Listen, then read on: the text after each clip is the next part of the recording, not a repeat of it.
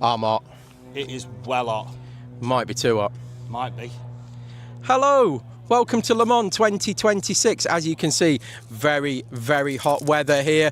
Welcome to the infamous Bay de Gravel as well. We're actually through the final chicane section of the circuit here. We're going to go and see some karts and some drivers, introduce you all to them. If you're watching first thing in the morning, what we need to explain is that clearly we're on very, very early in the morning, and this is not live. This is recorded on Friday.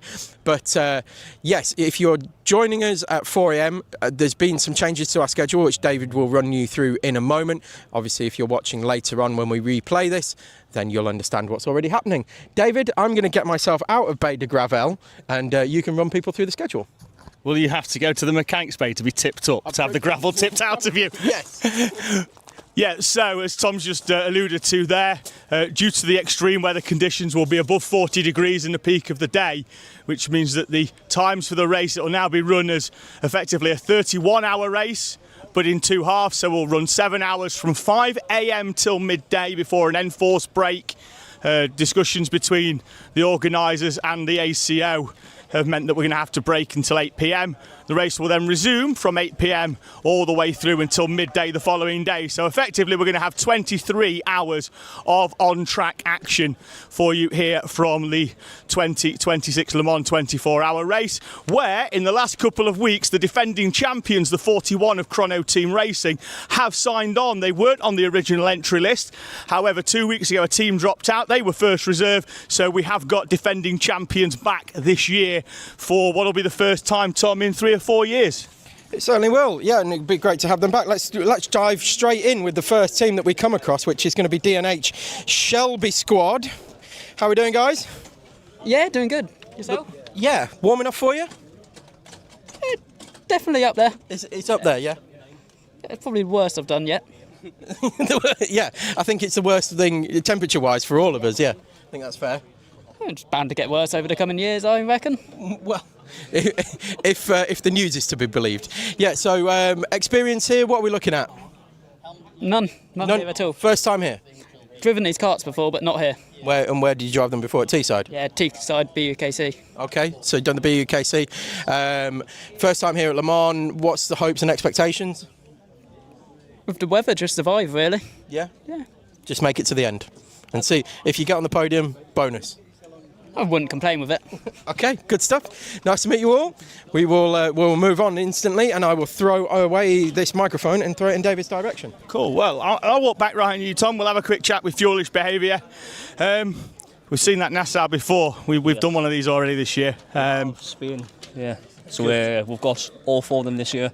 Got Spain, obviously Le Mans, Teesside, and then rainy Belgium later on in the year as well. So well, we'd take a little bit of rain right now, wouldn't we? 100%. I'm cooking. Yeah, cooking. Cool. Same driver lineup back for this one? Yeah, same 6 of us, same drivers. Stints are obviously a little bit different given the changes and stuff in timings, weather, and all that sort of thing. But we seem like we're good. Done Le Mans before? Anyway, no, not first time. No. Yeah, first time. Had a track walk? Yes, we've done a practice day yesterday. Managed to cook the tyres in half an hour, so that's going to be a big problem. Done a track day beforehand, track walk, beforehand. But yeah, I'm just excited for it. Good. Slightly different layout. If you've watched it back before, you know there's some gravel traps which will be a bit different for you to contend with to Campillos that provide that extra challenge. Turn 1, obviously the most challenging of them all, double apex late turning. But first impressions of the circuit? I like it. Yeah, favourite parts of these wiggles. It's just flat out all the way up and down. It's exciting, but yeah, you're right about the gravel trap down the first part. There was lots of people off yesterday. Yeah, beach track was covered in gravel, so it's just a surviving game, especially early doors in the race. Then very much so. Once you're in, aren't you? That's it. You're in the deep end. Good stuff. Cheers, guys. Good luck. Thank you. Right, let's have a quick chat. Tom's going to have a quick chat with Bargain Racing, I believe. I certainly am. Fourth place last year. Yes. Overall. Yes, fourth place last year, so one more step to get yourself onto the podium. Yeah. Is that the plan? Just going to try and see what we do and get it round for 23 hours. So yes, we're just going to go for it. We've been moved up into pro. So yeah, I think that's fair. Don't you know? I mean, if you finish fourth overall and you weren't in the top class, I think it's fair to move you up. Yeah. Yes. Yeah. So we've got Josh with us this year that he's normally only been with us in the British. So he's ventured over the water to try his hand at Le Mans. So there's 5 of us in the team this year. So excellent. All right. Yes. So it'll be a bit easier on the body as well then with the extra driver.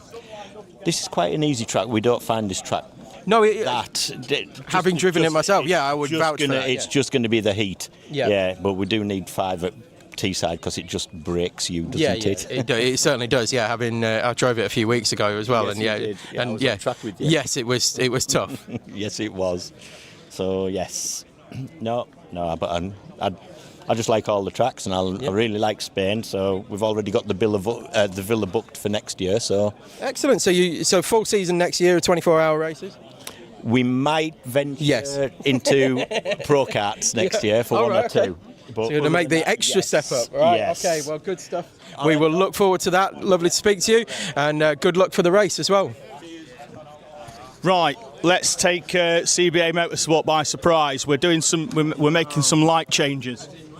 How you doing? Hello, I'm good, thank you. Good stuff. Yeah, it's basically sort of like, I mean, again, it's going to be the heat generally. I think everybody's going to struggle with the same sort of heat. Depends how it goes through the day. I think it's a good idea they've broken it up, I think. Yeah, I think it's one of them. I think when the news first came out, everyone would have been a bit disappointed. But now they've been here today. Yeah. And particularly if they came when they were getting allocated their pit bays at midday, Yeah. it was there's a bit of a breeze now, and it's deceiving, but it was stifling at midday, wasn't it? It's just generally too hot. Generally it's just like, it's going to take a lot out of everybody. So, it should be a good race. We were speaking to a lot of drivers last year who said it was easier to be on track because they were getting a lot of the breeze at them. Yeah. But you're in metal pit bays and stuff, and then outside it's going to be hard for everybody else working. I think it's the right call. I think so, yes. I think definitely, obviously, everybody's safety is the most important thing. So, especially the marshals and everybody. Yeah. So, but generally, it's going to be a good race. Absolutely. Hopes for this event? Obviously see how it goes. Hope no mechanical failures, and then no putting it in the gravel, basically. Yeah, it's a long time, particularly with that minimum pit stop time as well. Is it? If you come in for the gravel, you're still going to have to wait for a minute after they've tipped it off, aren't they? Yeah, so we'll just see how it just generally goes with everybody else. But down to our captain. Hopefully we can put in a good team. Good stuff. Cheers, guys. All the best. Tom, are we doing the usual Teesside Tigers chat? We certainly are. We're doing the usual Teesside Tigers chat because why not? I mean, we're here. We're 2 karts down. Where's Nielsen? Well, he's retired, but not retired because he's here this weekend. He's here this weekend, right? So. Didn't exactly go to plan last year, guys. If you all want to come in. Didn't exactly go to plan last year. 11th overall, but perennially you are up there, fighting for the overall victory. So. Well, we dragged it from 38th to 4th, and with half an hour to go, and then we smashed the sprocket to bits. So that didn't help.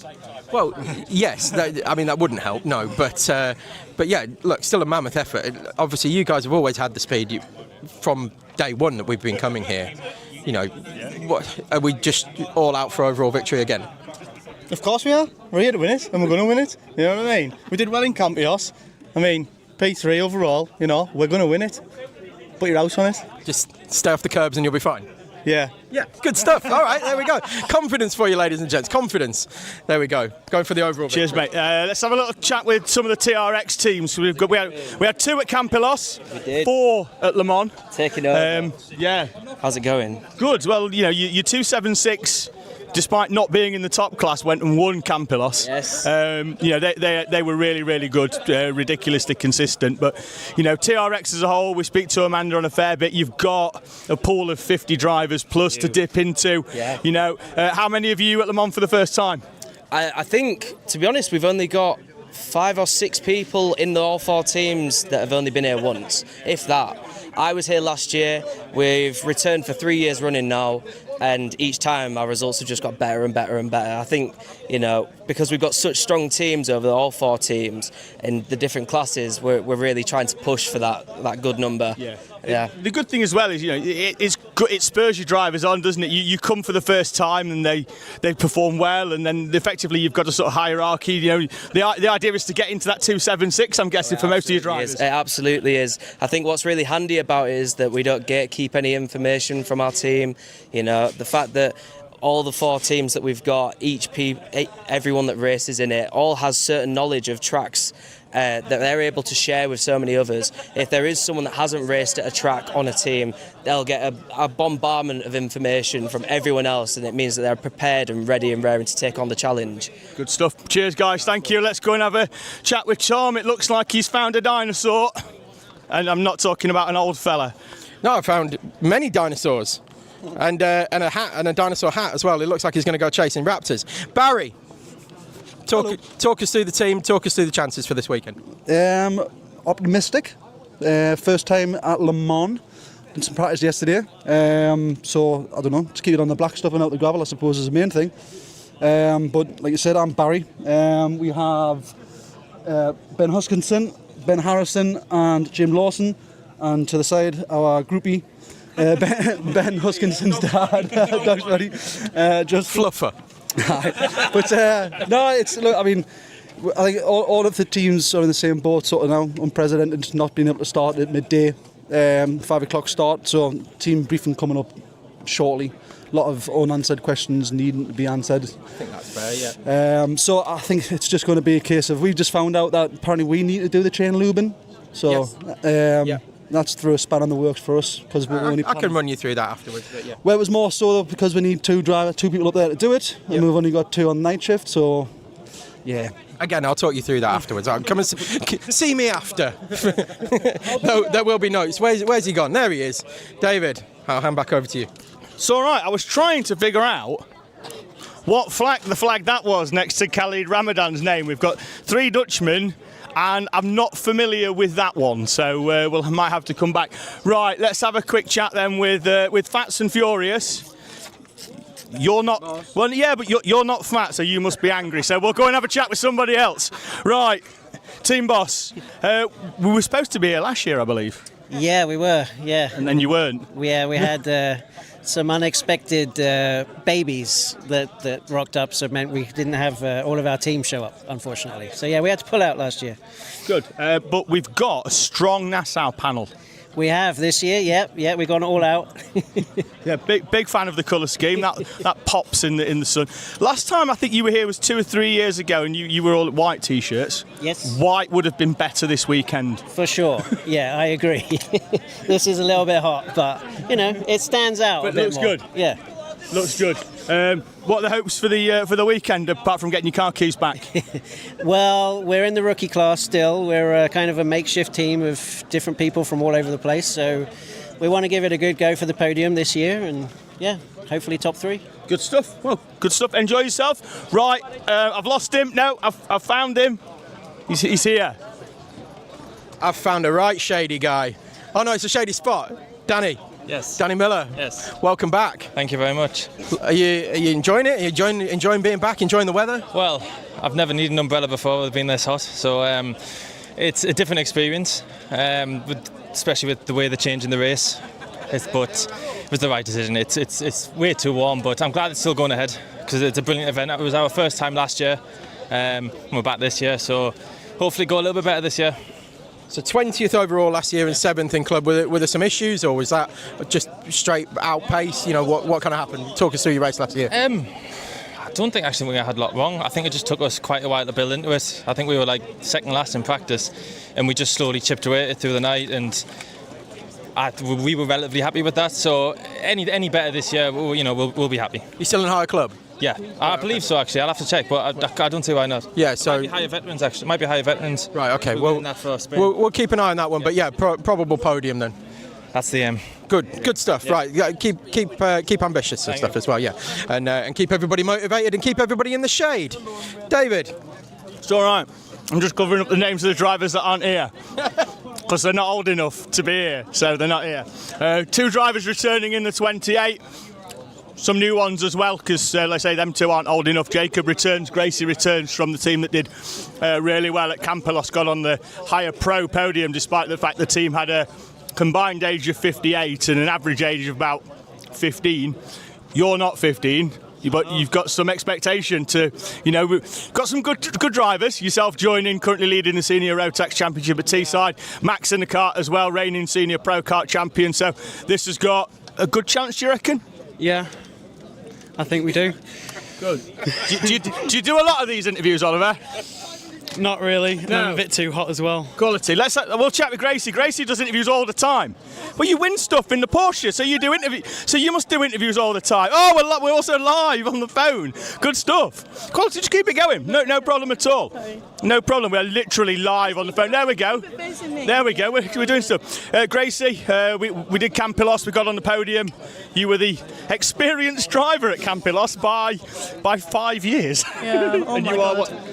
Like, you're not even 20, are you? No, I'm not even 20, No. and I was the oldest by 5 years, By which 5 says years. a lot about how young they are. Well, so young that 2 of them aren't allowed to come here because they're not old enough. You've got to be older than they are. So Yeah, I still think we've got a good team though. Like I say, we've got Max, Jacob. Obviously, they've all done kind of plenty of endurances, so they know exactly what they're doing. yeah, Max obviously he's reigning champion in Pro Kart. Oliver's coming in having won pretty much every race so far in senior road tax this season. Don't milk them too much. No, they're both. No. Obviously, compared to Gracie, they're both rubbish, of course. Yeah.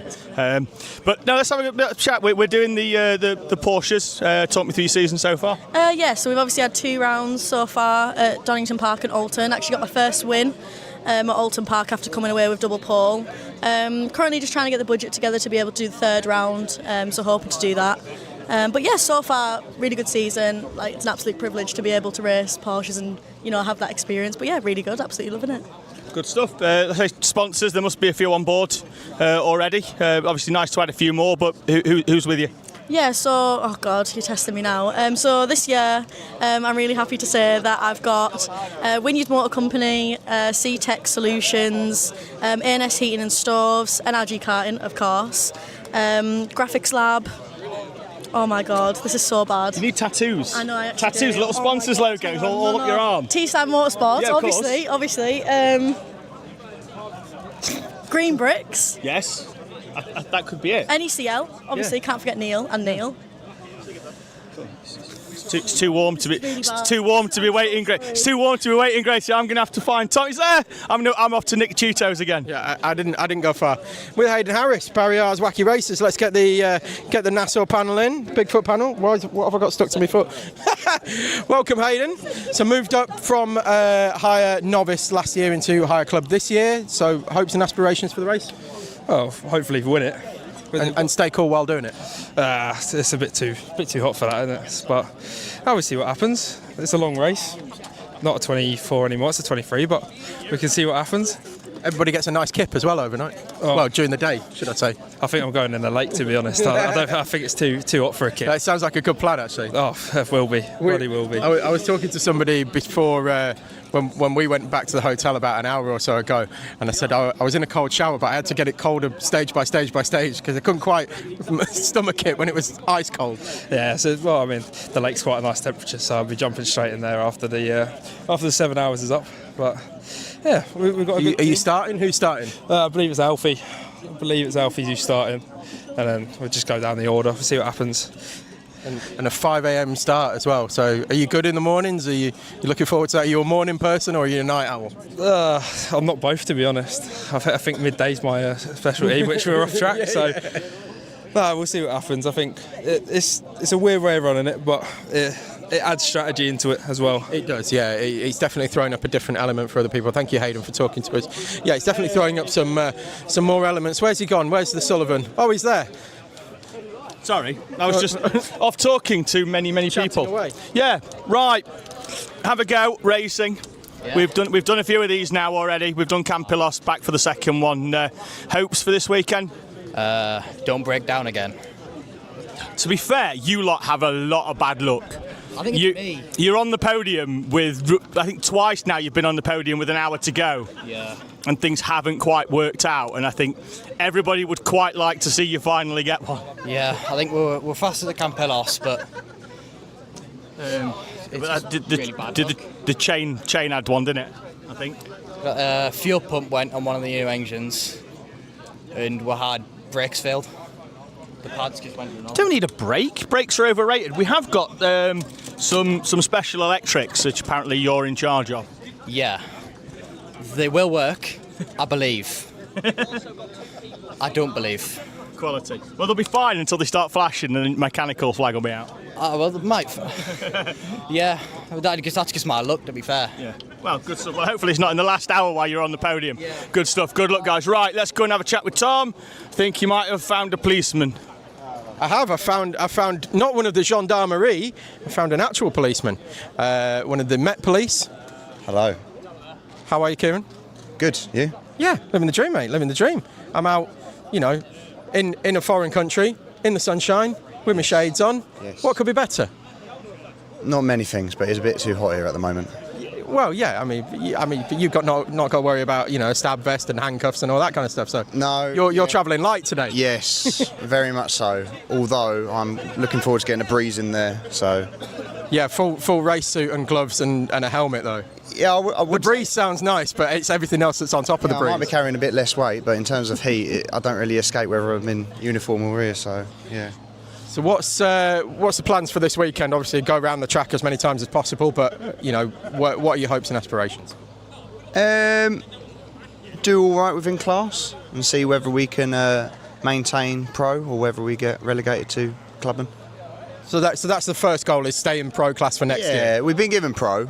We won rookies second, but we know there's quite a lot of teams in pro. So whether we have better luck staying in pro.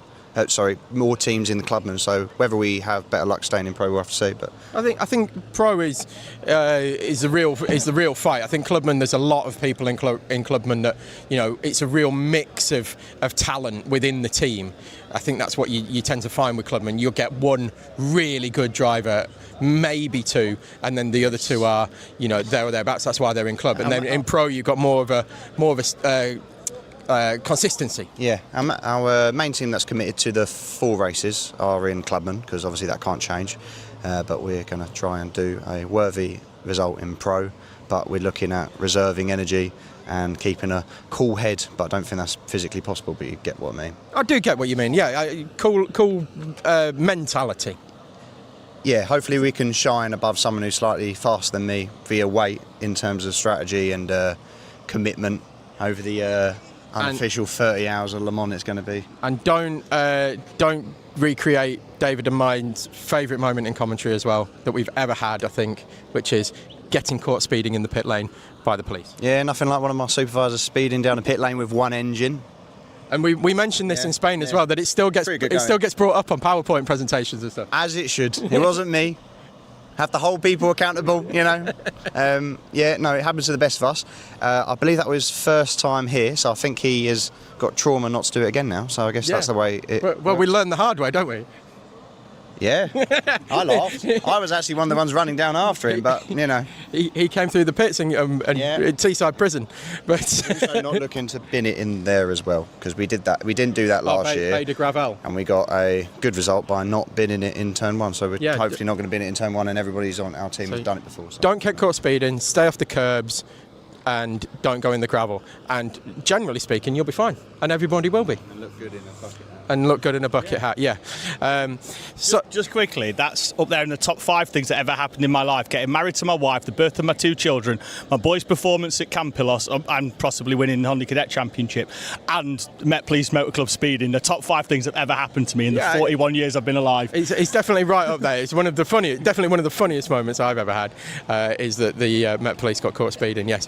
Indeed. You that again? Yeah, I'm going to throw it your way. Cheers, mate. Thank you. Let's go and have a quick chat with very relaxed Matthew Houshby. Matthew, let's go back to the first 24 of the year at Campillos.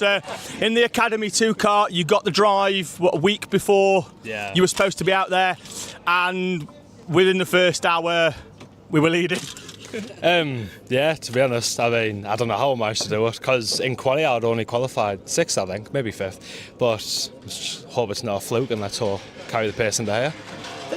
Overall, for the last, let's say, year to 18 months, Tom and I on sort of commentary, we've been doing the sprint series over at Teesside, and you did a UK kart championship last year as well. So your performances really have improved, and it's difficult when you sort of to talk about yourself in that way, so I'll do it on your behalf, but the consistency's been there. I think you tidied up a little bit, and it's the results are really starting to, you're challenging for wins now in the class. Yeah, I appreciate that, so thank you. But yeah, UK Car 2 was good last year. I just got a bit unlucky in the end not to win. And this year at Teesside I've struggled, but I've always struggled at Teesside, so hopefully if I just pick up the performance a bit I might get a good result in. Tough track. When people look at it on sort of Google Maps, it's 2 big loops, a chicane, some hairpins, but it's not an easy track, is it? It's not an easy track at all. Definitely struggle with some of the corners. Good stuff. Matthew, hopefully we're back in the 43 again. Well, it was 143, wasn't it? But it's 43.4. So it's still the same car, but Matthew's racing again.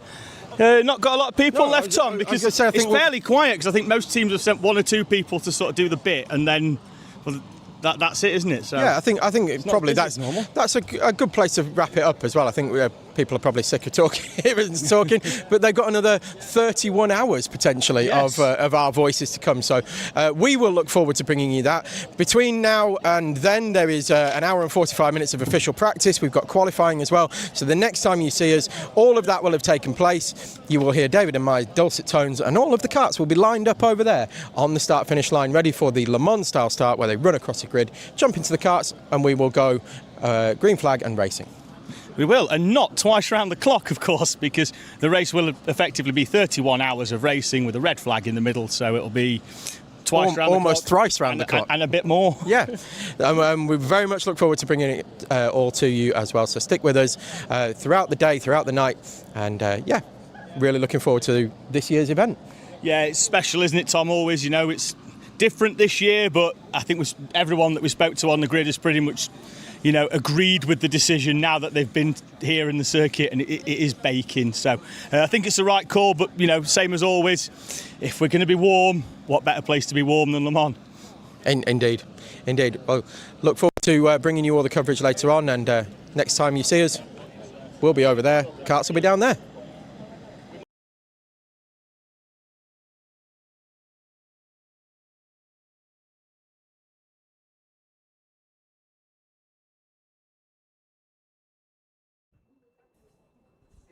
Hello and welcome to a 2-part Le Mans 24-hour 2026. It'll actually be a 23-hour race, and we will run you through why that is in case you didn't catch the start of the paddock show. We've already done 7 hours of this race. We started at 5 a.m. this morning and ran all the way through till midday before an enforced break from midday through until 8 p.m, where this race will resume and run through for the remaining 16 hours until midday tomorrow, where we are limited to running until midday anyway, so we couldn't have extended out to 1 o'clock to get the 24 hours in. So we're going to do 23 hours of running, and it's the best of a bad situation, Tom, in terms of weather, but absolutely everybody we've spoke to has said it's been the right call to do it like this. It's absolutely stifling at the circuit here. It's still, in terms of track temperature, probably above 40 degrees. Track temperature, I can assure you, is closer to 60.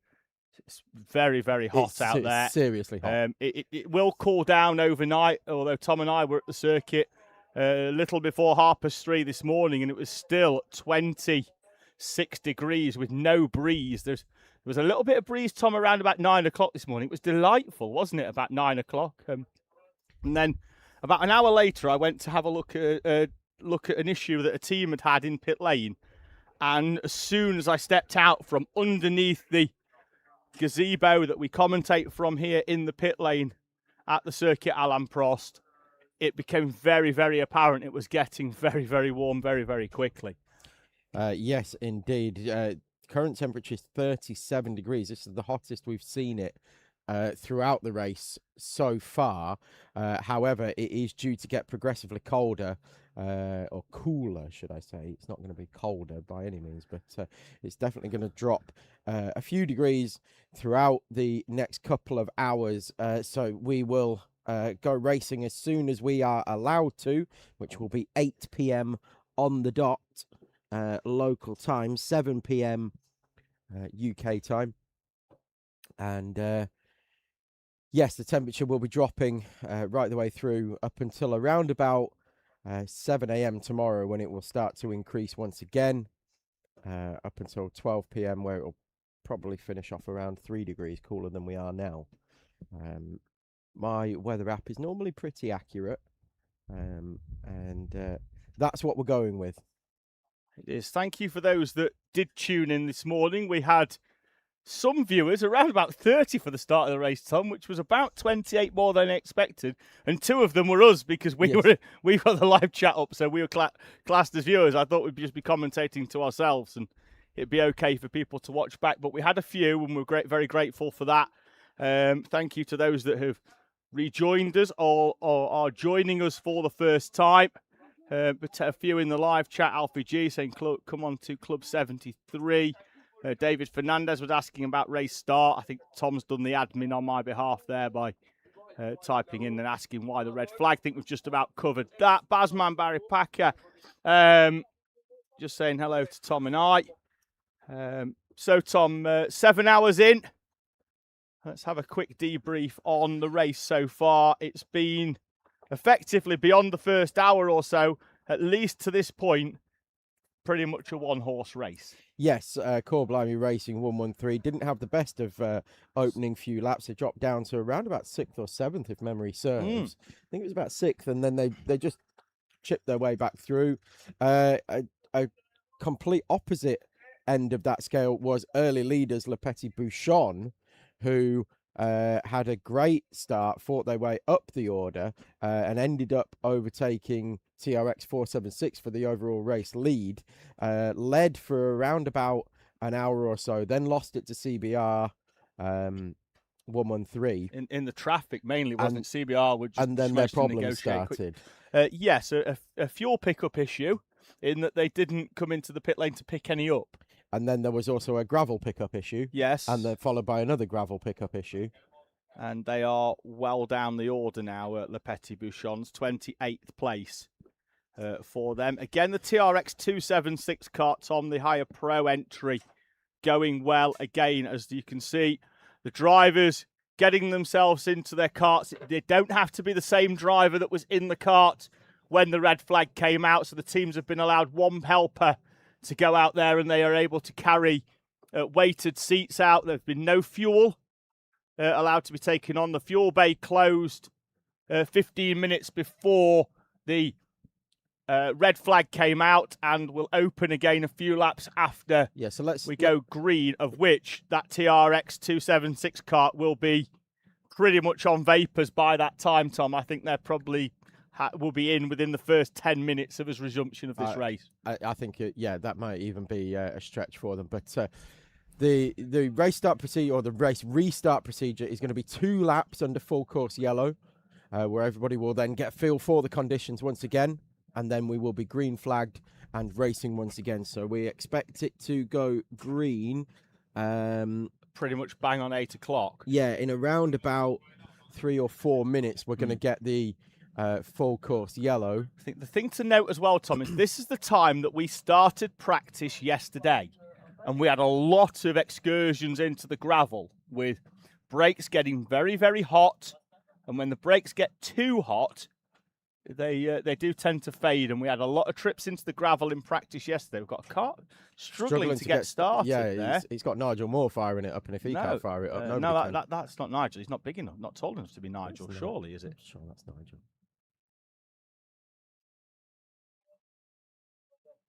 Anyway, the point is it's struggling to get fired up, so we'll keep an eye on that. They could be short on a bit of fuel, I think.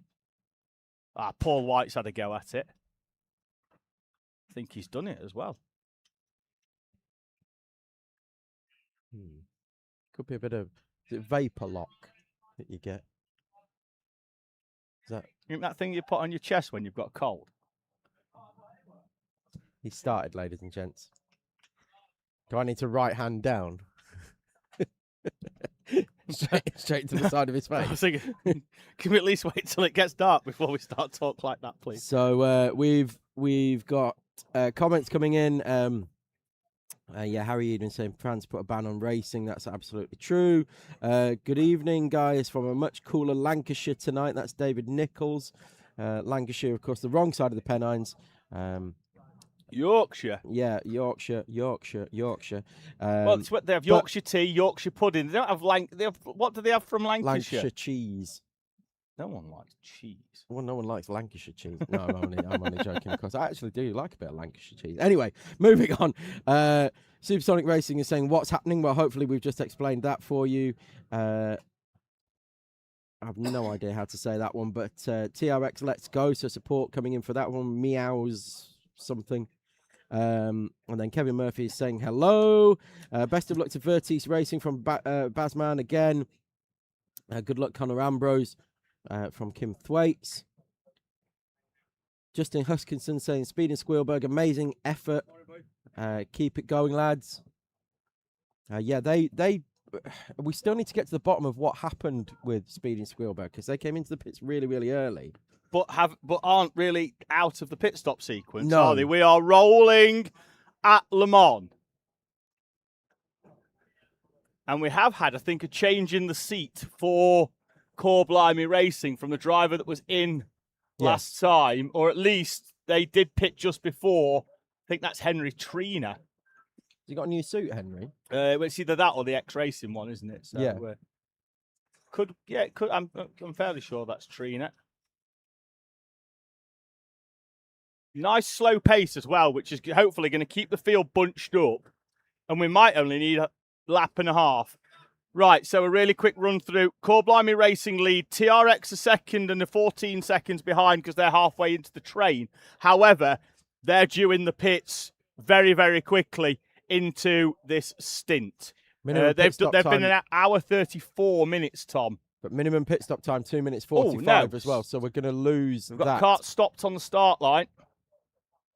Yeah, we're going to lose that. The TRX are going to lose 2 minutes 45 straight off the bat. Yeah. Club 73 a third. They did pick up a 1 lap penalty earlier for going too quickly down the pit lane, Tom. You were just picking up a moment ago on that minimum pit stop time. Yeah, so 2 minutes 45 seconds. So from point of entry into the pit lane, there's a timing loop, and there's a timing loop at the exit of the pit lane, which is right at the end of the exit of the pit lane as well. You must be in between those two timing loops for 2 minutes and 45 seconds. This is a really good rolling lap here, I think, by Blimey. We're just under the 16-hour mark, which would be the green flag. So I think we're going to go this time, potentially. No, I think we're on 2 rolling laps. I think he'll start to pick up the pace now on the second rolling lap. Plenty of... If they back this up here, Tom, I think we will go green, potentially at the end of this lap. Green flag's not even in the start line marshal's hand. No, but the full course board is. It's not about the green flag in the hand. He's going to be told to slow down. I think if he'd have slowed that down... I think the others need to pick up the pace. I think he's not exactly doing the right thing. Slow, is he? No. Sorry, he's not going quickly. Yeah, that's what I mean. But... He's not going quickly, no. But I think the others need to sort of keep up with him. Really, I think he's doing a good job. He's slowly building the pace up. Yeah, as if he's like a Kieran in the velodrome, where they have that bike that goes slow, faster. Faster and faster as the laps go on. It's pointless. It's a pointless race. It's almost like going, right, we're going to have 100 meters, but for the first, we're going to have a 400-meter walk first. Well, it's pointless. Who came up with that? Was just... Well, up until recently, they've been using proper motorbikes as well. So it's not only that, but it's like you've got 600 meters where you're going to be inhaling exhaust fumes. Eating 2-stroke. Anyways, around about half a lap to go until we get a green flag or green boards, and we will be back to racing. A lot of people weaving, or a few people weaving, to try and get some heat into the tyres. Can absolutely assure you, not necessary. Probably cooling them down. In fact, right on cue, there's our leader weaving away. It's ingrained in them, isn't it? The rear tyres will be fairly cool from standing still, but, I mean, you don't want them hot. He's doing the right thing now. He's starting to slowly wind the pace up, but everybody needs to be going with. I don't know who the car is in second place at the moment, but anyway, this is the exit of turn 9, so they're heading... And they've been given a green at the final corner in order so they can go and pick the pace up. And there we go. They've almost got the amber light, didn't they, on the final corner, and now we are green. And the 2026 Le Mans 24-hour race resumes after an enforced 8-hour red flag heat delay, but we are underway with Core Blimey Racing leading the way. I give it a round of applause because that's bang on 7 o'clock UK time, bang on 8 o'clock local time, perfectly timed by Core Blimey Racing 113. Very well done there. And yeah, back to it. So we'll bring you some timing and positions, potential position changes as well when they come over the line for the first time. Keep an eye on the action meanwhile. That is your race leader. The lad from TRX, who he's been a busy lad, that, because they've run in 4 teams, but he's pretty much designated fuel bay man. Yeah, and he's already up. Has been already up for them. And do you know what? I'd as soon as that gets opened, I'd just come in. Yes. Get out of the train. Yep. And hopefully get out in a bit of clear air, because you're not going to go fast coming through traffic. You feel like you're going fast because you're picking them off for fun, but you know, particularly with the drivers they've got in terms of their ability, but they're coming in the through traffic chicane at the here, minute, yeah. So they're in around about 30th place overall. In the train, In the train, yeah. Maybe 20 sort of 25th, something like that in the train. So yeah, they're going to be very much in traffic. Kieran Philpott in that cart. Be interested to see whether he was in that cart when the red flag came out, and whether he's just going to effectively do an effective double, but is effectively 5 minutes plus a stint. Yes. Yeah. Well, let's see. No point having to change it. We'll just stick him in it now. You know, give him 5 minutes or so just to, you know, get a feel of things. I mean, the other benefit of this is that, or the enforced break, that is that it's given everybody a really good rest in between, particularly if you're on, you know, you haven't driven yet, or B, you've driven already and now you've got a long rest. We've got warning for 373. That's the Club 73 TTR entry. 666 going with the leader. I think that's Neil Durant in the 666 for it is. I saw him walking out. Yeah, I saw him walking up. He's actually caught the lead. He's passing the leader. Trying to. Bit of a nerf down the inside. Someone in live chat that won't be appreciated. Yeah, asking how Vortex Racing are doing. They are currently 34 overall, but are 5th in higher rookie. So I've got a chance of challenging for that higher rookie podium.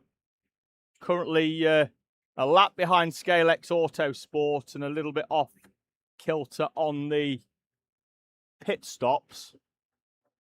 So here come the leaders back through. And Durant is keeping him very honest at the moment, isn't he? Yeah, the thing as well, Verti's Forza have only have pitted just before. Oh, he's going for it again into turn 2. He's made contact with the leader, pushed him sideways, and that will be very much unappreciated. Not sure that was necessary. Well, just go with him. You know, you're probably going to get 15 laps before any traffic. Just save a bit of fuel and bump draft as well. But they're on full tanks because, to be fair, so are Core Blimey. He must think he can pull away, though.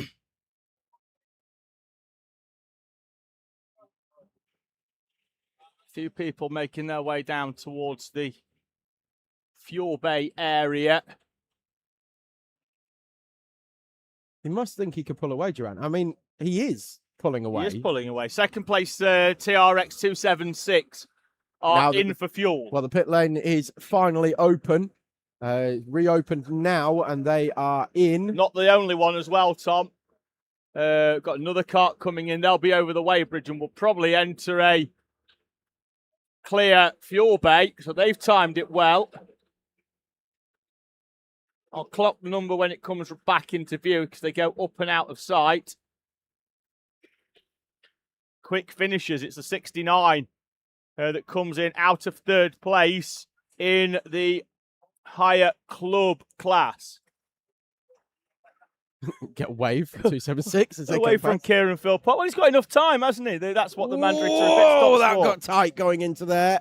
Is that Lewis Blench, Teesside Tigers leading the train? Yeah, it was whoever's in third in that group had a big look down the inside to a door that was going to be slammed in his face as Blench actually loses. I think that's the the 173. Club 73 entry. It is. Yeah. He had a big look down Jake the inside. Everest, I think, is in that He car at is. the I had moment. a chat with him actually while we were on the break about an hour or so ago. And yeah, they were a little bit gutted with the mechanical failures that they'd had early in the race. I tried to give them a little bit of advice as to how they should now proceed with the rest of the race and try and stay off the rumble strips, etc. I said to them, look, if you lose a tenth or a tenth and a half of a second per lap by not running the rumble strips, it could well save you 5 minutes in the pits. They've had a lot of time in the pits as well, that 173 car, Yes. hasn't it, unfortunately? So so they're out there still running, and they are, where are they in the order? Well, they're 42nd overall, but they've got eyes on. They've had 6 pit stops, but they've got eyes on closing up that gap very, very quickly and start making their way through this field. They're 2 laps behind their next competitor. Lap of a 103.4 was only a tenth off what Core Blimey Racing were doing in the lead. And don't forget that Core Blimey Racing have got the slipstream, such as it is, not the biggest of slipstreams, actually, now that Durant has started to actually pull away. But Core Blimey Racing are running clear air and doing 103.3s. So it's okay. It's not particularly fast, though. I can see why Durant thought, I'm going to get past and pull away here. Well, yeah, we weren't entirely sure it was the right call when he did it, Tom, but we have been proven wrong before. Many, many times. I wondered what that hissing noise was, but it's the mechanics keeping cool with the airline. It's a good idea. So Teesside Tigers are in third on the road. They are 9th overall. Trying to keep an eye on them. So that's Lewis Blench behind the wheel of that one. Then who have we got in behind them? That's the Club 173. That's Jake Everest, as we said before. The 373 is in the pits for what we've believed to be a scheduled pit stop, because we've got a Club 73 representative down here in pit lane. Be interesting to see where the TRX 276 fed out. They did a 2-minute 48-second stop, so nigh on perfect stop for them. About as good as it gets, and I think that might be them actually in the clear air. Yeah, by themselves. Heading down the start-finish straight now. We did say I think it would work nicely with that 2:45 minimum sort of stop to clear out of the traffic. They did a 2:48 as well, Tom, so absolutely bang on. Yeah, that's what I just said, yeah. The 2:76. Yep. And then first lap did a 103.2, so first flying lap out there, and I believe it is the same driver. I believe they've kept them in, so yeah, essentially just a 5-minute stint and then another full stint. Yeah, it was the right call. Yeah. No point asking somebody to do 5 minutes, is there? And then no, exactly. Chucking somebody in that's, not really prepped for it, so it's the right call. So is this them here? Yes, coming in, and it is Kieran Philpott who stayed in that car. So they've now got clear track, and that has worked out very nicely for TRX 276. On a 102.8 on his second flying lap, he was 2/10 quicker than Core Blimey Racing. Not a bad effort on a full tank, that. No, not bad at all. In fact, he was, I believe, the quickest car on track, with the exception of Teesside Tigers. He did a 102.6. We've had change in the order for 15th overall now, because Club 73 TTR are now moving down the order by virtue of being in pit lane. Shows how many teams are all on the same lap, that they're in the pits and they are chopping and changing very, very quickly. In comes TRX, and it's a different car. I've got to get hold of TRX's pitman at some point, Tom. If he at any point he'll stop moving, just so we can have a chat with him. Well, I'm going to point something out as well. 17th and 18th overall are two higher veteran class. Now, they were a runners. decent amount apart earlier yes, they on. were. Eat, Sleep, And Race, Repeat were inside the top 10, and something Send must It have happened Collective to were outside the top. Eat, Sleep, Race, Repeat. Unless there's a pit stop between them. There isn't a pit stop between them. Send It Collective need to pit, Tom, at some point. Oh, they always There's stop. about half a...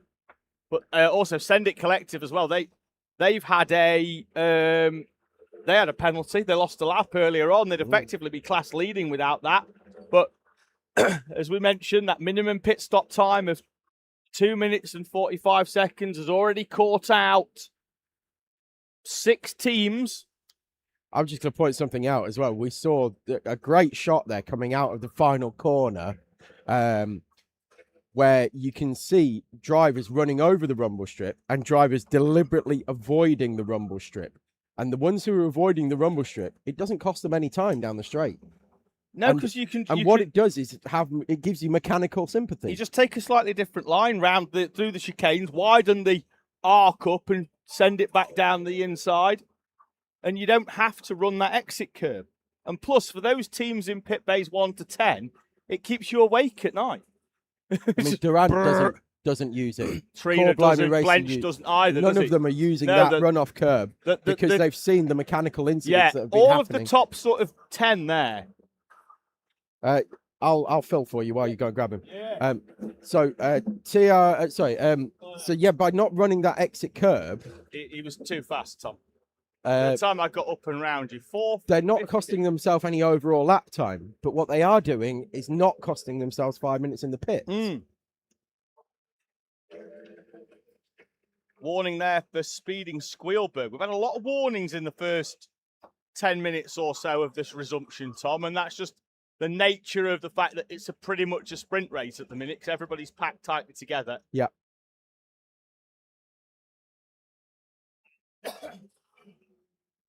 We're starting to pretty much fill the entire track now as a squad. As a pack. Durant is now starting to catch Lepetti Bouchon, who I'm quite surprised that he's caught them. Have they pitted recently? No. No. Newmarket Hornets are in, though, for a stop. And the Alfano's back on the steering wheel. On the steering wheel. After that broke off earlier in the race, so they've used the... It didn't fall off, though. No, it sheared. Yeah, but it sheared off and landed in Paul White's lap. And he did a lap and threw it where he thought it would be safe to recover later. He threw that out of the car. Where did he throw it? On the outside of on the entry into turn 2, on the grass. And it landed that far off the track and didn't smash the screen. And we retrieved it and they came and collected it later. So yeah, it fell into his lap. And he did a lap, just basically did a recce of where he thought he could throw it and where he was closest to the grass and going probably the slowest he would be on the whole lap to not damage it. Okay. It's a £500 risk, isn't it? But you're not going to waste 245 to bring it in, are you? Well, I don't know. Running inside the top 10. Each to their own. Jeff Lamb, I can see out there in the Met Police Motor Club. There he is in the bright yellow helmet, heading up towards the late apex right-hander of turn 1. Is that Bob that they're in behind? As we're now calling it. I think it could be Bob. The 808. He's through now. He's got past him down at turn 9. It's Scalex Motorsport. No, it's a 690. They do look the same, the numbers. Block numbers. It looks like Marty Gilfillan has started the Have a Go Racing 690. We were getting props from the Have a Go Racing thing about had a go. Because when he ended up in the gravel, and I said somebody had a go at him. Had a go at him. He said it was the highlight of his day so far. Who was it? House ago you were talking to, or Mannion's dad?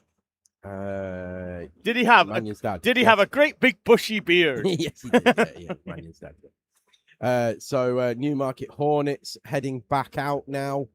Currently 12th overall. So Rango have made up a place.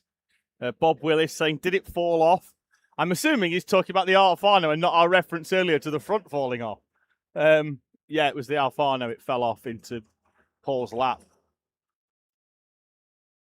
Yeah, well, they have a bracket, or they had a bracket that they were using to mount it to the steering wheel, and the bracket sheared.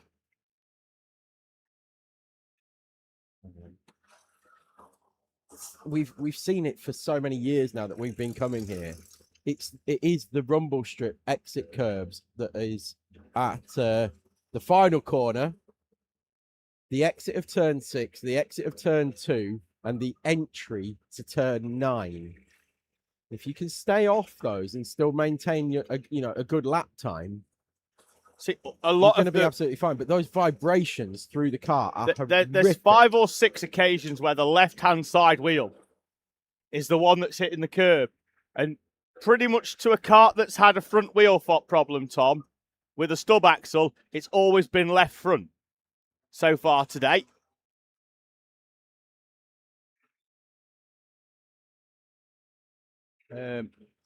In the live chat, someone's got hold of Jeff Lamb's YouTube account because they've put the guy with the yellow helmet as fast. Now, I hope it's not Jeff who sent that in, because if he's texting and driving, that's definitely 3 points. 3 points. So it's a 6, isn't it? Is it, Well, is it not 6 for using your phone whilst operating a vehicle? That's 6 pints, so we're up to 9 pints now. Yes, because it's pints we're getting paid in, not points for indiscretions by the Met Police Motor Club. The 999 earlier doing us another favour by speeding in the pit lane. They did it 2 years ago, and that's gone down in Met Police folklore. It's happened again. Was it Demetrius who did it today, Tom? It was. So he'll be buying cakes when he's back at work on Tuesday, I'm sure. And he'll be buying us 3 pints in the hotel bar after the race. 3 pints and £100 fine. James Lawson has been in touch from Speed in Spielberg. I won't read out his message, but Lawson! But what I will say is Ben Huskisson is currently out in the kart for Speed in Spielberg. How do you know that he's Captain PP? Because of your race info that you have provided me with. Oh yeah, it literally tells you right there. Yes, it literally tells me right there. That, I mean, when you're getting in touch with 250 people, Tom, it does tend to. Captain PP. You can read in the YouTube comments what he's written, but suffice it to say, the first year that they did the 24-hour T-side, he ended up having a bit of an accident in this seat, and I don't mean he crashed. No. He had a involuntary accident. He Jensen buttoned, didn't he? He Jensen buttoned it, yes. In the seat, came into the pits, and the first words were, "I'm sorry, but the seat is absolutely full." There was about 2 inches in the bottom of the seat. It'll have evaporated. It'll evaporate incredibly quickly round here. But somebody is going to be thinking it's raining out there. Someone in behind them is going to be thinking it's raining. And just got a bit of a heads up there, Tom. Issue for the race leader. The exhaust is off, but again, I wondered where the pace was. But again, he's smart. They're still circulating. He's come up. He's told the mechanics that the exhaust is off, and there'll be one waiting. Here comes Henry Trina in. Gloves are on the mechanics already. Yeah. They're ready to go. They're getting the exhaust ready as we speak. But again, I think he'll fuel, and I think he'll do a stint and a bit. Because when did they last stop? Just before the FCY, the red flag. Oh, right, okay. So, it is going to cost them a pit stop, essentially. 15 minutes before, but they've built up a bit of a window, but we may well see them hand the lead to the 276 of TRX in Higher Pro. See how long this one takes. But like we say, Tom, it's a smart call to... The exhaust is already here waiting for them. Come down and let them know. Well, we saw Have a Go Racing do it earlier. Their exhaust fell off. The driver came in. The kart still works with the exhaust off. Down on a little power, and it's got quite an annoying noise next to your head. Yep. But there was 2 karts on the ramp. He had to wait for 10 minutes. And they were leading the class at the time. Yeah. And that's just down to a little bit of endurance racing and experience. So these guys are well versed. This is Well, it's not. When I say it's not their first rodeo, they invented the rodeo. They've been doing this sort of thing long enough. They know how to play the game. It looks good fun out there. I mean, I wouldn't want to be out there in this heat, but it does look good fun. Everybody seems to be compliant with each other when it comes to overtaking. You know, I'd be interested. They're giving each other a little bit of room, which is good to see. Be very interested at around about 9:30, Tom. You know, when drivers are weary at the end of what will be the hottest stint of the race, as to whether the mistakes start to creep in at that sort of 9:15, 9:30 mark. As we've got a spin at turn 6. That cart's done a full 360. It clipped the cart in front and tipped it into a spin. I think that's Team Skivo. The 68, and that train coming through. Current wooden spoon holders. Going to be praying that he doesn't turn in as they try to come through. The left-hander. Already off the ramps go Core Blimey at 2:05. They're going to sacrifice time to fuel that cart. Again, smart move by an experienced outfit. I'm just going to speak to... Warning for the 41 of Team Chrono. The reigning and defending champions. Issues earlier on in the race where the front left stub axle snapped for Team Chrono Racing. It looks like their defence at the moment down in P20 and some 8 laps off the lead is going to end this year. Just had word from Core Blimey Racing 113 that Trina is going to stay in. Yeah, well, we are expert strategists, Tom. 2 minutes 59 now, so coming up on 3 minutes already now in the pit. So they're actually, if he stays in and he's just going to drive straight out of pit lane, which we're told he is, they're probably only going to lose about 45 seconds over a normal pit stop. Yeah. Which is pretty good going, really. Like you said, David, they built up a little bit of a buffer anyway.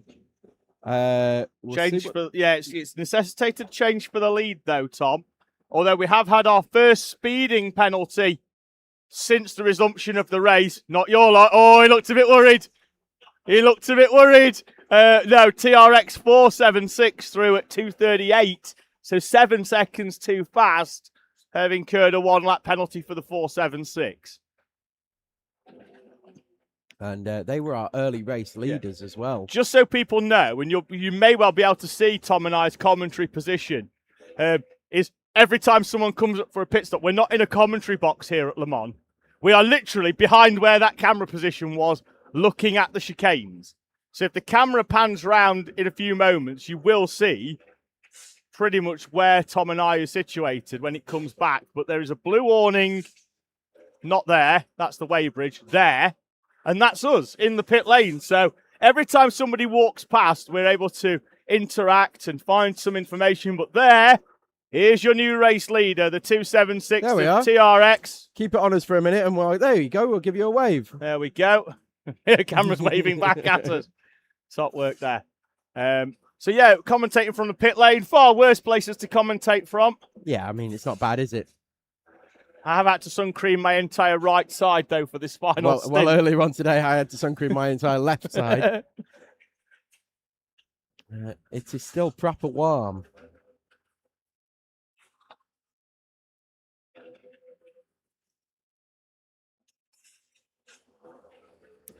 But yes, change for the lead. So 276 now taking that position away. I expect that, though, to switch back around fairly, as the pit stop cycles through. So they will leapfrog each other probably for the next few hours as the pit stop cycle through, because there's a minute between them now.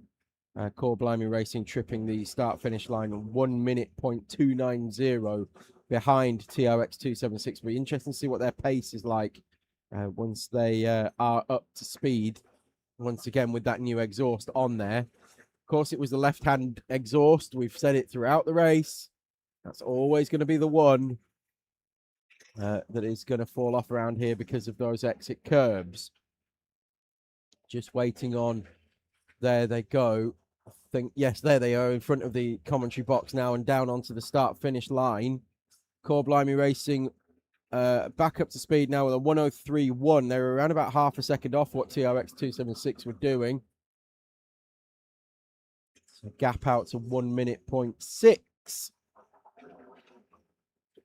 Down for the closest gap on track. We've still got a fight raging for the final step of the podium in higher club.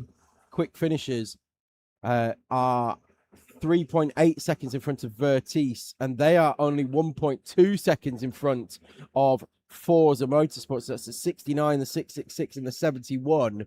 They're going to be all nose to tail on track. I'm trying to figure out whereabouts they are. I think they're about halfway around the lap at the moment. We'll see if we can pick them up on camera, because that's the battle for the final step of the podium. Vertice overtaking Team Rango on the previous lap. We've had a request to see if we can show kart 1, which would be Teesside Tigers. They're coming through the chicane at the moment. It's Lewis Blench in the wheel of that. I think we'll pick that up in a little bit, because I think we need to focus on this fight for the final step of the podium at the moment in higher club. 313. In front at the moment, there's TRX going down the inside of that 313.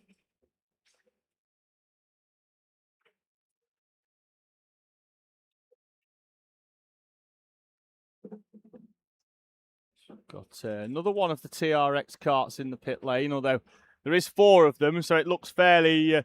there's always a TRX kart coming in for fuel at some point. Same with Club 73 as well. Regulars in pit lane.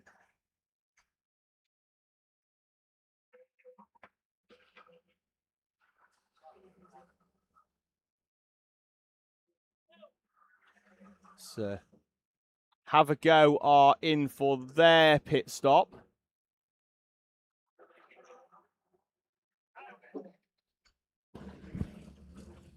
So just had a word with our producer. We're going to try and pick up that fight now, the 69, 666 and 71. Currently around about 7 seconds separating the 3 of them. See whether that one's going out or coming in. But Vertice are around about 3/10 quicker than quick finishes that time around. 3.7 seconds behind. Yeah, Durant still in that kart, having overtaken the long-time leader, Core Blimey Racing, in this opening stint. And gapping the leader, who is now right in front of TRX on track, but effectively a lap down, and TRX are going to try and put another one on them.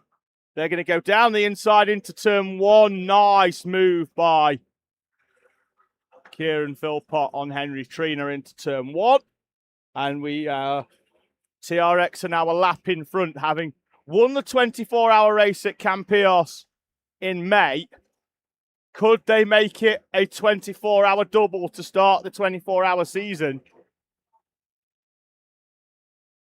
Currently leading this race overall, but off strategy on pit stops. That's Vertice Motorsport that we're now picking up on track. So they are 13th overall, but they're reeling in that kart in front of them, which is the 69. With quick finishes. Gap came down only by a 10th that time around, but yeah. Wide goes Jacob Carnes in the 28 Teesside Academy, coming out of turn 6. Got a face full of dust for his troubles. Looks like he was trying to go around the outside of a kart in there. No harm done in the grand scheme of things, but we saw a lot of that this morning, Tom.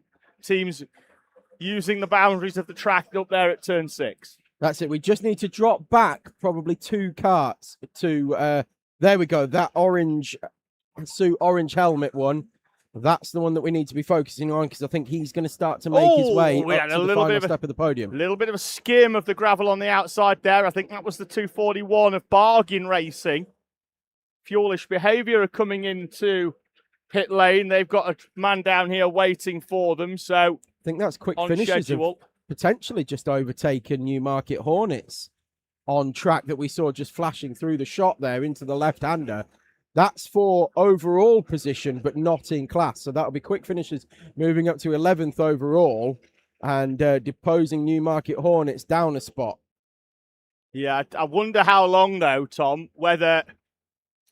I think that's potentially Carl Vella that's out there in the Newmarket Hornets. Mr. Hornet himself. Mr. Hornet himself, of course, ex-EKL parish, Carl Vella. I wonder how long that 666 Vertice Forza kart is going to be out, because I think that's David Harvey up in the in pit lane, who's one of their team members, just ready and potentially waiting for them coming in. 43 is going to pick up a warning. That's the Academy 2 kart. I think it's Charlie Benson in that kart at the moment. The GT4 driver who's come out for a little bit of a play this weekend. Fun fact. Says if I mention him 5 more times, he'll let me have a drive. Oh. Charlie Benson, Charlie Benson, Charlie Benson, Charlie Benson, Charlie Benson. Let me Is he drive like your car. is he like Candyman? Yeah, if I say it say three times in the mirror, it'll appear behind you.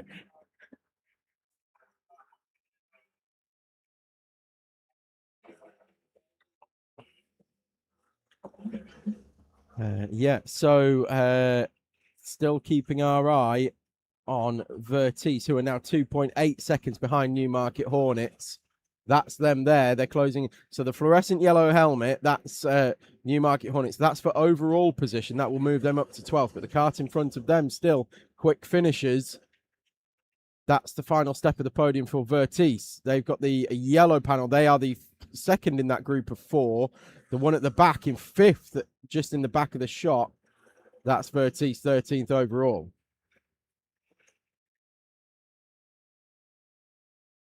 How far up the road are Barriar's Wacky Races? They're 31 seconds. 31 seconds up the road from Quick Finishers. And the Quick Finishers again are. They've got some pace in that car. They've just been held up slightly by traffic. Vertice 4s are in, so they will not catch up onto the back and take third on track in front of Quick Finishers, because they are in pits. We expected it. Harvey up here waiting for Neil Durant to bring that kart into the pit lane, but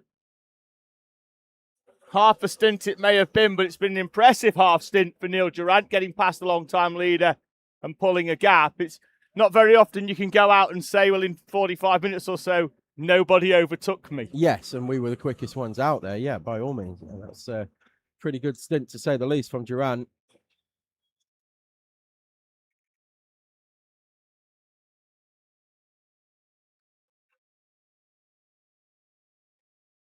Meanwhile, Club 73 have been sneaking their way up the order, now up to 3rd place overall. It's just been steady as she goes for Club 73. Of course, a couple of early issues, one of them being a 1-lap penalty. But they have just been steady away. Ooh, a final warning given for contact for 576. One of the TRX entries, the Kennedy Palmer Blythe Jewel and Paul Thomas entry.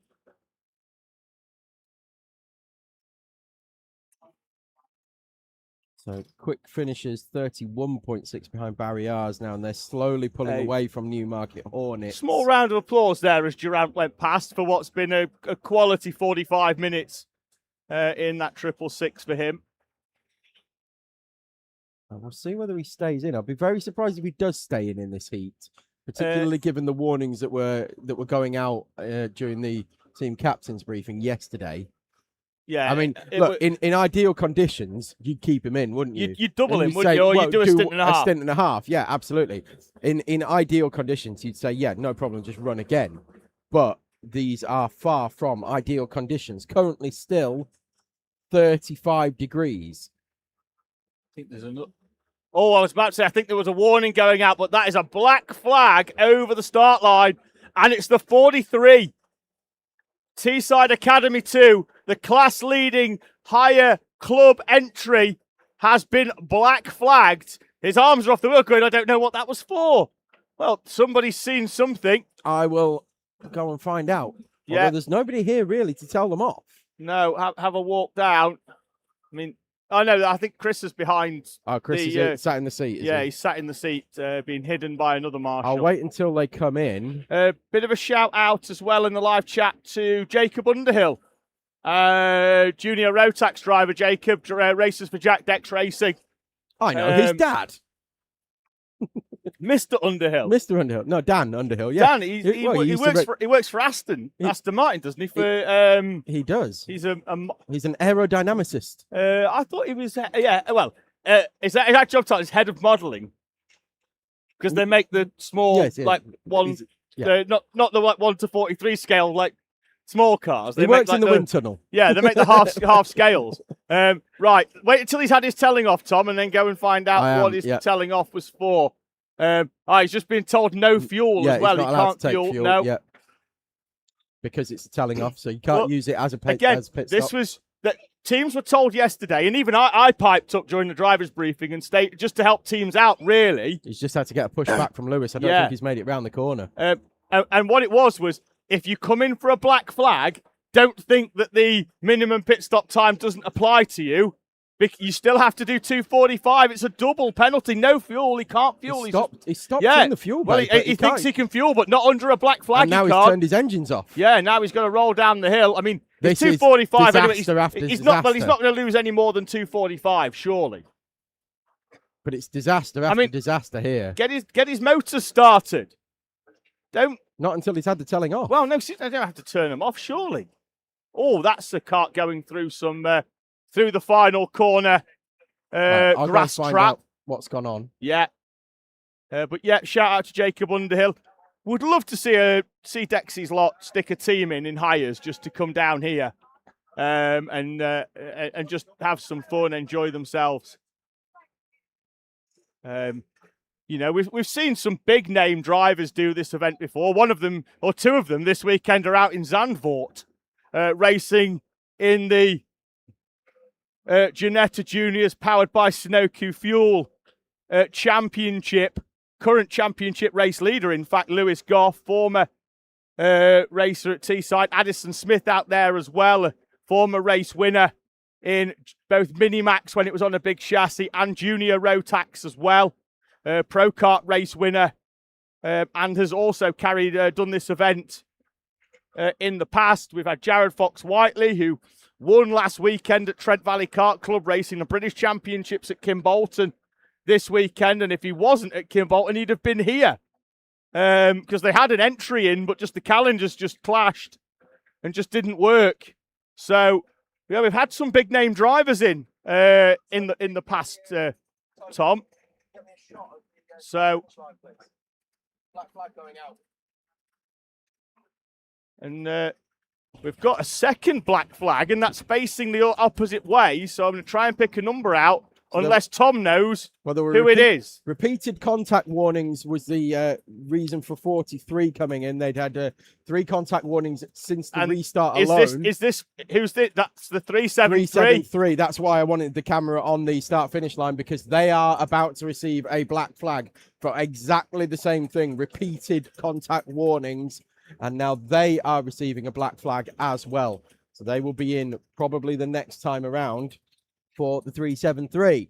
Just talking about some of the former drivers, Tom, that have done this event, because I was saying it would be nice if some of the lads from Dexy's Awning just got themselves together and just come out here for a bit of a play. Similar to what they did in Campillos. Yeah, well, yeah, but just in the hires. I mean, I was saying we've got 2 drivers that raced this event in the past, Tom, that are out at Zandvoort this weekend in Lewis Goff, Addison Smith. Yep. Obviously, Alfie Briggs has raced this event. He was at the Le Mans Classic last weekend, racing on the Circuit de la Sarthe. He was at the main event, racing in the Road to Le Mans LMP3 he was. Cup.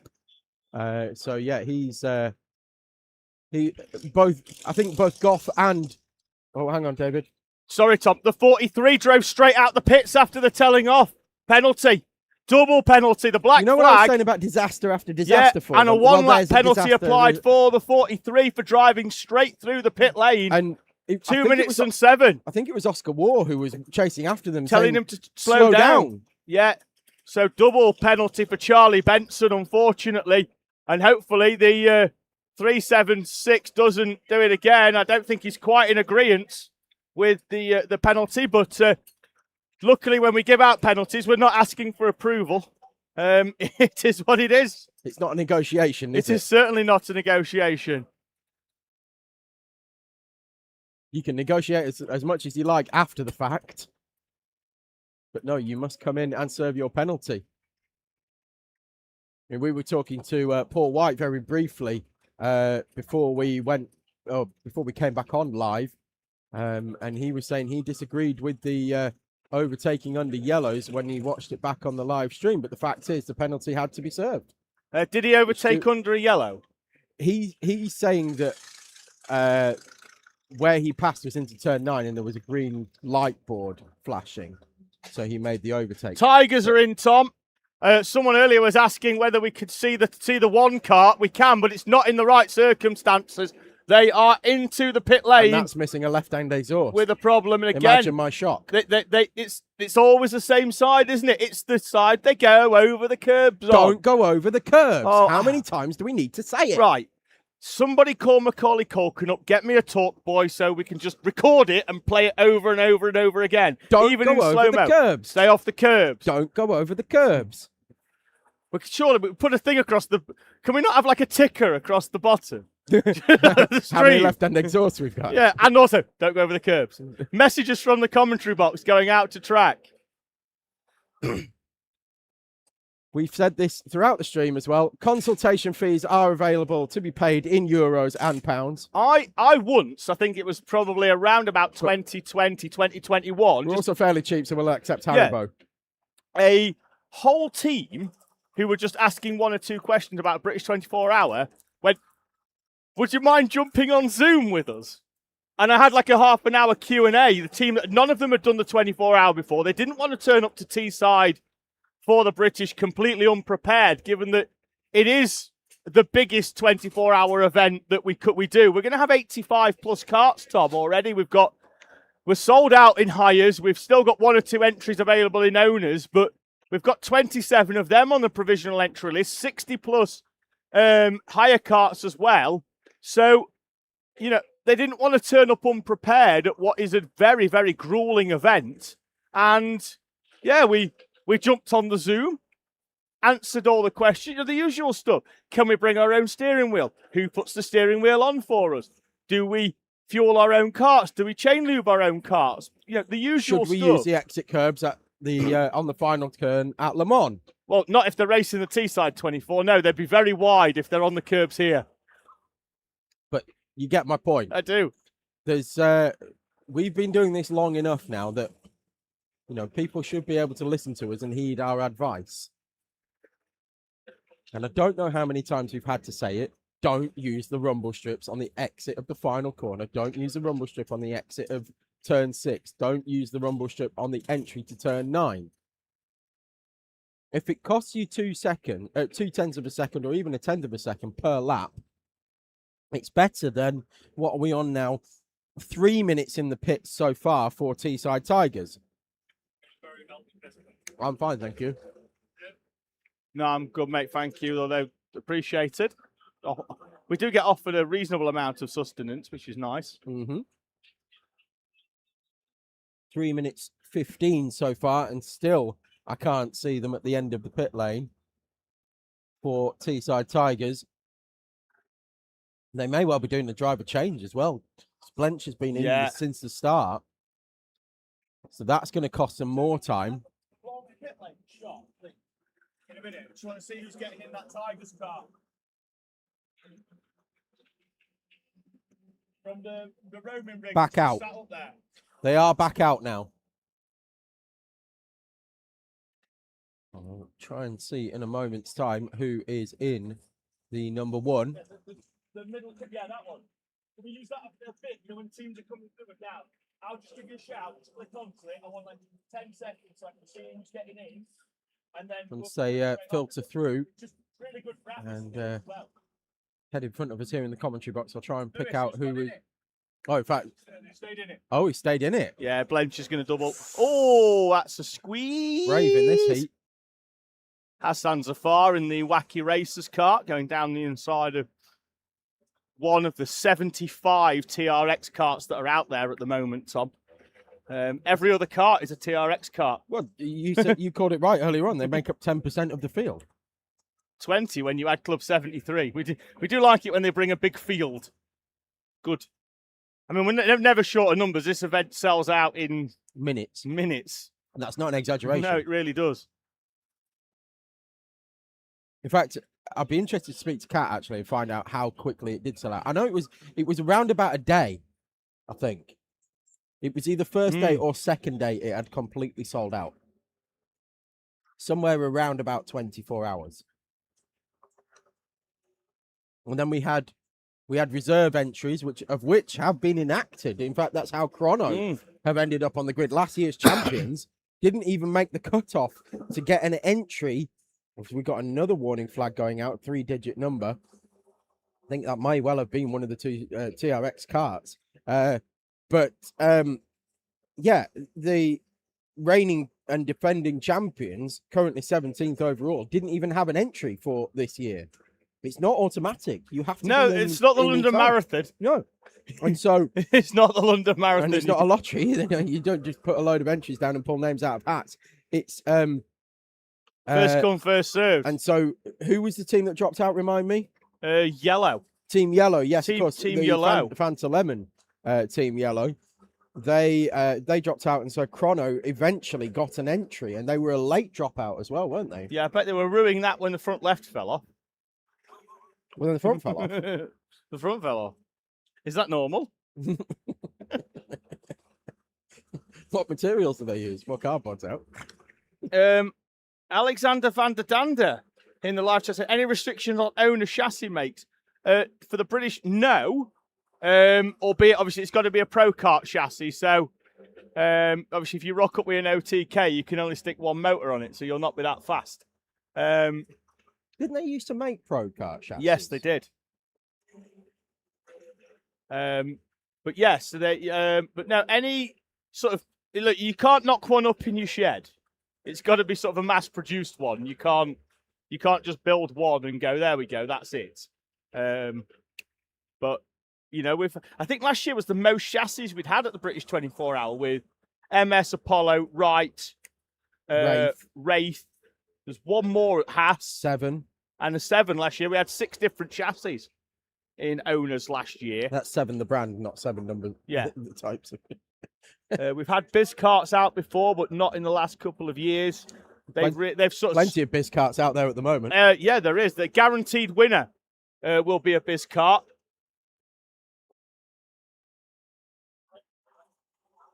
Oscar, you tried to slow it down, mate. There's not much more you can do there. Just going to keep an eye on what's going on between Core Blimey Racing and TRX. Yesterday in the briefing. Club 73 are now back on the same lap as Core Blimey Racing 113. They have unlapped themselves, I believe, now, and they are back on essentially the lead lap for Higher Elite. So we're going to keep an eye on that as that one develops over the next few hours.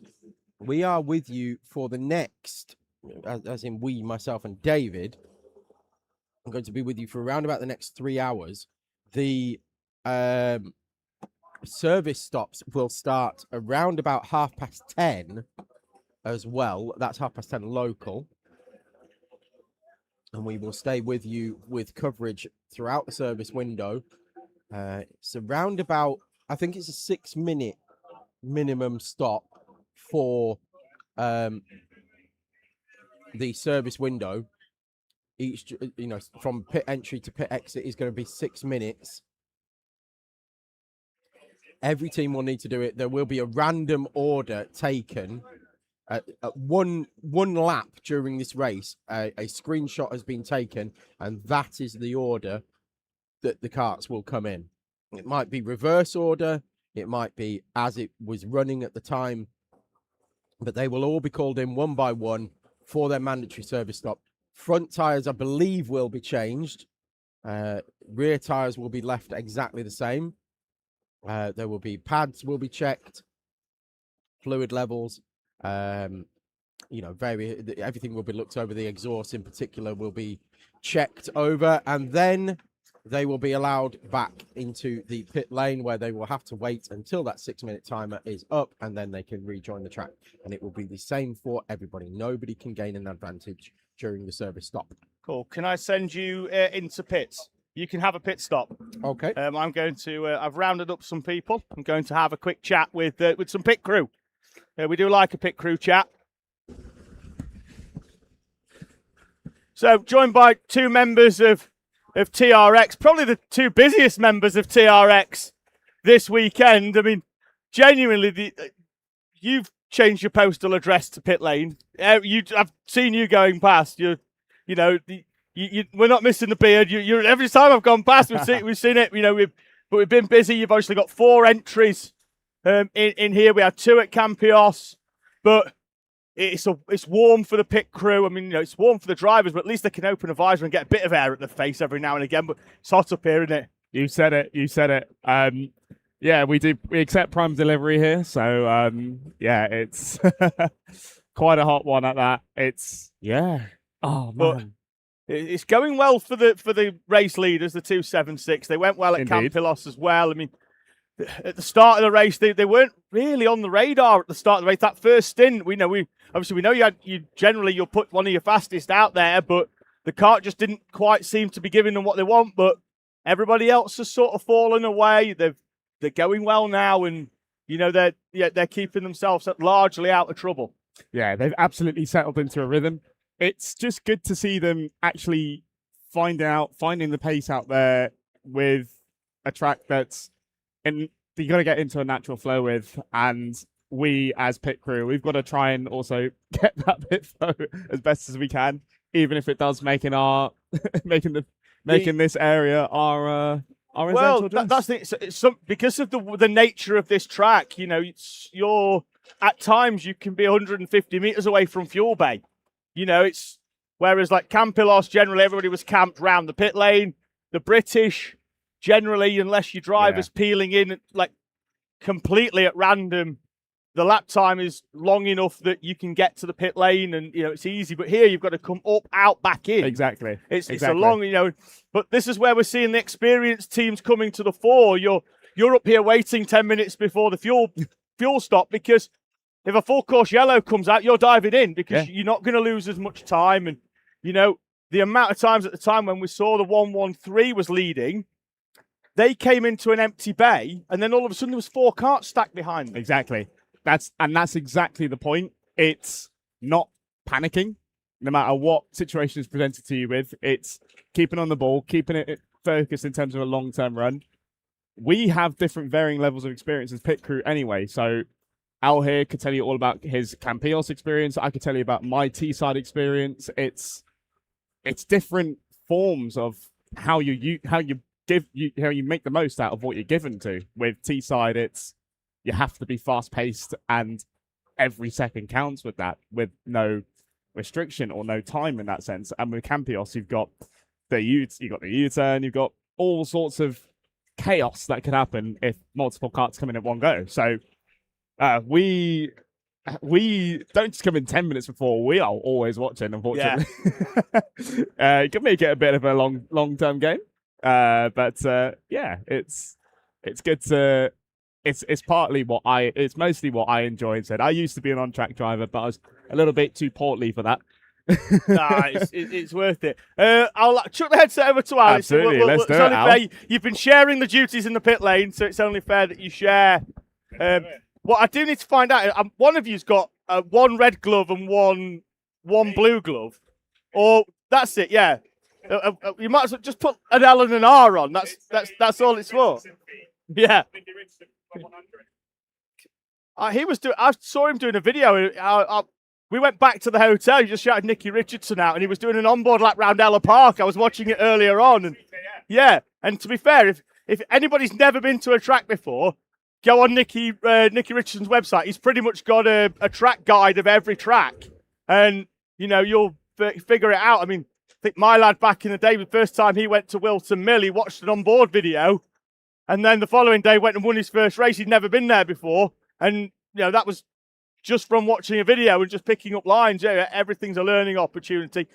As we say, are these pit stops, and particularly we've mentioned here that first stint, there wasn't many teams going under 3 minutes in the pit stops, except at the time, yourselves in the 276, the 113, who we always expect to be up there because they are perennial front runners. But when we've done this event in the past, when the pit lane speed time was 2.5 minutes, and we were still sat for 20 seconds or so, we were really struggling to figure out what was taking people so long. I mean, it's a little bit longer, I think, fueling. Yeah, I think here's a little bit longer fueling. I think the push here versus Campeios is a lot easier.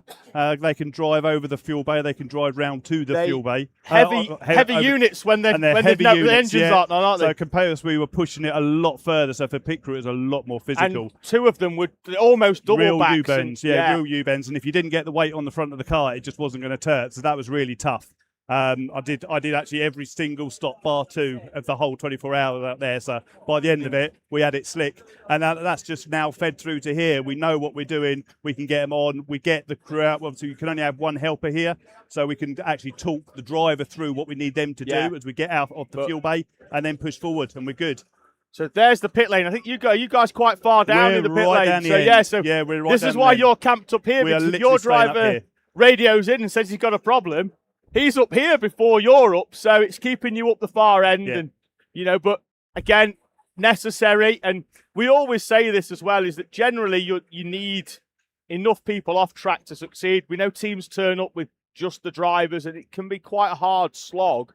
That the pit crews play a massive part in success in events like this. Absolutely, yeah. And I think it would be pretty impossible here with just a team like 5 drivers to get rest and do pits up here and the pit box down there, timing to release at the right time. I think it'd be virtually impossible. So helpers like us to rattle into the pit crew, make it work. Yeah, they make it work. The experience as well that you guys and you drivers that have been here before, particularly even the basics. You come in, you turn the engines off. Not many teams flick the switches back on again, so that when you come off, you're wasting a couple of seconds. Not as much here, because obviously you've got a bit of time that you can take your time. Yeah. But in them faster events, turn them off, roll on. 5-6 seconds of then having to. We saw one team as well for the nighttime stint. They put high-vis tape around their pull cord so they can see it easily. So they can see it, because it can get dark in places, and even if you need to get your finger in, particularly that left side motor. And Tom picked this up, so I'm not like sort of telling people secrets. We've mentioned it already, but and people can see it because obviously it's high-vis tape. It's high-vis. But it's just the little bits that you sort of do. You come one time and then you refine and you get better. And so the track's well lit with the floodlights, but the pit area, the fueling area, just a little bit darker, isn't it? So you need to know where your fingers are going around those engines. But that's in there, that there's some hot bit. I was starting engines yesterday in that sort of 15 minutes of refueling. Whilst I'm comms, but I was in doing a bit of admin. I was down, just stop and backing up. You were the one that stopped me. And I think one lad just put his hand on top of the exhaust in his race gloves. I'm like, don't do that. They're expensive. I'd rather burn my glove than my hand, but still, don't do that. That's a hot exhaust. But again, a lot of drivers that maybe have done just the corporate side of things, well, they go, there's your cart, you jump in it, the engine's already started. At the end, they turn them all off, they get out. They've never had that consideration of, well, that bit's hot, or that bit springs back at you and your finger's going to get trapped in it. And, they're working motors. There's stuff that are hot, there's stuff that flies around. So, you need to know what you're doing with it. Guys, thank you very much for taking the time. Although, to be fair, you didn't have a lot of choice. I bounded over and said, look, come and have a chat with me. We love it here. What a place to commentate from, and what a view that we get for all of the event that we're out here. Lovely, thank you. And we'll keep waving at you as we run past. Cheers, guys. Thank you very much. Appreciate it. Pit crew there for TRX Motorsport. We've got pretty much 2 of them doing all 4 carts up in the pit lane, but they're camped up here up on the balcony above the commentary position. Tom's had a little bit of a walk round. Hey up. Good news. No more tyre smoke coming from karts entering the final corner, which was going on earlier on. So either they burned off all the stuff that was smoking and they're down to the cords, or the track is gripped up so much that they are no longer slipping through. The wheels are not slipping through there. 661. Sorry, Tom, have been called to race control. Yes, I saw that. This time next year. They've had some adventures TTMY have been this weekend. Called up for a chat. And the thing to note as well, Tom, for those teams that are coming into the pits now, is that their drivers are not going to be allowed to get, well, they can go out with a tinted visor, but if they're out on track beyond 9:45, they will be mechanical flagged effectively. Now, they may well be allowed an iridium visor, which is a yellow one, but they'd have had to have had that checked in advance and approved. Because if they're out there with a tinted visor in the dark, they will have a mechanical. So expect to see the whites of drivers' eyes coming through here. That's a fuelish behaviour kart with a clear visor on. But we're probably heading towards that pit stop window, Tom, for those karts that haven't been back in since they refueled prior to the enforced red flag. Yes. I'm just keeping my eye on messages coming through as well. Contact warning for the 2 has gone out, which is the Le Petit Bouchon team. Where are they now? They are 29th overall, so they've actually dropped down significantly, but they're about to take potentially JJH Racing for 28th overall. Well, there's JJH, I think, coming down the straight, and I think Bouchon's could well be past them, unless there's another team with a white Nassau. No, that is Le Petit Bouchon through there, and there is JJH in behind, and in fact, it's changed on timing as well. So yes, as predicted, right. So now they are 2 laps behind now, CBA Motorsport for 27th place. They will continue to climb up the order as the race continues. TRX continuing to lead the way by over a lap from Core Blimey Racing. Once they put them a lap down.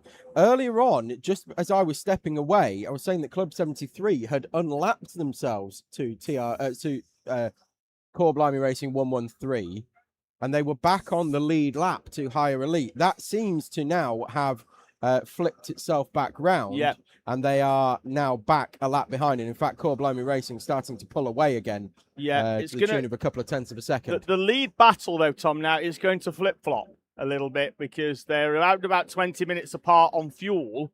Is this Higher Elite or overall? Overall. Yes, well, I did say that. Yeah, they were going to leapfrog each other through the pits. Yeah, I said that earlier on, and I'm just having a look down. So since we've resumed racing, Tom, an hour and 5 minutes ago, Club 73 haven't pitted. Teesside Academy haven't either. CBR 213, Speed in Squealberg, Met Police Motor Club, all pretty much fueled just before the 15-minute mark. So effectively, they're an hour and 20 minutes in now. So in the next 10 minutes, I'd expect to start seeing a lot of people. Oh, we've got marshals running. Where? Into pit lane. So a cart's gone up and not come back. It's bargain racing. Yeah, there's been a few of those. I don't know whether there's a roundabout. Extended. Well, yeah, it's a roundabout up there, but the marshals went running, which meant that he's understeered. Yeah. But if 43 did that when they came in as well. But again, that's it. If they go too slowly, the cart just doesn't. The faster they go, the better it is. Yes, you need to. At full lock and full gas, it will kind of handbrake turn itself, right? Exactly. Well, this was my wife. My wife. She is nice. I like. They did a charity race at Teesside a couple of years ago, and so many of them came in and, oh, the carts are so heavy and they're hard to turn. I'm like, and I wasn't being sarcastic. I just said to her, have you tried driving faster? And she went, well, and she sort of like started to look at me like I was like having a go. And the I'm like, right hook was coming. Yeah, and I'm like, no, genuinely, the faster you go, the easier they are to turn. I was pushing a few round pit lane yesterday, and they are absolute units to push, Tom. Yeah, they weigh 200 and... Well, they're 152 dry. Yes. They're like... With a driver in there, 235. Yeah. Weight limit 235. then- But on their own, they're like literally 1 3/4 of me. Yeah. So they, they're heavy to push, but, you can't put it on near enough full lock and start pushing it. It's nigh on impossible. You sort of have to start going and then get it's the like momentum. It's like if you drove anything before power steering that doesn't have power steering. If you drive a car that doesn't have power steering, if you try and turn the wheel while it's sat still, nigh on impossible. You move at 1 mile an hour and all of a sudden the steering's light as a feather. Yeah. Well, the same principle is here. I wasn't being an arsehole. I can hear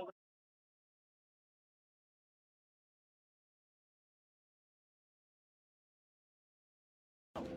We've saw a few hand gestures going on a little bit further down in that order. That's 2 of the TRX cars nose to tail. I think they've been nose to tail now for around about 20 laps or so, these two. It might have been another 2 TRX. There's so many of them out there, of course, but that is... I think they've been working together quite nicely. The 5 and the 4. They did that at Campillos, didn't they? They had the 476, I think, and the 276 were the 2 Campillos entries. And they, look, people will say it's not really a team race in a 24-hour race, but tell you what, mate, if you've got a teammate, you can use them. That is a fast-moving 273 down the pit lane. Marshall was not particular, unless he's got a bit of a problem. Something's come off that, and Marshall was trying to get hold of him. Oh, there's Demetrios. We need to go and let him know that he owes us 3 pints. And 100 pounds. 100 pounds and 3 pints. 100 pounds and 3 pints, yeah, for Demetrios. He's just going to sit on the barrier in front of the commentary box. I was just having a quick chat then, Tom, while you're running through with a team that I am loosely, and by loosely I mean, I'm fully independent, of course, but Teesside Academy 28 that my boy raced with in Campillos. Just having a quick chat with one of their pit lane helpers, just discussing where they're at and whether they're due in shortly. He's made his way up, but I think they're probably going to try and push that for a couple more laps. Who's out there at the minute? Jacob Carnes is out. He's been quick, but has been pushing the boundaries, Tom. He's had a warning, I think, for curbs. And has been running that exit curb a couple of times. We saw him go through a cloud of dust on the exit of turn 6 earlier on. And he has been given a bit of a calm down. Oh, that is a wide going DNH number 5. As Carnes went down the inside of him, there he is in the 28. And the calm down has come, Tom, because he's been basically told to stay off the curbs. Earlier on, he was mullering the left in the triple chicane, which reminds me very much, if it was downhill, of the original Aqua Minerale at one of my favourite circuits, Imola, back in the 90s. You remember that layout before they changed it into just a double right? No. It was almost a single file chicane in like 1989. I think they changed it in 1991. No. Talking of 1991, I was up close and personal with the 1991 Ferrari, which has been a addition to the Le Mans Museum, which has been completely reprofiled and extended and had a huge amount of extra cars outside of the Le Mans cars, Tom, added to it. So a lot of F1 cars, some rally cars as well. You said there was a Jacques Villeneuve car, or was it a Damon Hill? No, the 97 Villeneuve Williams. Is in there. Is it missing a barge board? Yes. No, it wasn't. No. No. All the barge boards were there. Good. Hang on. I'm going to do some talking, Tom. You fill for a little while. Okay. A member of Vertice has come and chatted with us. They are back up onto third place in class, but again, we expect that to flip-flop around, leapfrog each other as the race continues and strategies take place. Meanwhile, we've got the 28th, fourth place overall. Fifth place, the CBR 213 are both in the pits at the moment. So fourth and fifth, they are second and third in higher pro. Yeah, and both in the pits.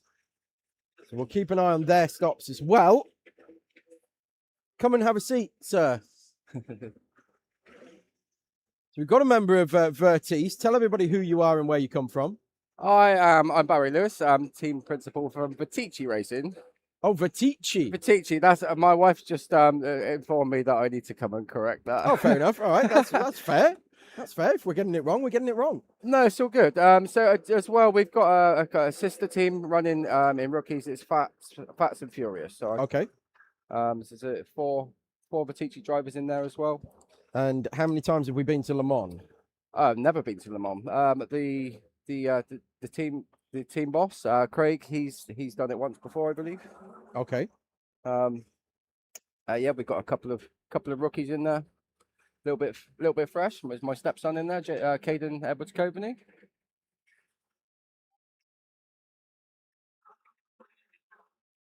That's in rookies. Okay. What number am I looking at? Oh, here we go. 971. There we go. Fats and Furious. There we go. Yeah, Caden Edwards. Caden Edwards Coveney. Yeah, that's my 17-year-old stepson. It's a little bit too long, is the name? It is a long name. But yeah, so how's the race been going so far? Good so far. I believe we are back running in P2 in rookies. We had a broken wrist incident before we hit the start line. Did you? Yeah, the start of the race. Yeah, Jordan Henderson did. It was Jordan Henderson style. Yeah, no, the guy behind him kind of when he started in the Le Mans start, he went over to the far side. The other guy went on the grass, tried to come back on. So turned in front of him. He was a little bit loaded from behind, span round, and then he was knocked back straight by a cart coming from the back of the pack. Yeah, so here he is, Mr. Craig Beeson with his broken wrist. Jordan Henderson. I was just saying you were like Jordan Henderson. Broke your wrist before you've even done a lap. Oh, he was a trooper though. He still went out and done about 20 minutes. Still making some overtakes. Well, we commented right at the start that there were some people very slow getting away. Yeah. Now we know why. Yeah. So still making passes. I'm quite impressed. So making passes with one hand. Are you right-handed as well? Yeah. Right. So you were driving left hand only and still overtaking people. Adrenaline with a broken start, wrist. That was, I think. I mean, that is hero status. I reckon. Yeah, exactly that. We're just trying to bring him home a trophy so he can take home with one hand. Yeah, brilliant, excellent. Right, well, we'll keep our eye on what's going on with that one then. Yeah, so I thought I'd just let you know that. So have you been to hospital, Craig? Yeah. Wow. Double fracture. Double fracture as well. Wow. Okay. So, yeah, that's going to be sore for a few days. Yeah, to say the least. So obviously, Vertice Forza had a little bit of bad luck earlier. They kind of got punted into the pits, so it caused them a bit of an extra stop there. They didn't really have much choice. Right. But pace looks great. So hoping that they can work their way back up because they were running third for quite a long time. Yeah. Well, when the restart happened, we were commenting on Durant going out there and overtaking the leader to unlap himself. He was and then pulling away. Yeah. As well, so great stint. Yeah, he was chomping at the bit, ready to get started. We're staying in the house together, so he's not shut up all afternoon. Was that his first stint as well? No. He did a monster stint this morning as well. Yeah. Yeah. So fingers crossed. Yeah, but moving back up the order, so P3 in higher club, quick finishers in 8th, and then Speed and Squealberg are currently holding 4th place overall, but I think they owe us a stop. Yeah, there's quite a few people who've made 5 stops now. They're still on 4. So them, Club 73 Karting and TRX 276, they all owe us a stop to get them onto 5. But yeah, so they're going to drop down the order a little bit, but quick finishers up behind them up until recently. I think you guys have just made a stop, haven't you? Yeah, we have just made a stop. Yeah. Yeah. So that's second driver change now. Yeah. We're So that's that dropped you off the back of quick finishes. We were looking forward to a battle that was going to take place between the two of you, and you were closing in on Newmarket Hornets as well in 9th place overall. I mean, look, if you're running inside the top 10 here overall, you're doing very, very well, and that's definitely something that's got to be your target. It's a long way to go, right? Absolutely. I mean, when we came here a few years ago, we said we'll be happy with the top half. If we can get inside the top 15, brilliant. If we get inside the top 10, amazing. Exactly right. By the end of the race, and that's you just adjust those targets then and keep your team motivated throughout the race. That's it. It's hard to stay motivated in this, right? It certainly is. Yeah. I mean, it is dropping cooler, like noticeably cooler, quite quickly. I'm glad to be doing 2 night stints, to be fair. Yeah, I don't blame you. I don't blame you. As I said, the service stops will be starting in around about an hour and 15 minutes time. So nobody will gain an advantage from those service stops, but everybody needs to make one, and front tires will be changed as well. Great. So yeah, everybody will be nice and grippy going out for the night stints where it will be the coolest conditions. The engines will be running at their best as well because it will be cooler, although obviously they're in very hot conditions as it stands. Met Police Motor Club are in the pits, but I'm wondering though whether that's a scheduled stop because it's come up with a little red tag on the timing. So I'm not sure whether something's happened. I'll try and see if I can speak to one of their members in a moment. But yeah, so just keep plugging away for the rest of the race, and hopefully it comes your way. I'm out in about an hour, so I'll see you. Hopefully, I'll get some of those nice fresh tyres. Yeah, we'll see. Well, you'll be just pop back on the bottom of there. Yeah, you'll have a double. At the bottom of the screen in 23rd place. Yeah, but you'll end up having a sort of a double stint. Yeah, but you can't take fuel as well during the service stop. Don't forget. Can't. Okay. Yeah. No, I knew that. Yeah, no fuel. So it'll be in, and then 6 minutes line to line, and then back out again. Should be more than hydration break. Exactly, yes. more than comfortable for you guys, and yeah, we'll see how it all shakes out once that happens, and then David and I will sort of sign off about midnight. I don't blame you. Yeah, go and have a nice cold beer and some good sleep, and then we'll be back here about 6 in the morning. Great stuff. Well, cheers, buddy. Nice to meet you. Thank you very much for joining us in the commentary box. Thank you so much.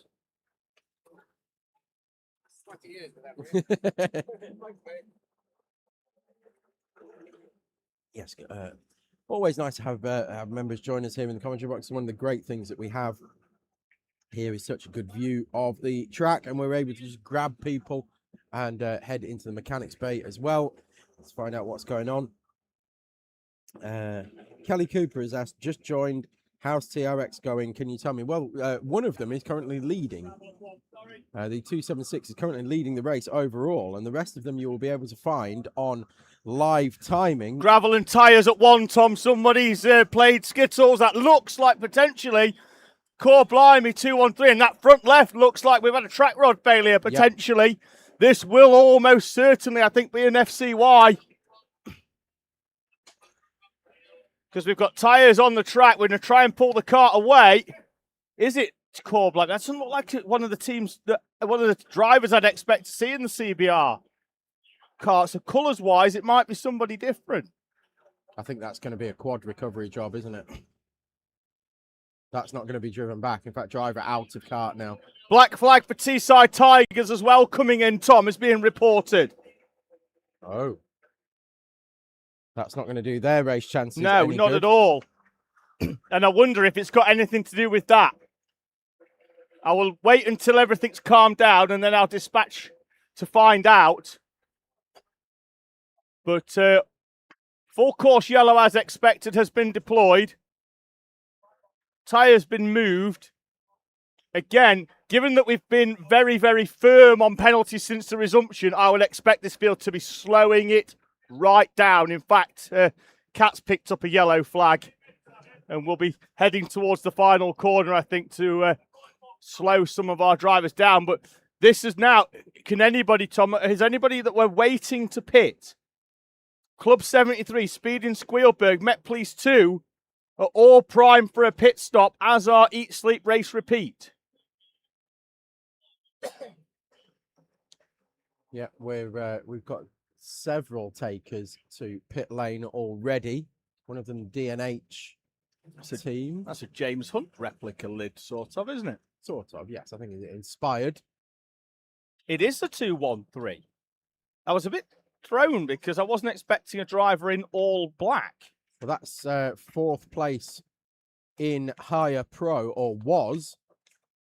I think they are very much about to be overtaken. They're being dragged back. George Watson. Yes, and in fact, I In think that car. they've had a bit of a commentator's curse through the live chat. If you have a look in there, David, you will see that Ashley Goodall, shout out to my brother-in-law who's just jumped in the car. He knows he's not allowed back in the UK without winning. George Watson got this. And then a bit later on, we've got Ashley Goodall saying, "Oh, George."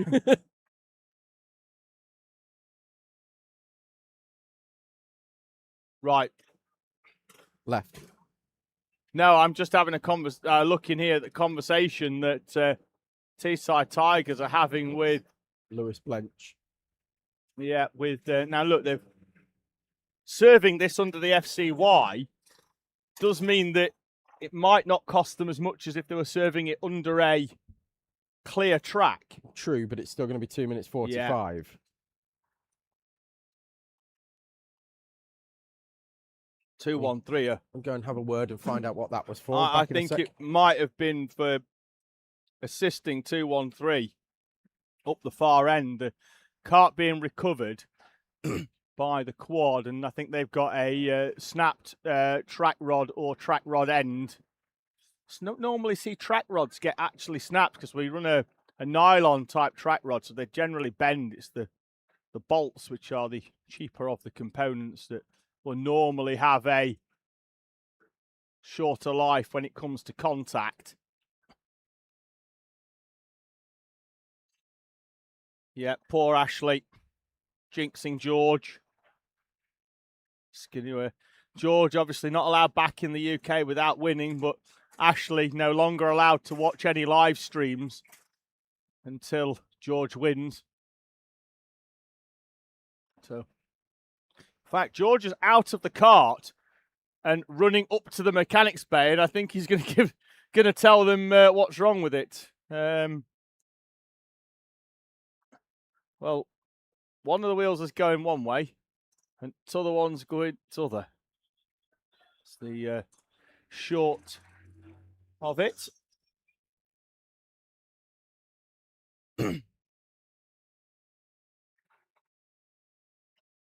Speed and Squealberg in during the FCY. They were on schedule, and pretty much everybody, Tom, that we thought would come in under an FCY has done. So, good call by Club 73, by Speed and Squealberg to come in under the FCY. Met Police Motor Club 2 as well. At the same time, Eat, Sleep, Race, Repeat also. Tom, an update on Teesside Tigers. Yes, a bit of a dispute going on. As we said, there was the penalty is served regardless because the stewards' decision is final. But they were told that it was for contact, and they essentially wiped somebody out. They were told. Could it be that 213? But no, it's not. But the Lewises, both Jolly and Blench, who is currently in the car, is Blench, both dispute that vociferously and say that they didn't make contact with anybody. Lewis not jolly about it. He is not jolly about it. No. No. But like 6 out of the 7 dwarfs, he is not happy. They are, but needless to say, the penalty has needed to be served and has been served. So they will drop down the order, and they are currently P12 now. Sorry, P11, because CBR 213 are currently in the pits. Yeah, now they're actually doing a bit on the rear end as well, so I don't know whether at the same time they've gone, look, we might have had a bit of a problem, but they've been in the gravel, so they're trying to see where Tigers clearing out. Fed out into this train.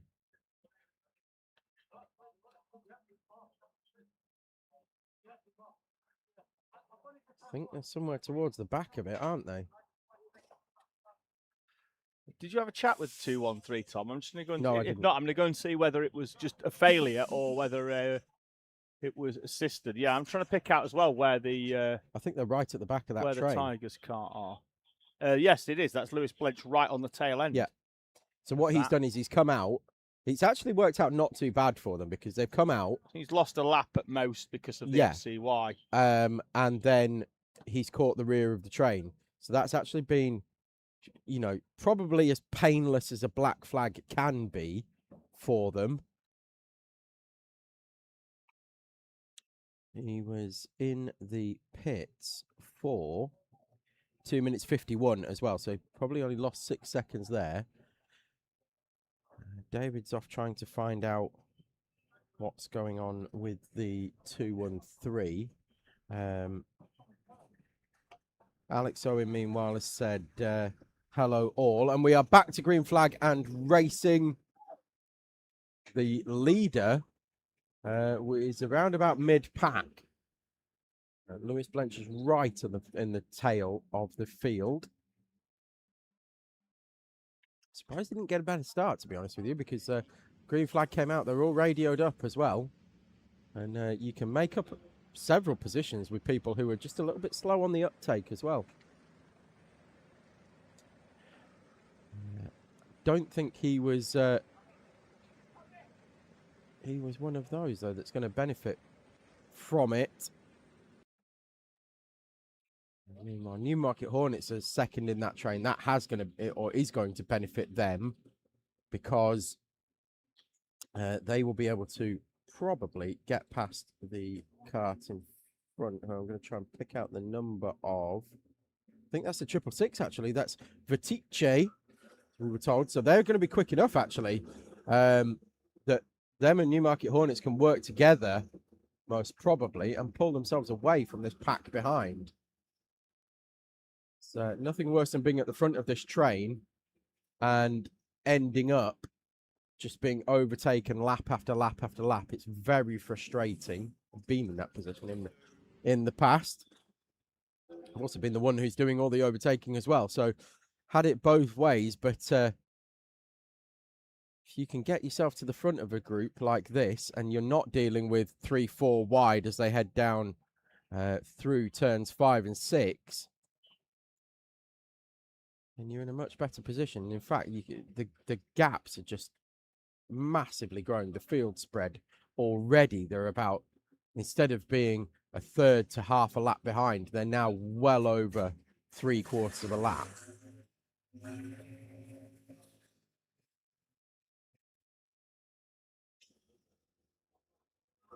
Actually going pretty quickly once again of Vatice.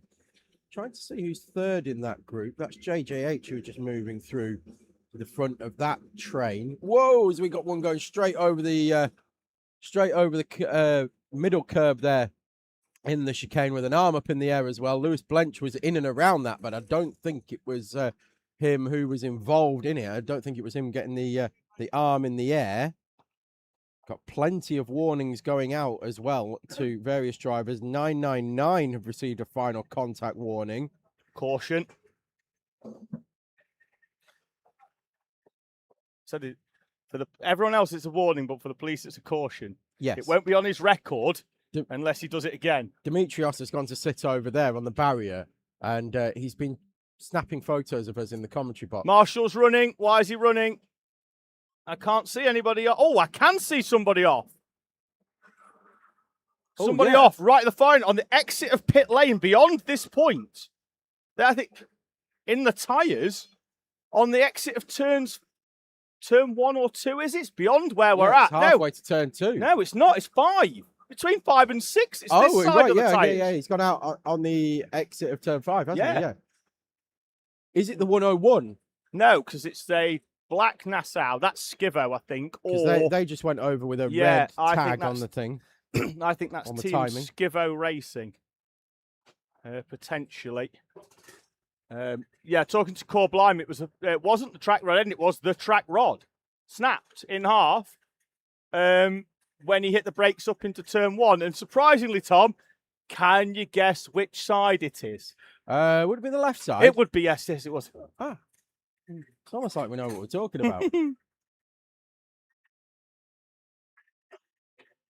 Alfie G Karting saying, is there any way to hear the karts racing? Yeah, there should be a mic that we've got pointed out on track. Meow. Meow. Yes. Oh, sorry. They're coming into shot here, Tom. Ready? Side by side into there. That's Meow, what- meow, meow, meow, meow, meow, meow, meow, work. meow, meow, meow, meow, meow, meow, meow, meow, Yeah, all right. Thanks for that. Meow, meow. Thanks for that. Anyway, Meow. Alex Owen has asked, has anyone got the live timing link because it's not working on Alpha? That'll be why. Apex. Yes. So Apex timing. apex-timing.com. apex-timing.com/live-timing/lemons, LEMANS-karting2 There is an easier option. Just go to Google. index.html #live. So Google Apex timing Le Mans 2. 2. And it's the top one. Yes. That's the one. Pull that up. It's good. Alfie G says that's better. You didn't like it, but we've got to give the people what they want. Yeah. Sure. I'll stick that on the gram next week, Tom. See if I can get a couple of likes. But all about the likes. There's a glutton for the likes, ladies and gents. I've mentioned this before. All commentators are vain. We love to be told how good we are, even if we're not. And I'm not. Batting average. I wouldn't even go that far. Of course, you're very special, David. You are very good at what you do. That's why you get the jobs all around the country doing what you do. No, I only get the jobs because other people aren't available. Ah. First reserve. First reserve. Which is better to be first reserve. Which is how I got. At least you're on the list. Which is how I got the gig for the Shennington Super Prix last year, and I must have done well enough because I'm back there next weekend. Well, like I say, at least you're on the reserve list. I think my name appears in a list that's in a different postcode. Probably rightly so, to be fair. Field still tightly bunched together after that full course yellow. Ah, here he comes. Earlier on. Demetrios, don't you be going anywhere. I went and had a quick chat with him earlier. Would you like the I'll pass the headset over. Pass the headset over because I'm going to inform him of I've had the conversation off there. Right, come pop this over your ears. Now, sir, if you'd like to wind your window down for me, please, so we can chat away. Need to inform you that you have been caught speeding in the pit lane. That will be 3 pints and £100 fine back at the hotel. Maybe we'll just let the £100 fine go, but we'll. You're staying with us, aren't you, this evening? Yes. This week. Okay. So that will be three pints. Yeah, 3 pints are on me. And then there was also another one where Jeff Lamb was out on circuit, but yet was appearing in the live chat. Not using his mobile phone, was he? Well, somebody was typing under Jeff Lamb's name, but because it said Jeff Lamb and Jeff Lamb was out on circuit, there's the evidence. So there's 6 pints. Okay. I'll make sure Jeff pays for all of them. So this is the 2 Met Police Motor Club teams. Not had the best of luck so far this weekend. How's it been going, Demetrios? It's been okay. The car is quite good. I mean, we've just had a couple of minor issues in practice and qualifying. But I think on the whole, we're doing all right, apart from the obvious, which you've highlighted to us. Yeah. Well, yeah. It's every year, this is our highlight in commentary. Every year is the Met Police getting caught speeding in the pit lane. It is. And it's the first time for me. I mean, everyone else has done it. So I've joined the. You needed to join the club, didn't you? I did. I blame my teammates. No support when you need them. That's what I say. But right. I'll hold my hands up to the speeding. Okay, fair enough. Fair enough. It's a fair cop, Gov. Yeah. Great stuff. Right. Well, thank you very much for coming over and talking to us. I'm sure we'll see you Sunday night where we will collect our fine. Yes. Our fines will be collected. Yes, definitely. Okay. If it happens again, I'll buy another one in Spa. Fair enough. Fair enough. Deal. Okay. Right. Lovely. Thanks much. Demetrios. Thank you for joining me. Thank you. Oh, he's knocked his glasses off. There we go. I was going to save them, but yeah, that's the Met Police providing us with huge amounts of comedy as usual. Always good to have them with us. Running 2 teams once again this year. We had one, I believe, at Campillos, if memory serves. Slets and snens. Dan Bugard, welcome, Dan, into the live chat. Current temperature is 34 degrees, and we're almost at sunset. So it's dropping down. Dropped down around about 3 degrees so far. But yeah, it's still very, very hot. But it's nice to have you with us, Dan. Speaking of Campilos, you were out there with us, Dan. More contact warnings going out for the 2. Somebody goes very wide on the exit of turn 6 and kicks up a load of dirt. The 2 being Le Petit Bouchon. 241 Bargain Racing have also received a contact warning. And the 334, which is, checking my notes, the FRS Lime entry, they've also received a contact warning as well. So they are continuing to pile in since we have had this restart at 8 p.m. local time, 7 p.m. UK. So about 90 minutes, sorry, about 2.5 hours ago.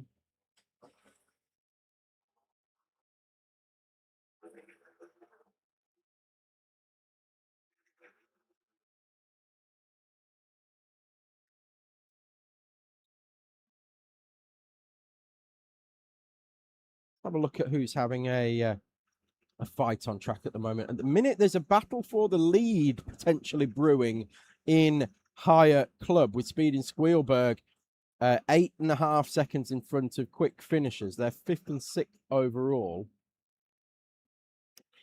We've also got Eat, Sleep, Race, Repeat 3 seconds behind Teesside Tigers. We'd expect that one to go out there. Tigers are going significantly quicker. We've got Fuelish Behavior have overtaken Club 73 TTR, the 373 entry on the previous lap. That is for 17th and 18th overall. Different classes as well for those 2 entries. Running the 4-class system here this weekend. We have the Higher Elite, which are your grey backgrounds for the numbers. They're the teams that have either won here or provided exceptional performances in the past. They move up into the elite level of seeding. So Chrono Team Racing down in 19th place, last year's winners. Teesside Tigers, multiple 24-hour race winners. Club 73 Karting likewise have won multiple classes.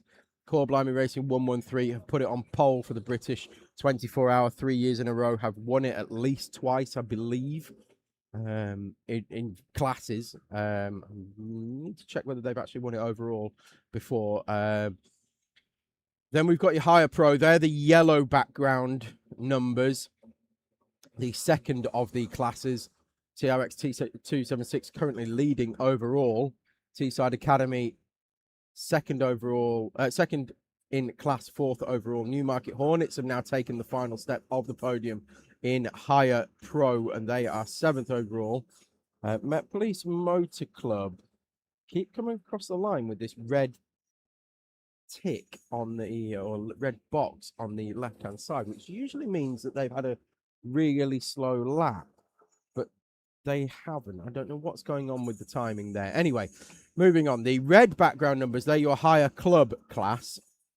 This is the 3rd of the classes in the seeding system. So Speeding Squealberg currently leading that one, 5th overall. Quick Finishers seconding that class and 6th overall. And Vertice, they are 10th overall and 3rd in class. Again, I said a few moments ago, we will expect them to leapfrog each other a little bit through the pit stop cycle. So that battle for Higher Club has raged since the start of the race and will continue to rage, I would imagine, up until around about noon tomorrow when we throw a checkered flag. It's very, very open for the overall victory in Higher Club, as are all for all steps of the podium. Teesside Academy 2 will be coming back up the order as well, having served their pit stop. DNH Senna Squadron, they are leading the higher rookie class with Fats and Furious Internationals, who are up to 21st place. When we spoke to one of their team members a few moments ago, they were in 23rd, or they just climbed up to 23rd overall. Now they are in 21st. They are second in class.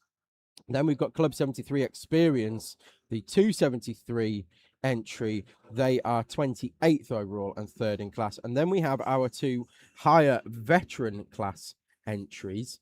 I still need to find out what the parameters of that are, but the higher veteran entries, 79, Eat, Sleep, Race, Repeat, they are 12th overall with 18th place Send It Collective. They are 18th overall. That's a battle that's been raging on throughout the race as well. Eat, Sleep, Race, Repeat are on 6 stops. Send It Collective on 5, but they have received a 1-lap penalty. When was that? That was earlier on today, I believe. It was at 9:25 this morning. So, but they have received a 1-lap penalty. So they are around about a lap and a half, a lap and 3/4 behind Eat, Sleep, Race, Repeat. So that will leapfrog it. They will leapfrog each other as well through the pit stop cycles. And it's probably not until around about 10 or 11 a.m. tomorrow that we'll start to see it finally start to shake out, and we'll know what the final running order is going to be once we see sort of the final stops, or maybe even the penultimate stops, to where people are really running on the road. Particularly strategy-wise. Keep your comments coming in, of course. We will do our best to shout them out as soon as we can, or as soon as we see them. Drives the conversation here in the commentary box as well. Well, the Petit Bouchons have now received a final contact warning as well, and a mechanical flag for the 34, which is the Cartwheelers.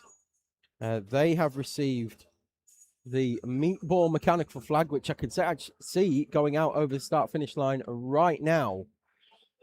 So I would imagine that will be a broken exhaust. Normally what we see the mechanical flag going out for here. There's not a lot else falls off the carts.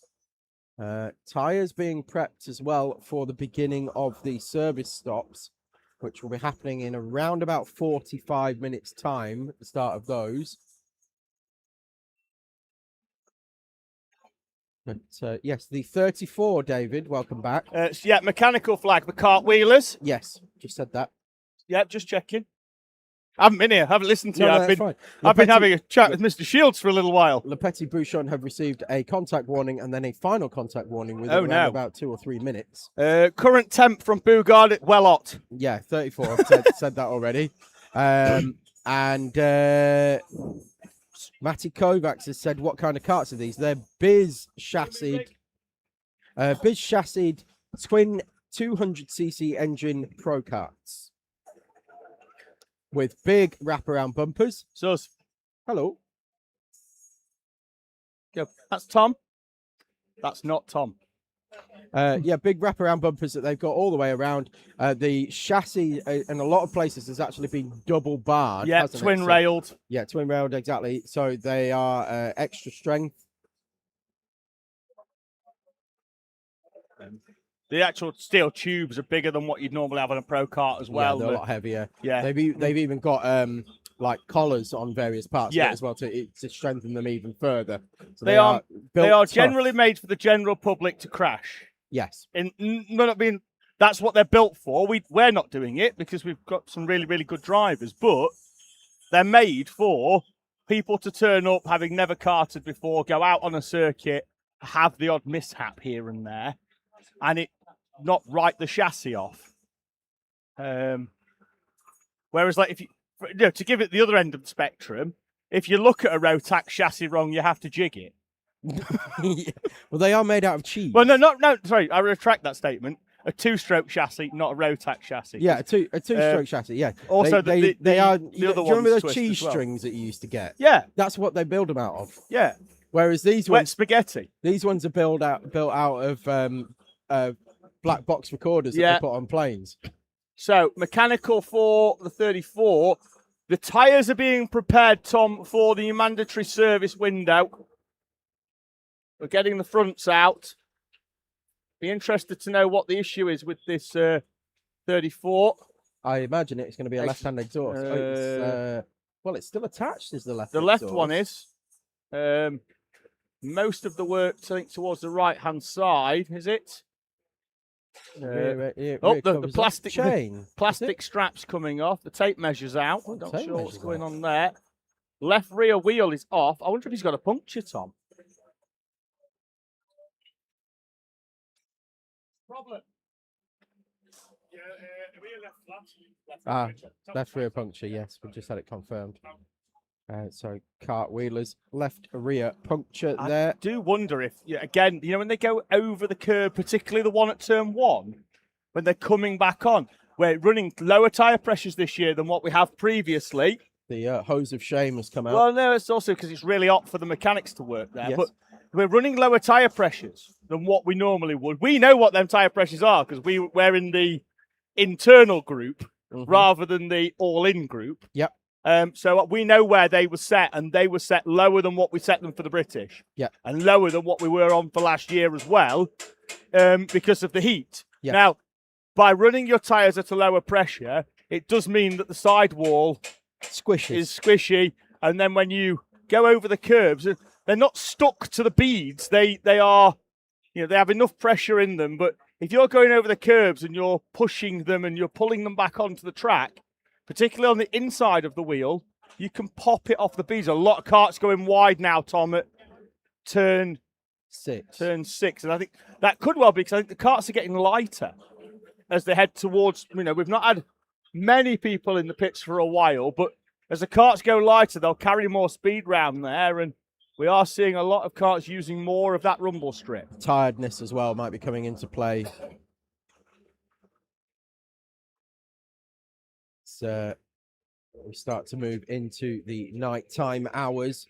Sun has finally gone behind the trees.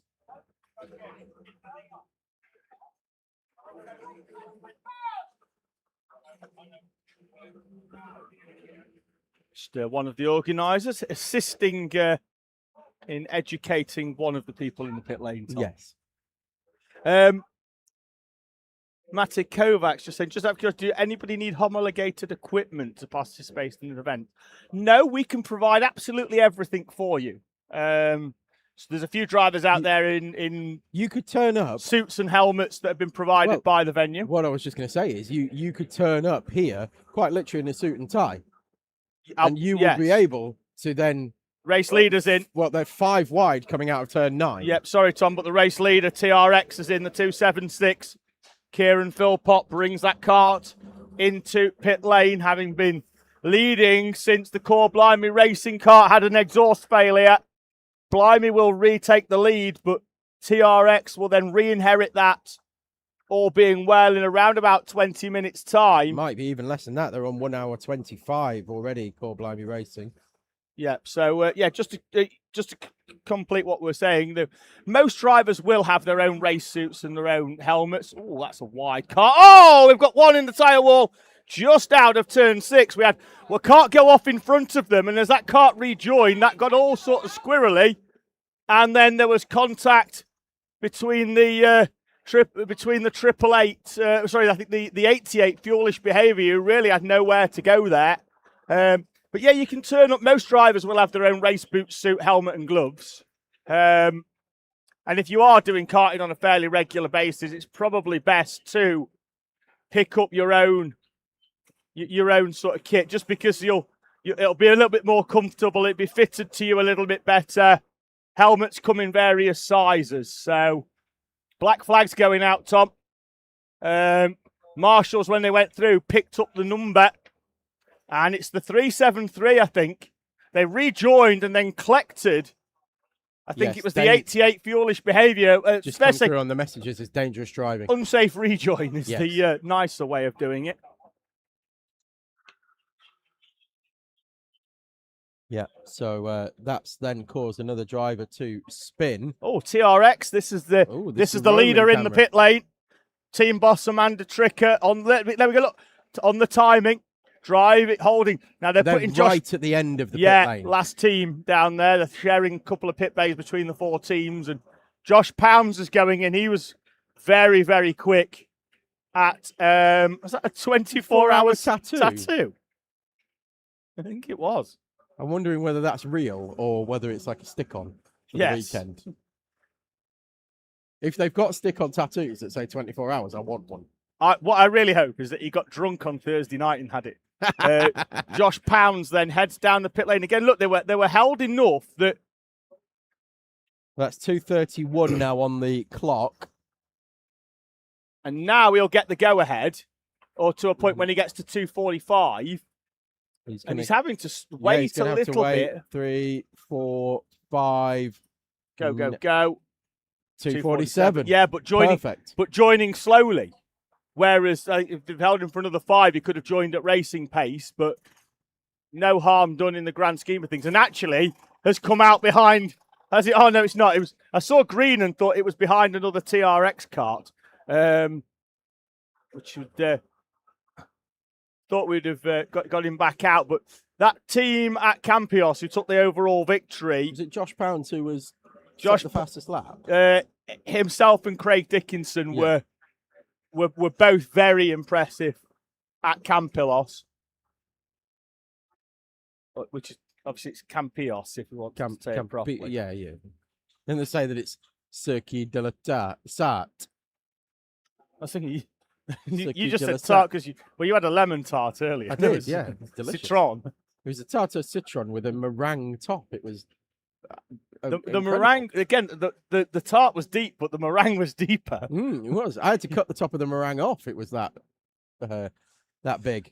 This is the fella I wanted to speak to earlier. Tom, can you pass it? I need to find out why his leg is multicoloured, and it's important that we find out why. Because we about 6, maybe 10 hours ago, you were stood there, and I think Tom and I looked at it and went, "Oh, that looks.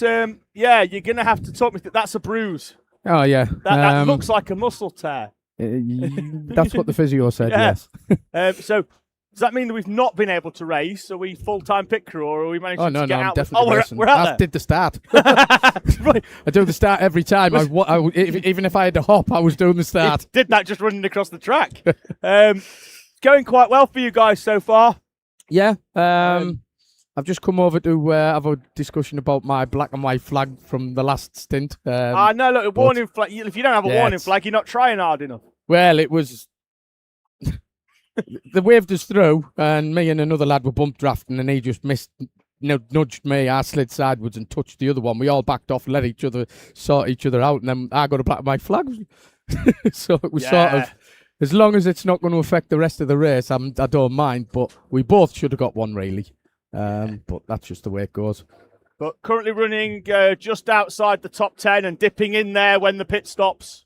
Yeah. Sort of filter between everything. We were trying to figure out earlier on, just after the restart, both yourself and Send It Collective were sort of running next to each other in terms of position. Right.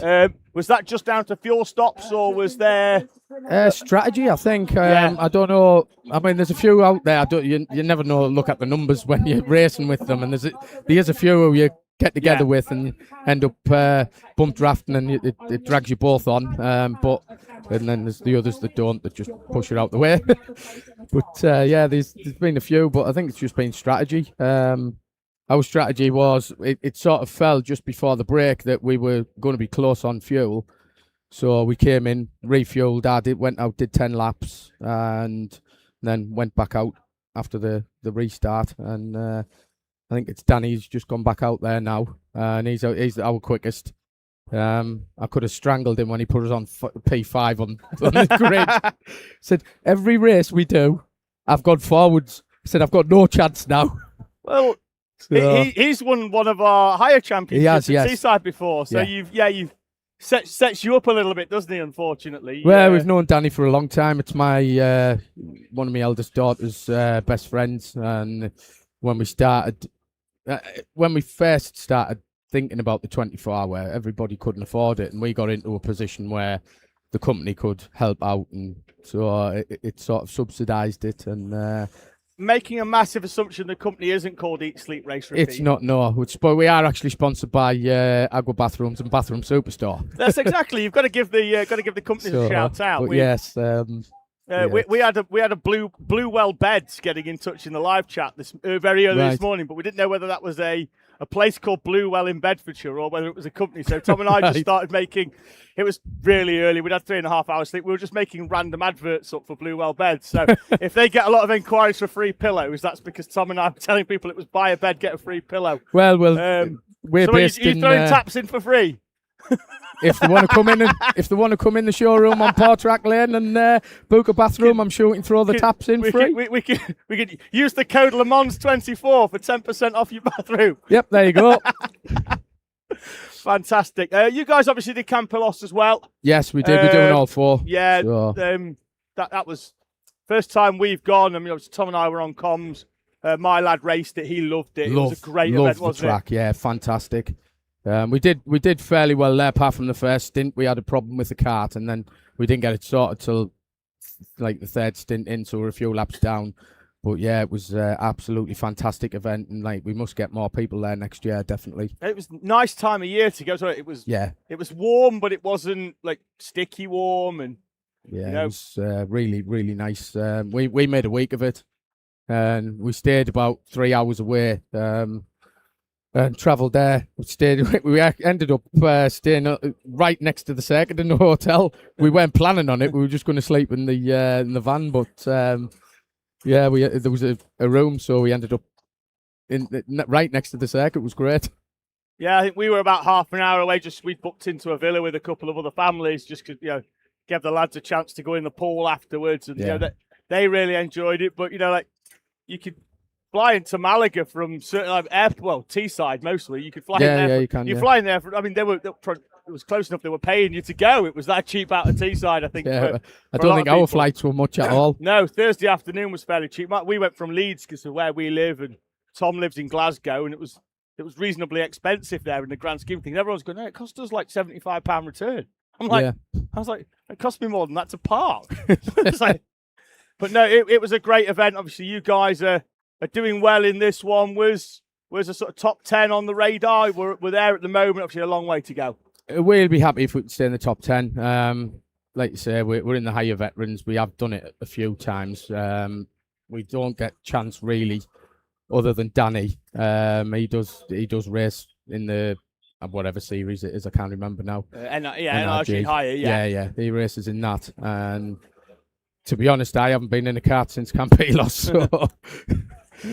I don't think the other two have neither. So, it's absolutely fantastic event. We definitely need to get more people to Campillos next year. Yeah, I think that first year you've always got to lay the foundations. Yeah. But again, I think it's one of them. Is like you get 45 karts around here, and I think 45 is probably about the limit. Even though Campillos, the lap time's the same as Teesside, but if you were to take 80 karts like we do from Teesside, put them around Campillos, I don't think it wouldn't be as enjoyable, would it? You'd be constantly looking over your shoulder, and at Teesside it is like that. With obviously they've got the pros, but for me that makes it more fun. Yeah, you have got to think about it, and they do as well. So it is good fun. Some people don't like it. We had a lad in the team 2 years ago, and he did 4 laps and then come off and said, "No, can't do it." So it was like, right, fair enough. Just pit crew then. 352 comes into pit lane. Vortex Racing.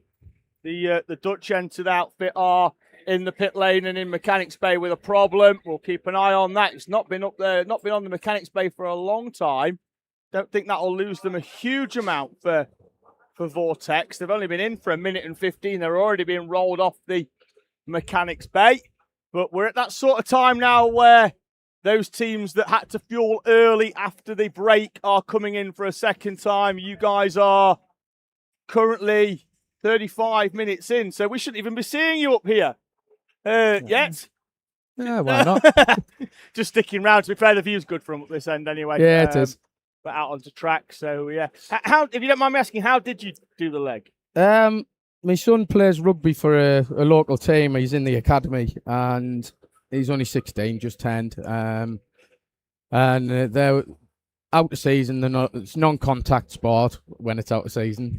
Took him up they were having a kickabout, and just because the academy's 2 age groups now, we were just meeting the older ones and getting to know each other. So they had a kickabout with the football, and then we went to get them pizzas, and I was actually just sat at the bench, not doing anything, staying out the way. It was 2 weeks ago, and 2 of the lads, about 15 stone each, throwing mortar bombs at each other. I went to get up and they fell on me. Smacked my leg off the bench, and 2 days later, my knee just went up like a pudding. And then 5 days later, luckily I was in physio for sciatica, and he had a look at it and he said it's a torn thigh muscle. You have my strongest sympathies regarding the sciatica, because I got it after an incident at the British 24 Hour. I wasn't even racing. I was jumping off a stage in a nightclub on a Thursday night, doing silly things whilst effectively not working, but was at the venue. Broke my foot, and then when I had to wear a moon boot, it transferred all the weight down one side of my body.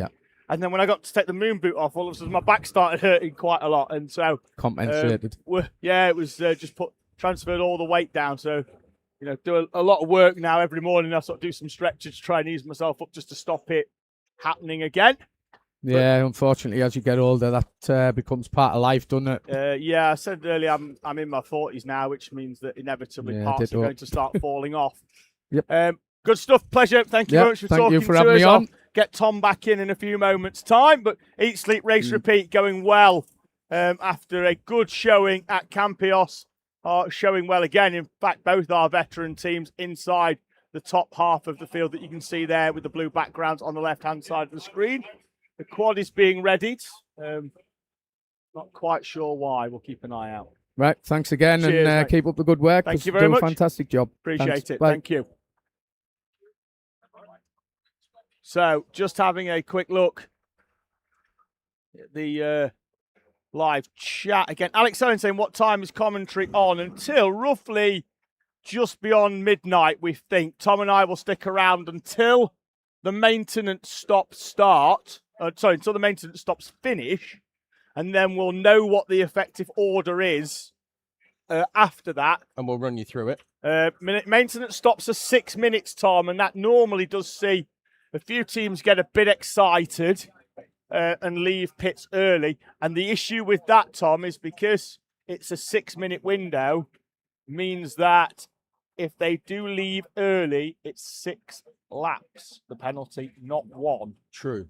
So teams will need to be very careful with that. But tyres being readied in the mechanics bay. I fully expect that we'll be starting them in around about half an hour's time. The light beginning to fall here at the Circuit Alain Prost inside the confines of the Circuit de la Sarthe. There's fuelish behaviour come into the pit lane, and that's Bob, or the 808 of Scalex Autosport. He's going to be fuming. He waited for him, isn't he?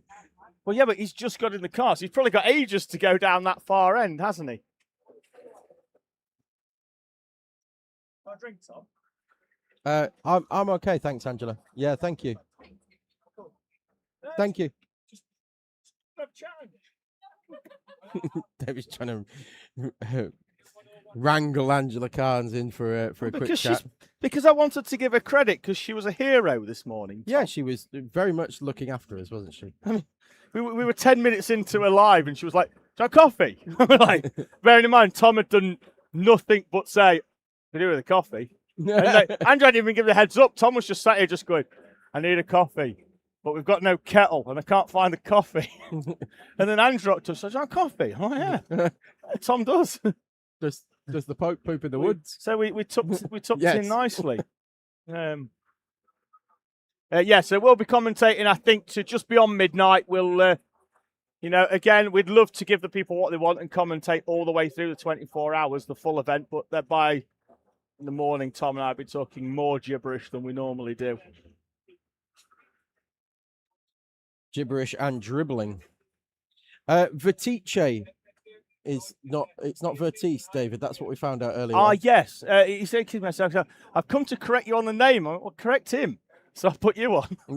So, yeah, they have clawed their way back up to 7th now, as we said before, that they're going to leapfrog with the quick finishes as the pit stop cycle through. So they are now up to 2nd in class. Speed in Squilberg still leading the class and 5th overall. And I still am looking for a member of Speed in Squilberg to come and talk to us regarding what happened earlier in the race with their 4-minute 50-second lap, where they essentially drove through the pits. We saw them drive through the pits, but I'm not sure what happened. Is that the lead? No, is that the 213? 313?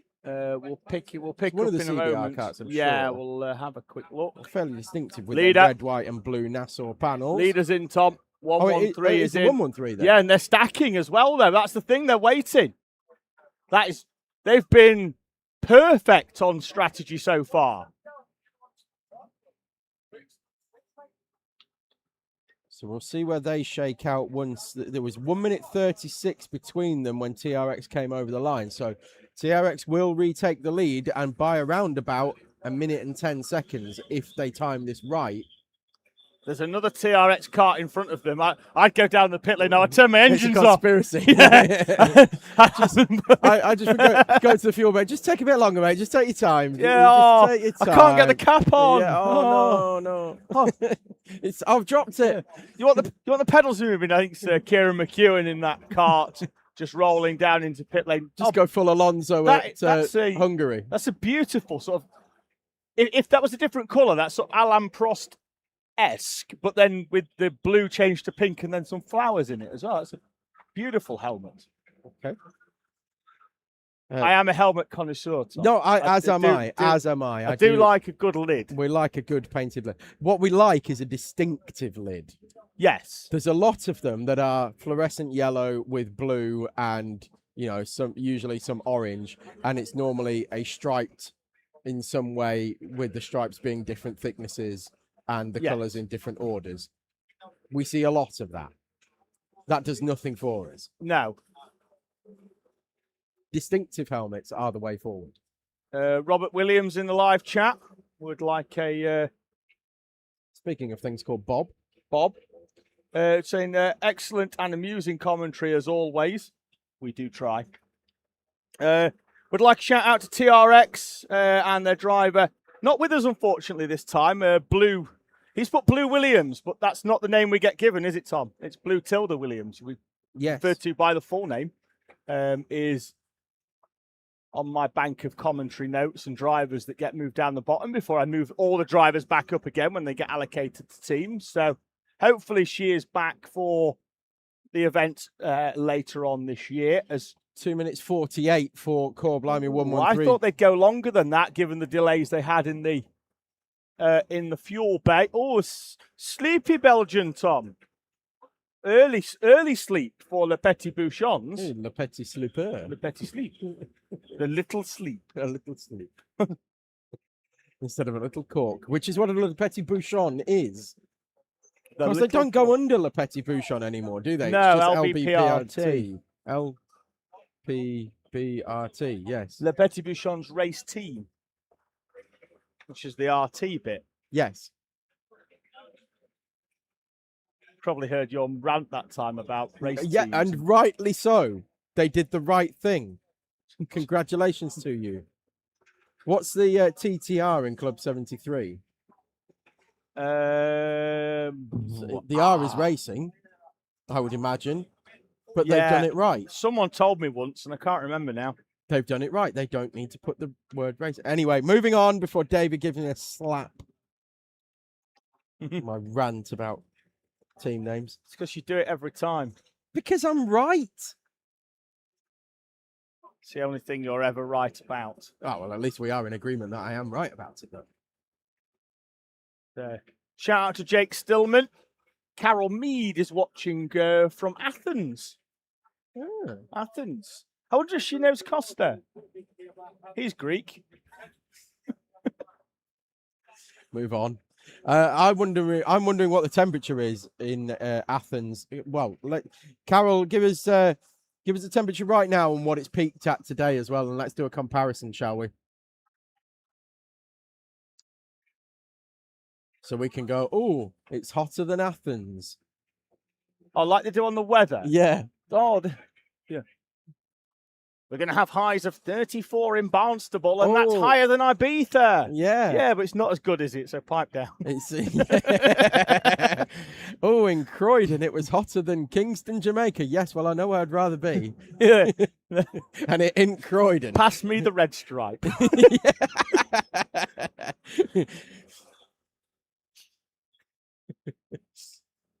Alex Reid saying good luck to his boys, Chris Reid and Luke Reid. Jake Toms as well. First timers in the 373. Went from last to 8th in the first couple of hours. They have had a few issues since then. Have had bit form for contact in that 373, unfortunately. 26 apparently in Athens, Tom. Yeah, that knows not. It's nothing, is it? Nothing. I bet they've got a jumper on. It's like the Antarctic. So we have to.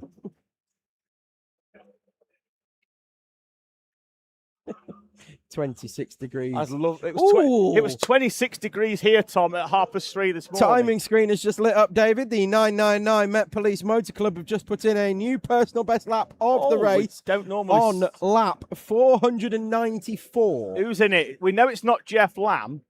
Oh, because he's been in it. I took a video earlier, Tom, of a couple of pit stops. Right. One was Met Police Motor Club, and then one was Cartwheelers. I was just doing it maybe for the socials. But I do need to show you... Who was in it? No. Who was getting out of it. Oh, side by side through the chicane. Contact between two carts. Both continuing. They managed to sort themselves out. Obviously, you're not going to see this on a live stream. I'm not saying it's warm, but look at the back of Jeff's suit. Oh. It's a different colour. Yes, that's going to need... Oh, speak of the devil. Oh! We were just talking about you. We were. Yeah, well, always. We need to cover a couple of things, Jeff, while you're here. In fact, throw Jeff the headset. Yeah, don't go anywhere. Just no, for a but I couple want of minutes. to. I'm going to go and get a little drink, but I want to show just before we're on. You can go discuss that first if you want, and then we'll come back in. So Jeff's just off to just ask some questions. The reason I said we're not going to be long is because we've already spoken to Demetrios about the Met Police entries. Yes. Already. So we'll just grab Jeff just to cover a couple of things. It was 36, but it's 26 now. I'd have took 36 and 26, Tom. Yeah, as would I. Here this weekend. I'll put it on my rider next year along with the usual things, a pint pot of brown M&Ms. You know the brown M&Ms thing? Yeah. Do you know why that was done? I'm guessing it was because M&M's turned up with a chunk of money. No, No. It was done. It was it Black Sabbath or the Osbourne? Famously, quite was that possibly, the one? yeah. Whoever it was. Anyway, the reason it was done is to make sure that the rider had been read thoroughly and fully. Oh, Jeff's gone. Oh, he's forgot to talk to us. He has. He's gone in there to have a look to talk to timing. But yes, the reason it was done was so the band's rider, they knew that it had been read thoroughly and all tasks had been completed. A pint pot of brown M&Ms. I think it was a brandy glass. Yeah, if memory serves. But yeah, that's what it was for. Nice. So there you go, ladies and gents. Useless Not just information. karting commentary. Ooh, yellow. We've got a stationary cart on the outside of turn 3. There it is. Yep. Past it. Go back to the right. There it is. We've got it. Trying to pick out who it is. 971 Fats and Furious. They'd been making their way back up the order as well. Tom, can you they were up to 19th. Right, can you see a wheel? Yes, left-hand wheel is yeah, on, right-hand wheel is on, yeah, yes. Something's not attached. Somewhere. Quad is being dispatched. Might cover this under locals. It is off the track. It might be a rolling local as well, so it'll move on zone by zone. Yeah, luckily, I think they'll be able to cut through from turn 3 to 7-8. And then be able to recover that cart round turn 9 and into pit lane. Fats and Furious members are making their way up. the 971 as Arek Barsky gets his gloves on. Got to have gloves on in the pit lane, Tom, and you've got to have closed-toe shoes on. Is that steering column? It's in the middle. Nigel Moore is trying to work on the kart. He's going to hook it up as well. Or is he just going to send him on his drive round? Yeah. See if he can get round there. With whatever the issue is. So we'll... They are back underway. Yeah, but he's been pointed towards the pit lane, so... I'll get my running shoes on and I'll find out what the issue is. A Paragon Motorsport t-shirt. Wasn't expecting to... They're signed on for the British, which I'm really pleased about because they in pro kart. Yeah, Well, that doesn't surprise me. Yeah, but they've not done BPEC all season. They've only had one outing at GYG. Led that race, ended on the podium overall, but were really really good with Callum Gunning and Callum Tanner, and I think Simon Gunning in that kart. Tanner back for the 24 at Teesside. Gunning not though. Just have a quick look at what their driver lineup for the British is going to be. They've got some good drivers in it as well, Tom. Jake Taplin, who we've seen on a number of occasions. Yeah, very quick. Very accomplished driver, podiumed in Super Pro last year. 2 seconds, Khalid I'm going to find out Saab, what's going on with Archie Fast and Tillett, Furious. who makes the seats, does Archie Tillett. So, sorry about that. Tom muted the audio, but muted me and left his other mic on. So, still going strong here. And Rylan Ekberg, driver who's currently racing in the MS Carbon 42 in BPEC. In comes the 313. I could have saw the 1-3 and I had this nasty feeling that the 313 were in. Sorry, the 113. But couldn't quite see the full number, but it is the 313. Core blimey. Throttle cable is what I'm hearing regarding the Fast and Furious 971.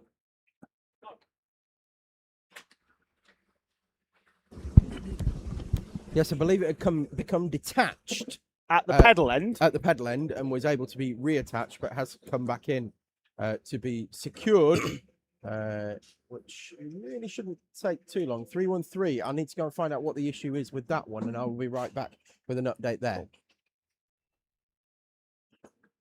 So pit lane starting to busy at the moment with a few teams in with one or two problems. Just getting themselves sorted.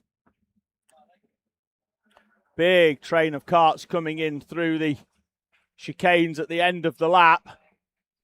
As darkness really does start to come in here at Le Mans. The sun came up very, very quickly this morning and is starting to disappear equally as quickly tonight. Tom's been off to find out what's wrong with karts, and I think at the same time has managed to find a friend. So the 313 has had a chain snap. Guess which side, David? Left, Tom. Left side. Left side, Yes, yeah. right. Left side chain snapped.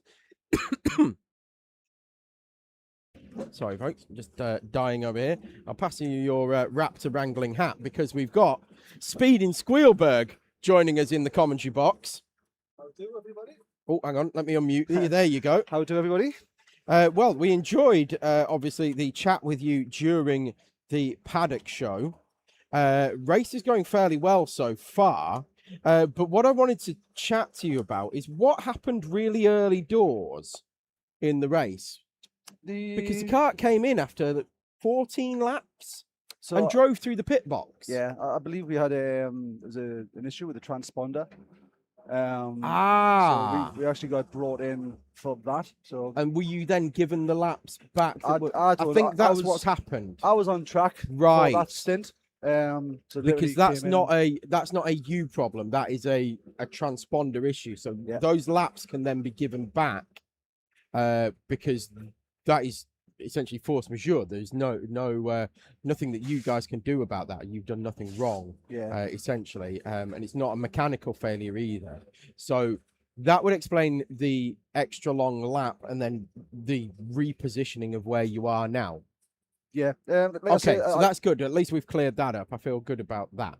I mean, we're doing good on track, nice and fast. We've got the fastest driver on at the moment, but like I say, So who's in at the moment? James Lawson is currently on track. Okay. At the moment. So we've got Barry Appleton, Ben Harrison, Ben Huskinson.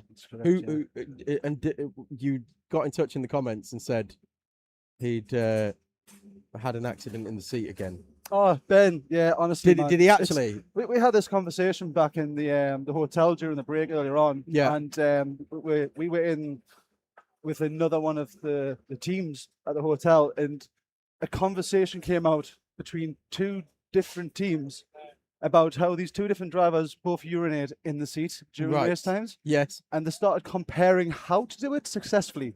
Now, imagine being a part of that conversation. Two grown men talking about how to urinate during an endurance race. Yes. Just grow up and go to the toilet before you start your stint. Yeah, it's always the way. Yeah, if you can't hold it for an hour and a half, then there's something wrong with you. I worry about what it was like for the cart behind. I think some Mario style rules instead of bananas. We're just using. You think it was raining all of a sudden, and then this rain tastes a bit funny. This orange Gina doesn't taste right. Yeah, bit of an odd one. Yeah. Okay. So it has actually happened again. Yeah, I mean, was it dry when you got in it though? Completely bone dry. Oh, I think wow, his suit, to be fair, because of the heat, it was pretty much bone dry when he got off himself. Right. But yeah, I think the wetness isn't the issue. It's the long travel home tomorrow. With a suit that honks. So maybe a bit lighter the car on the way home. That doesn't have said suit inside of it. But yes, he's being hung out the rear window to dry off. Right, well, thank you very much for joining us. Of course, leading the higher clubman class at the moment as well. So we said we think that will sort of leapfrog you, and quick finishes through the pit stops are going to sort of switch around between you, and we won't know probably until the final couple of hours where that's going to shake out, provided that you both run cleanly. We've looked at it. I think we're potentially a full pit stop ahead of quick finishers. Right, okay. Because earlier on they did have a mechanical issue. Yep. They were ahead of us. We actually pitted at the same time, and then I think they had 1-2 laps, came back in to solve a mechanical issue. So hopefully their downfall is our uprise. Okay. We know quick finishers quite good as well. So, but yeah, we're in a good position, so can't complain. Great stuff. Well, thank you very much for joining us. Not a problem. Thank you for the invite. And I will hand that, if you can, I'll put you on mute, and then if you could hand that headset over to that gentleman there in blue, because we need to clear up a couple of things with Jeff as well. Jeff. Come on around here. So we've got Jeff Lamb joining us from the Met Police Motor Club. This is only going to be a very brief one, because I take it David's shown you the video. The which video? The which video? Which video? Oh, right. Okay, maybe he hasn't. He took a video. Oh, the video of me getting out of the car. Getting out of the car, and your getting suit back is in. two different colours because it was mildly The moist. slightly soggy lamb. Yeah. Needed to ring you out. Yeah. So good. He's cleared that part up. Secondly, the second point that we need to clear up is who's got access to your YouTube account?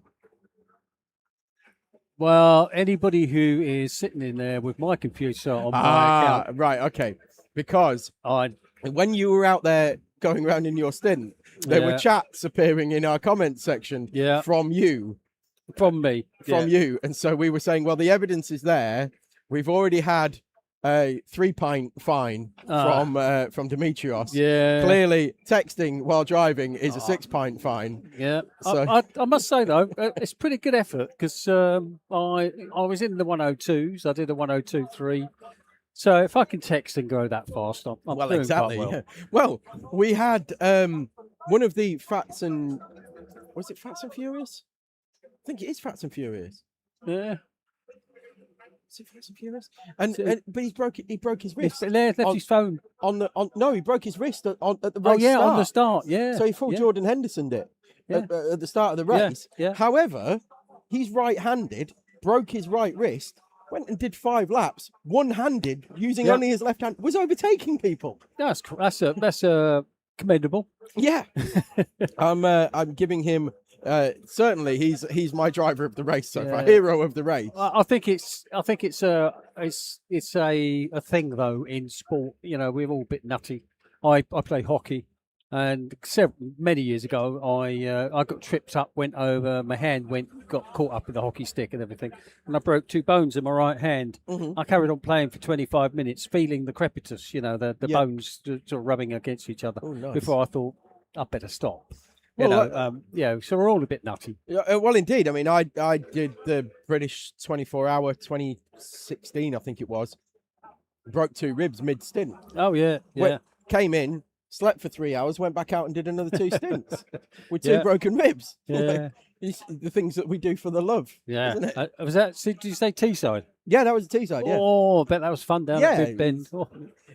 Never not worn a rib protector since. Yeah, I must say, I hope my missus isn't watching this, because I've not been wearing my rib protector, only because I know that I'm going to overheat with it on.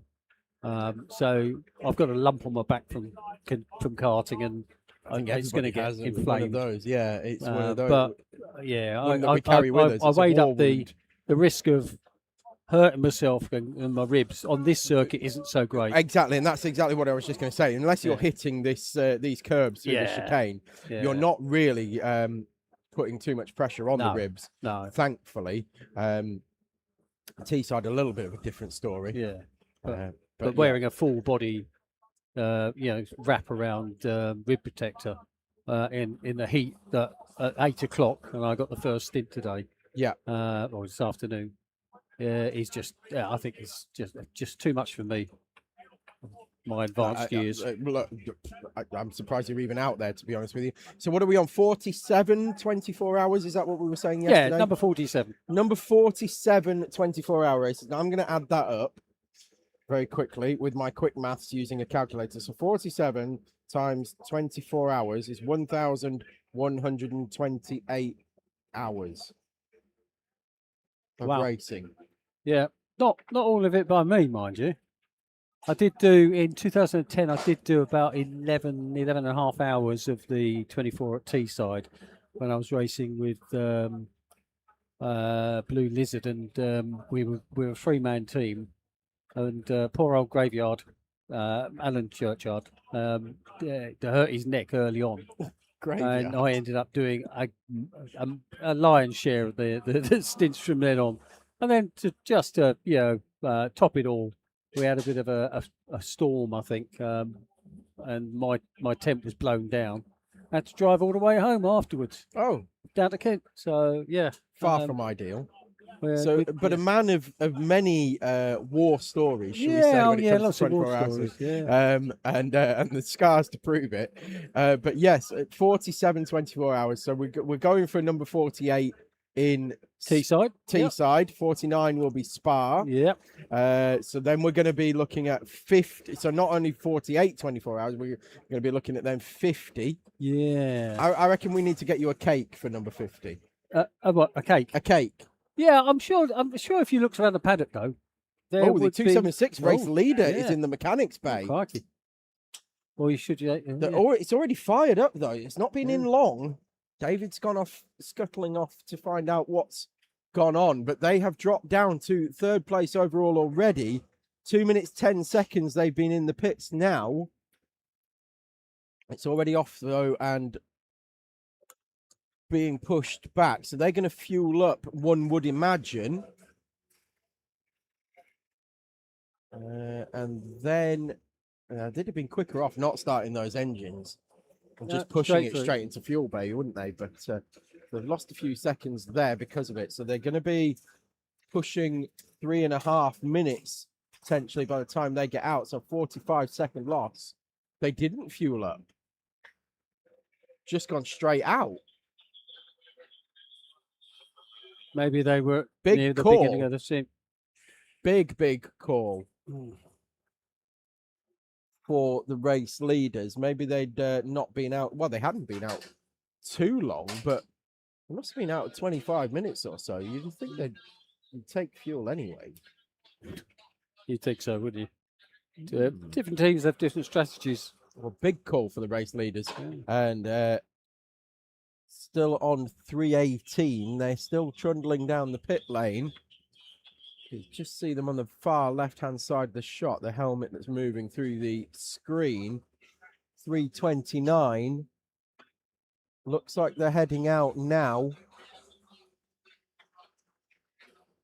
Try and get an overall time loss. It's going to be around about a minute over a normal pit stop, I think. Yes, indeed. 3 minutes 43 they were in. Let me just check something. David, did they not take fuel? No.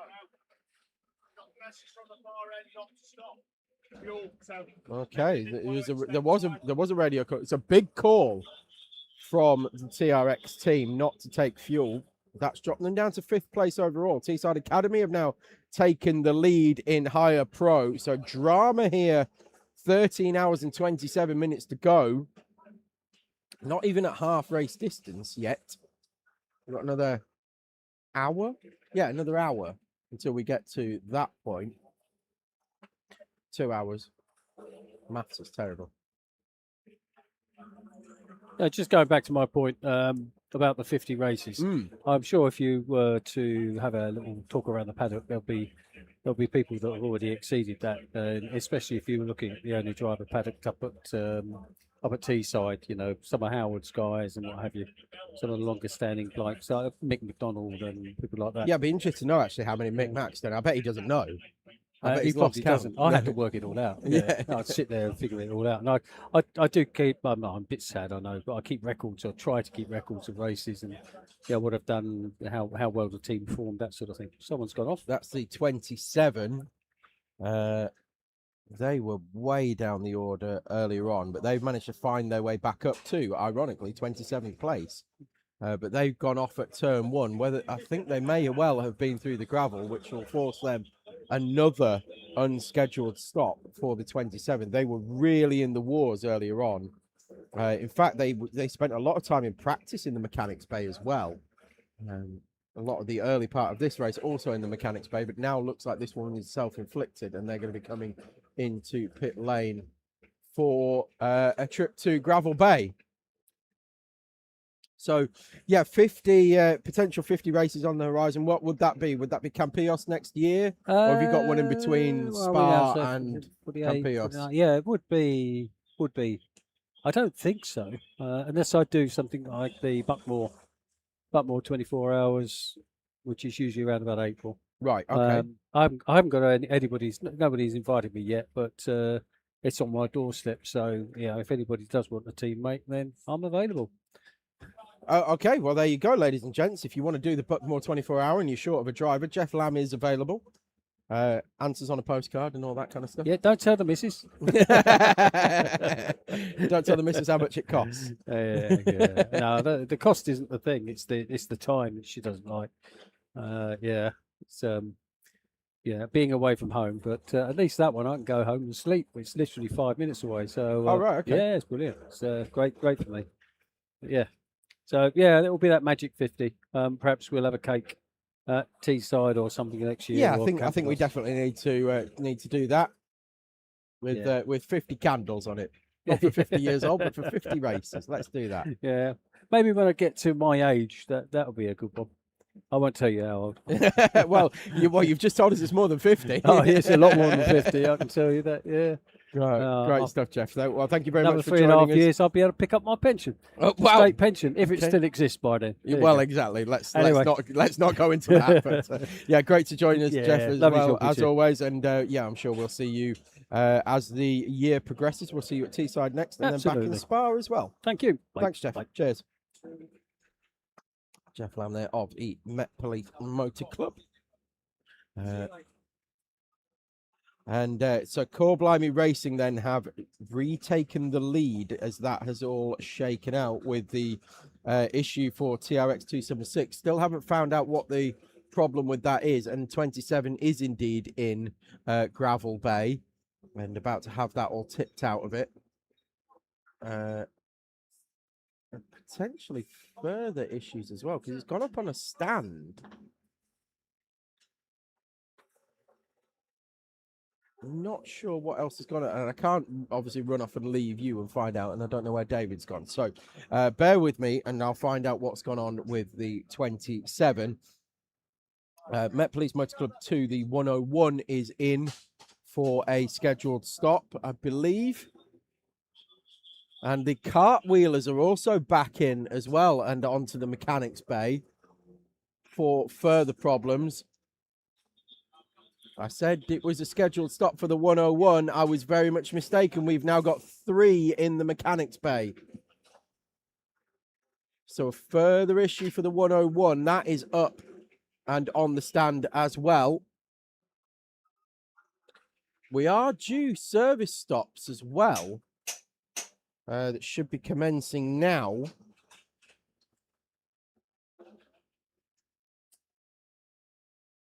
This doesn't look like a service stop. Oh, it is a service stop for the 101.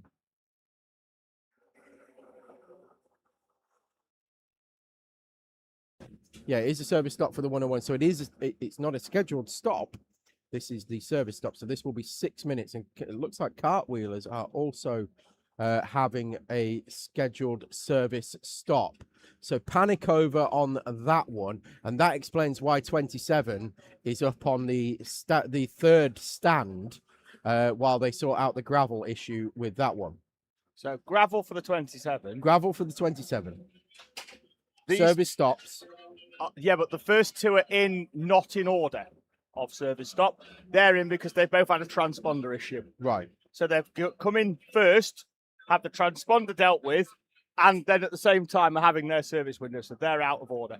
Well, while I was speaking to Speed and Squealbird, they had a transponder issue. That was what Yes. Right. So, also, why it didn't pick up at the pit stop. yes. Because they wouldn't have clocked exactly them through. But then those laps were then reinstated. Yes, exactly that. So yeah, that explains all of that situation. And they are currently leading the higher clubman class. Yeah, good chat with Jeff. Said we're going to get him a cake for his 50th race. He's done a lot of these, hasn't he? He thinks Mick Mack's done more. Oh, are they like a? Are they? Is this like a Ronaldo Messi? or Ronaldo Pele? Because every time that Ronaldo got anywhere near Pele, people have got, yeah, but Pele did an extra 50. Oh, we've had a quick look in the book, and he played 6 Sunday League games one day. Yeah. It's like, he's played 7 million games. Oh, some sparks there. Yep. See them happening now in the night time. The rear end bangs down off the curb. Seen it a few times now. But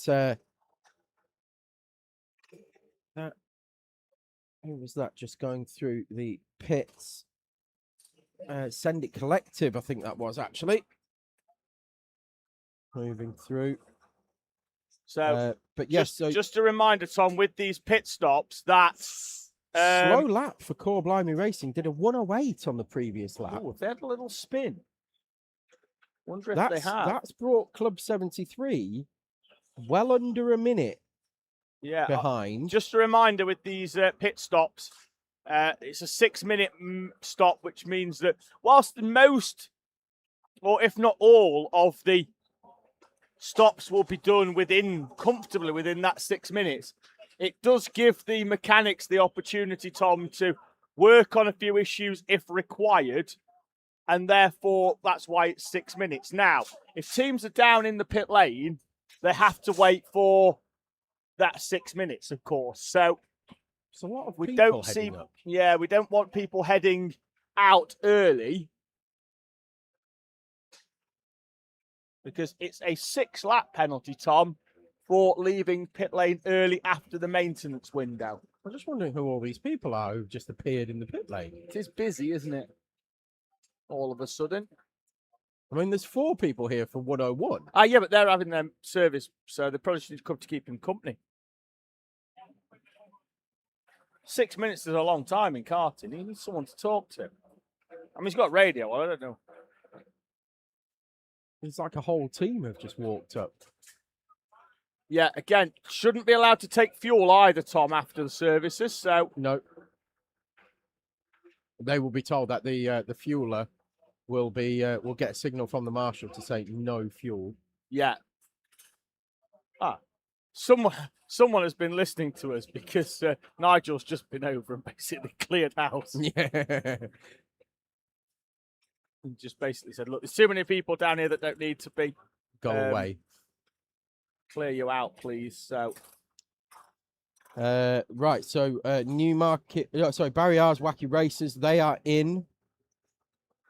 MPMC2, the 101, they are making their way down pit road again. They've got 40 seconds to get to the end of You pit say lane. that the 27 went in the gravel?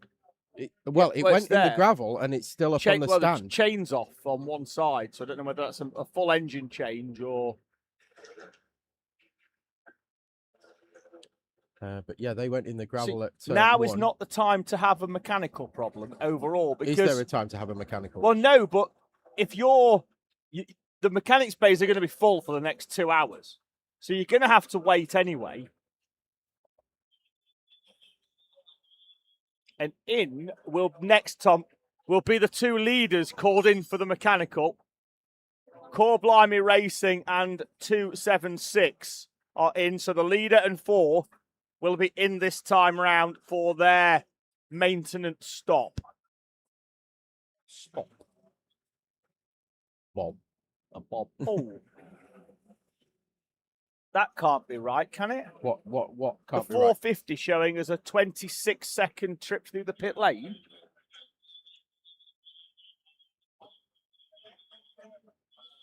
On More time. transponder issues? Don't know. That's speeding Squealberg. Yeah, well, that's why I say more transponder issues. Perhaps.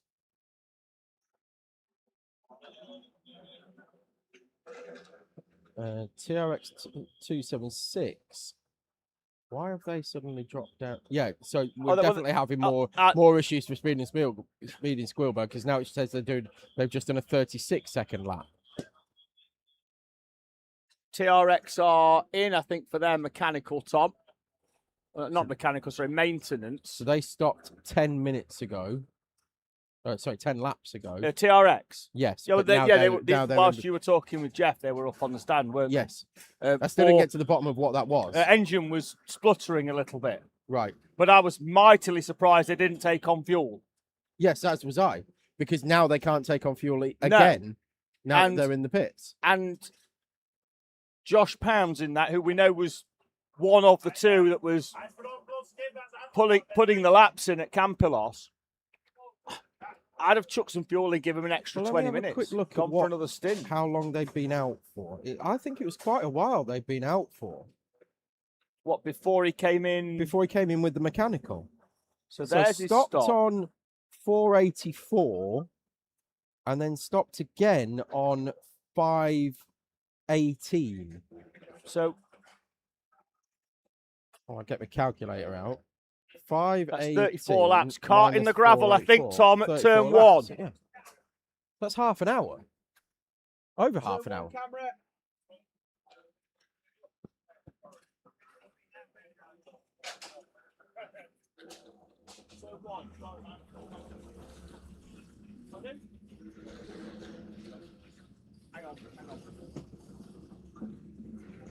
So we'll try and bring you the pictures of what's going on at turn 1. And we'll focus on the chicane, but bear with us and we will endeavour to bring you what we can. Still the yellow flags are out, starting to come in actually are the yellow flags, but we've got the light boards that are still flashing. Now they've gone. So whoever it was is now back underway. And I would imagine that they will be having a trip to Gravel Bay as well. And that is going to be a full mechanics bay if they've got to go to the gravel section. And they're going to have to wait. That's the thing as well, is that it won't just get tipped up. No. And away they go. Just quickly, we're just staying on this camera because we're just sorting something out behind us on the stream. So we'll just stay on this camera because it's quite a good one, apart from the fact that we've got 2 people in the way. One on a scooter. Blowing his hooter. Oh no, it's the quad, isn't it? Yeah. Who's that coming in hot into the pit lane? Is that the one that went in the don't know. We'll find out in a second. I'm sure it's the 173. I'll get my running shoes on. You fill. Who went off, Tom? Do we know? Oh, yeah, the 173. I think of the cart that went off. Oh, we've got a cart in and came in really fast into the pit lane.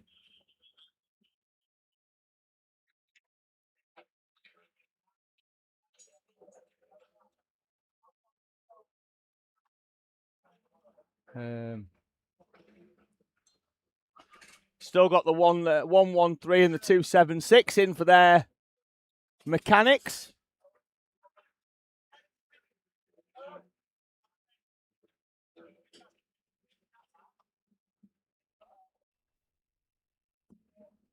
I think it was the 66 that went in the gravel, is what we're saying, and that is the class-leading DNH Senna squadron. Higher rookie class leaders have been in the gravel. One of the 3 DNH carts, but they're going to lose time not only on their in-lap, but also in the mechanics bay as well. 276 sent out on its way. Core Blimey 113 still up on the stand as they fall down the order.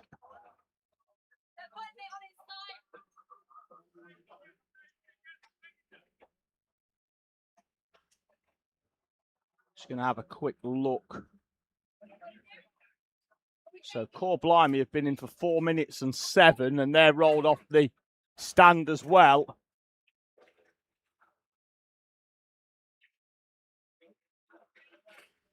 Bethany Popham in the live chat saying well done to Adam for Club 73 Pro. I think that'll be a 173. Or the quick 273. Trying to have a quick look as to who we're looking at. It could well be the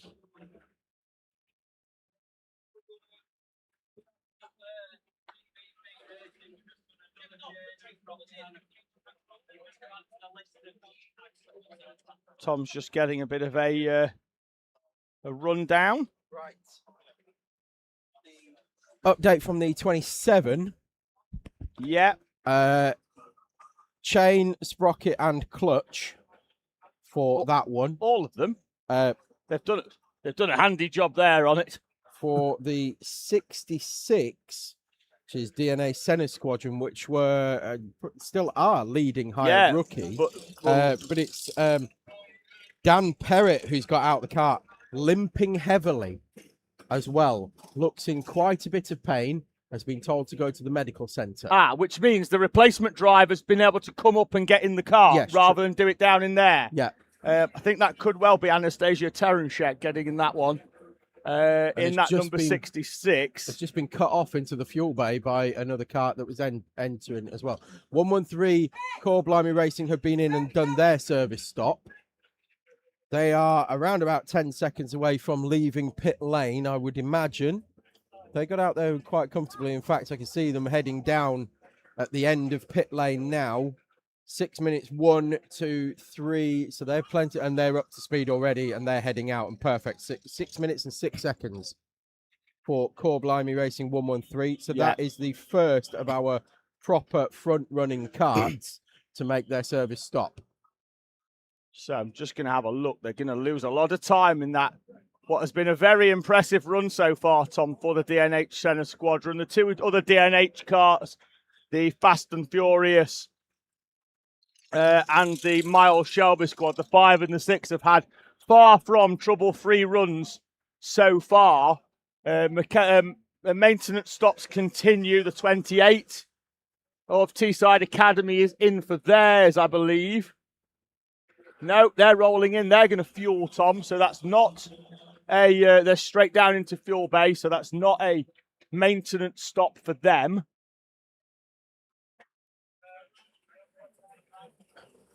Yep, they're DNH now back under their own speed and heading down pit lane. Of course, their driver change took place up here.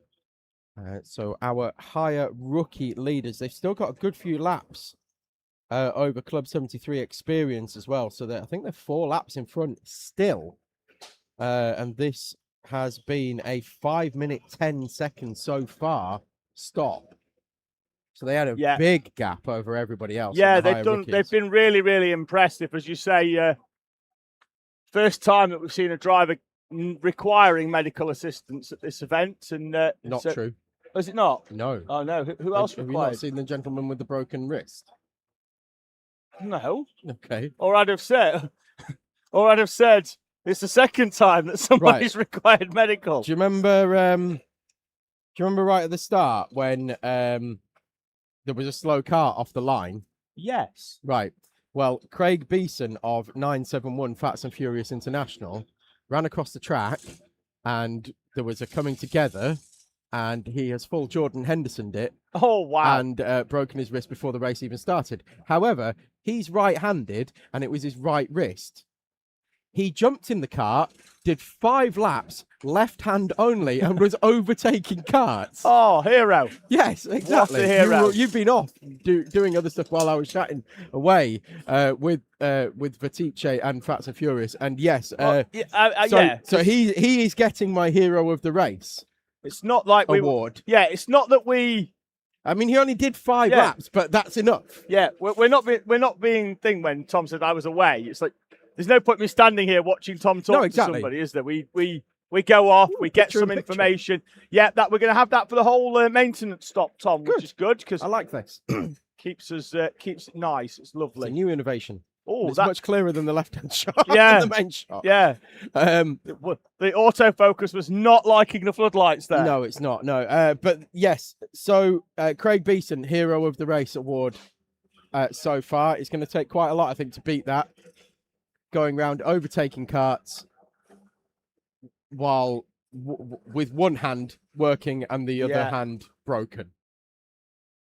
Or the wrist is broken. I'm trying to figure out why cartwheelers have been in for 17 minutes. They're not up here. They were on the stand for quite a while. Yeah, but they've been in the pits for 17 minutes. So if they've got a transponder issue or if it's not been fully reallocated yet, I'm not sure.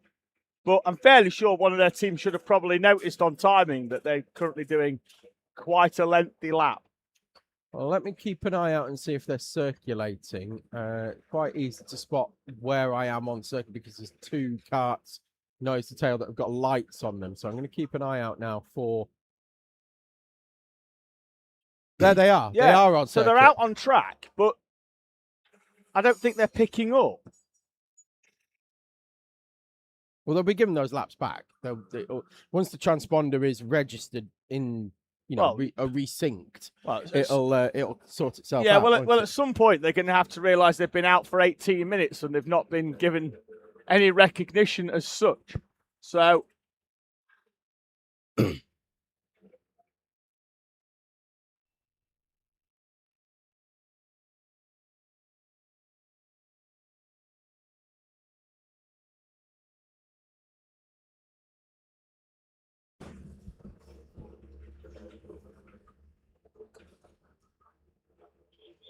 Bethany saying Club 73 leading. They are, but they're not. And I'm not being harsh, but they are, but they're not. But they are. Yeah, but they haven't had their service stopped yet, whereas 2 others have. So we were talking about accountancy the other day. This is gross that we're looking at. What we're going to get is after tax. Yeah. In a few laps' time, we're going to get after tax. Met Police Motor Club 2, the 101, another new fastest lap of their race on lap 532 on old tyres. Don't change them tyres when they're coming for the service stop. Use them tyres. Cartwheelers back in. Yeah. Oh. And try and leave the drive in, I think, while they lift him up. Here's another transponder that is going on. we were saying earlier on with Speed and Spielberg as well, you kind of get force majeure on this, don't you? Where it's not your fault, and it's not anybody else's fault on track either, where you've had a coming together, say, and you lose time in the pits and that kind of thing. This is a completely neutral issue where everybody's got these transponders on. They're all electronic. Everybody has to run them. 73. That's their service call there. And so it will get equalised out. The laps will be given back that they lose here in the pits because of it. They've put 2 transponders on it, so he's going to get double laps now until his next stop. Double nectar card points. Well, it still makes me laugh at Teesside every time a cart crosses the line, especially when we've got like 90 carts on track and it goes.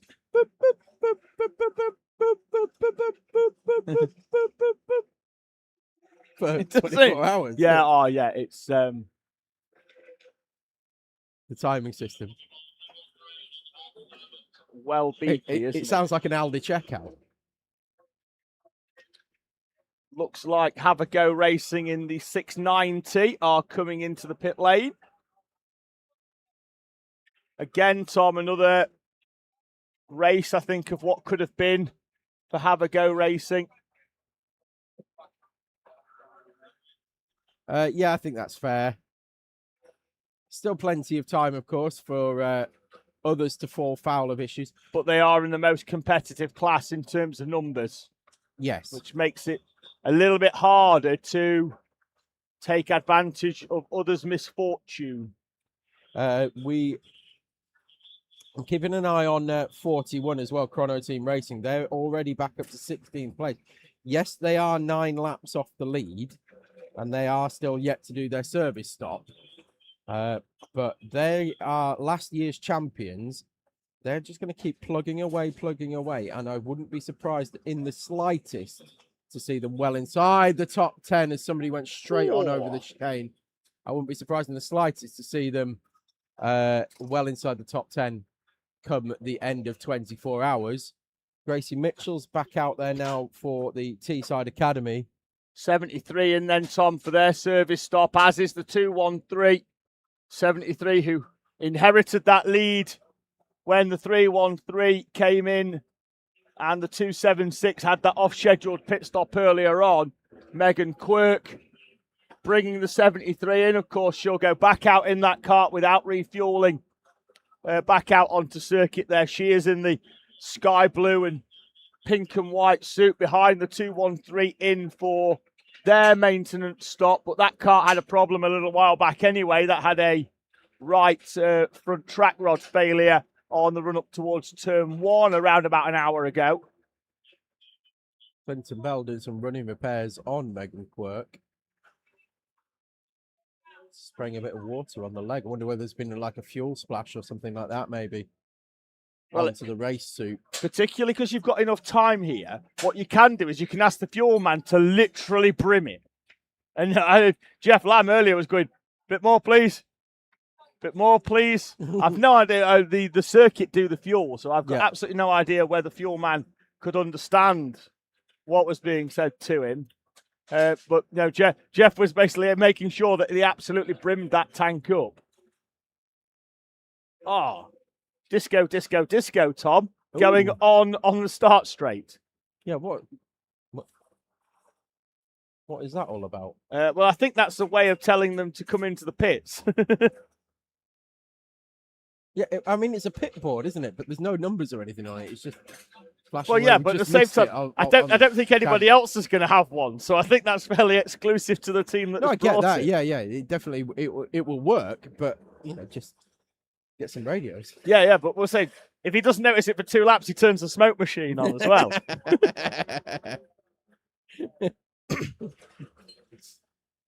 25 people in bucket hats with glow sticks dancing on the pit wall.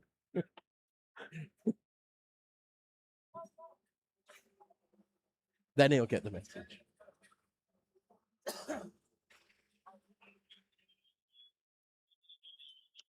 Right. So 73 are off the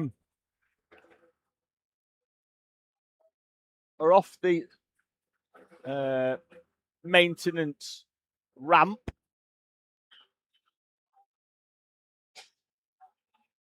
And now, Tom, would be a good time if you have got one or two issues to, if you think you're going to be due in sometime soon, or at least when it comes out, is to maybe let the mechanics know if you've got You've got an issue, yes.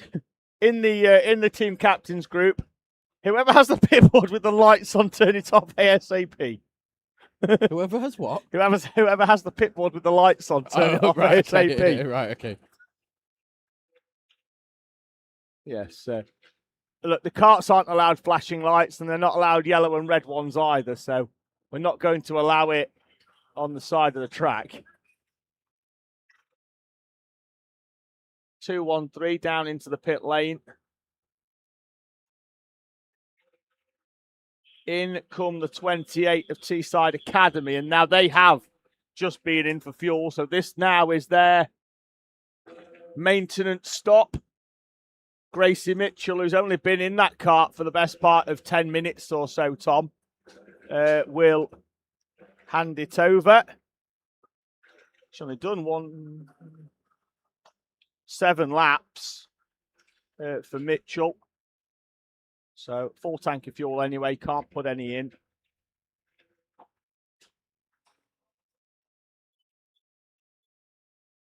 New tyres going on, though. She will absolutely love that. Yeah. Bit of work going on the rear end. I did notice one of their team members, that's what sort of spurred on what I was saying, that had come up as soon as the board had gone out to talk to the mechanics. And now if they feel like they've got a problem, there's no point fixing it half an hour ago unless you had to, such as like when the front end fell off, the 2-1-3. When the front fell off? Well off. Is that normal, Tom? It's not normal. It's not normal. Cardboard's definitely out. No, you can't make track rods of cardboard. No. Or a cardboard derivative. In come Newmarket Hornets. They're in for their maintenance stop. That's a scheduled one as well for Newmarket Hornets.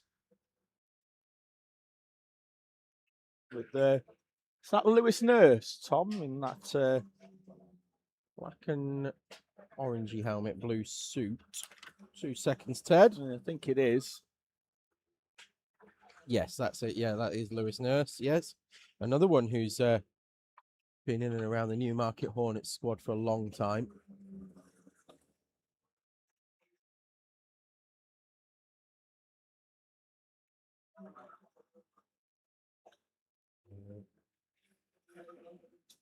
For those who are sticking with us and not watching the football, let us know in the comments. I might just endeavour to keep you updated on scores, though. Well, thank you for that, though. Thank you for sticking with us. Yes. Hopefully we will bring you some light entertainment.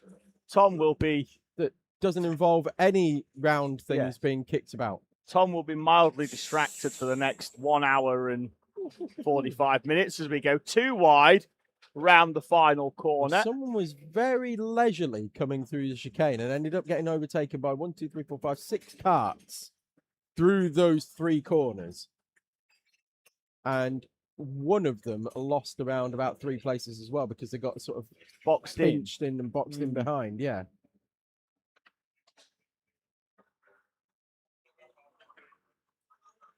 So we've got Newmarket Hornets are still on the bay. That's Teesside Academy heading out now. So Gracie Mitchell will roll through. Got plenty of time. Yeah, loads of time. 3 minutes 35. So can well afford to stop, have a drink, and hammer time. Yeah, no driver changes, of course, and no fuel during the maintenance. I think that's quick finishes being called in. Next up, potentially, or it could well be the 66 again, the DNH Senna Squadron, where it's a 2-digit number, and I can see a 6. I'm just trying to pick out the correct order, which that is. It's a long way in the day without it being, I was trying to pick it up in the night time as well. I Tom. said this earlier on, I think we need some binoculars for next year. Yeah. I have a pair. All right. I will well, endeavour to bring them. I will. Yeah, we're going to delegate the binocular bringing to yourself. Josh Palfreyman in the Teesside Tigers #1 there. Be expecting they're going to be blue lights in the background, Tom. Whoever's got the flashing blue lights on, it was an ambulance in the background. Could it be the Met past. Police Motor Club one of? I don't know. Yeah, you can just see it through the trees down the far end from here, Tom. It might be a little bit too far away now. Oh, yeah, I did see it. Yeah. Outside of the circuit. Yes, it's off track. It's not one of the carts on Yeah. track. I thought that's what you meant initially. No. An actual ambulance going past. Oh, well, hopefully that isn't for us. Yes, so it was going away from the circuit. So Well, Mr. Perrott was quite sore and went to the medical centre. So I'll try and catch up with Paul actually and see whether he knows anything. I'll be back in just a moment just to get an update on that. See, have a go-kart there with Joseph Williamson in, going side by side with the 173. Bob Willis. In the live chat again, supporting Newmarket Hornets. Lewis Nurse, the secret weapon, as he calls him, flying. Although not at the moment, because he is serving in his maintenance stop. So Bethany Poppin again in the live chat saying, slay Megan. I'm way too old to be using such youthful terms as slay. It also sounds really weird when people in their sort of like early 40s use terminology that wasn't developed in their time frame. Do have a teenage son though, so he does try to talk to me like that. I do get him sorted out very quickly. Quick finishes in, so it was the 69, not the 66, in for their mechanics stop.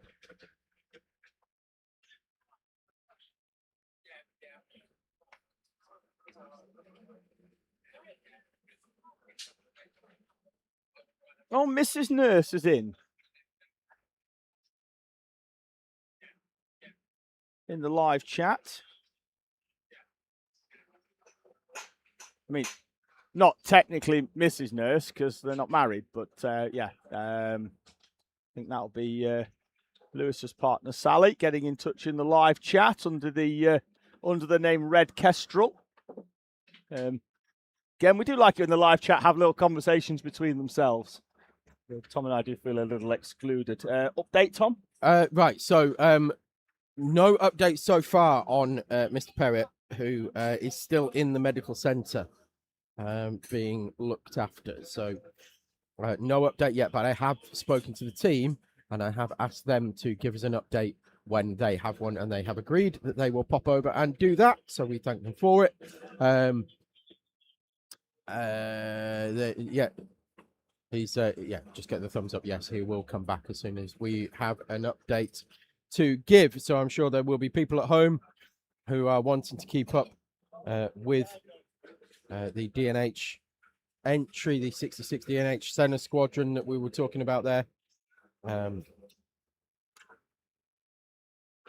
it was Dan Perrott, wasn't it? Dan Perrott, who's got the hurty ankle. Apparently he's dealing with a couple of other issues as well. So we'll just keep an eye on that, and we'll get an update from the team when there is one. Moving on.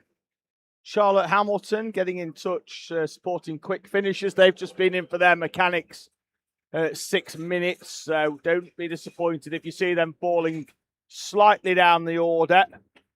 Things are a little bit jumbled up at the moment. They will sort themselves out in the next hour or so as 46 teams cycle through our maintenance stops here at Le Mans. All mandatory, all a minimum of 6 minutes. Heavy penalties, Tom, for those that don't abide by that 6 minutes, laps. which is a 6 lap penalty. Speed and Squealberg are in. As are the 237. I'm not sure that I don't think that's a maintenance stop. It's a right rear puncture. Flat right rear puncture. Yeah. Yes, that was. In fact, Kat was telling Paul that as I was coming back. I didn't get a number. She just said there was a car coming with a flat rear right.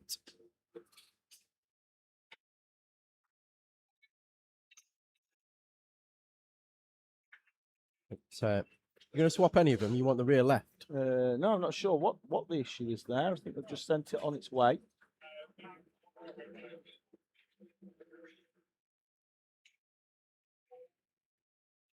So we're flying through these maintenance stops. Speed and Squealberg, of course, pitted from the lead, having inherited that through the other team's service stops. Core Blimey Racing have retaken the lead, and by over a lap now, once again, from Club 73. Have you covered how long Club 73 stop was? 6 minutes and 1 second. Good efforts there. Oh, celebrations. Lovely. Thank you very much. I wonder how solid they are. So they've been in the fridge. They are soft. Oh, cool. Massively I love a soft. Galaxy. All good. Yes. That's perfect. Thank you very much. Thank you very much. Jacob Carnes. The Gonna- Carnes once again feeding us. Yes, I'm going to dribble this Galaxy into my mouth. It's one of those where you squeeze the pouch. Yeah, I don't think I can get in it, Tom. Celebrations are weird. They're made it like it's twisty, and then it's not. You have to wrestle your way into it. Just rip it from the middle, don't you? Yeah. I'm going to make a mess of this. I know I am. But I'm still going to eat it. I'm going to watch it. Don't know what's going on. Yeah, that is. I'm going into this like it's the first time soft. I've ever used my arms. It's taking a while, ladies and gents. I'm not going to lie. People have gestated quicker than this.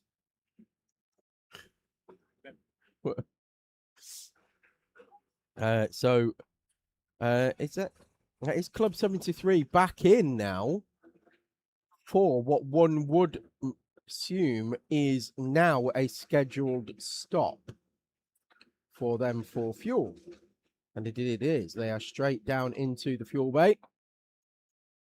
So Club 73 will drop further back. This will be their net 7th stop, I believe, for them.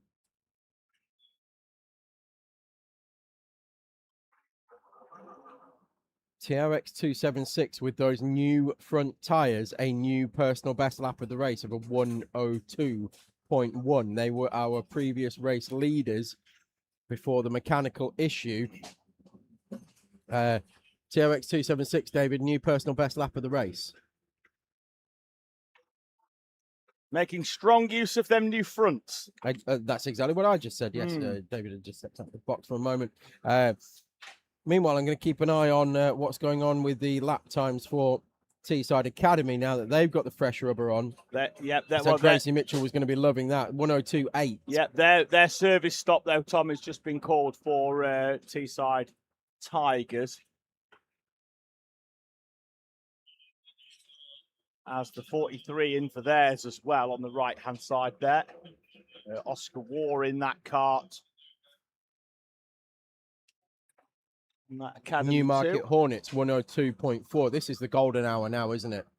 Everybody on fresh rubber, track temperature cooling down. These the engines are going to be singing now because they're getting that cooler air into it. I mean, it's not cool air by any means; it's still red hot, but it's cooler than it has been throughout the day. And they're on fresh rubber on the fronts.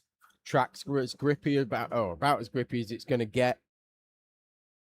And we're starting to see best laps go in for the runners towards the front who have now made their service stops. 43, as you said, David, in Oscar War in that one.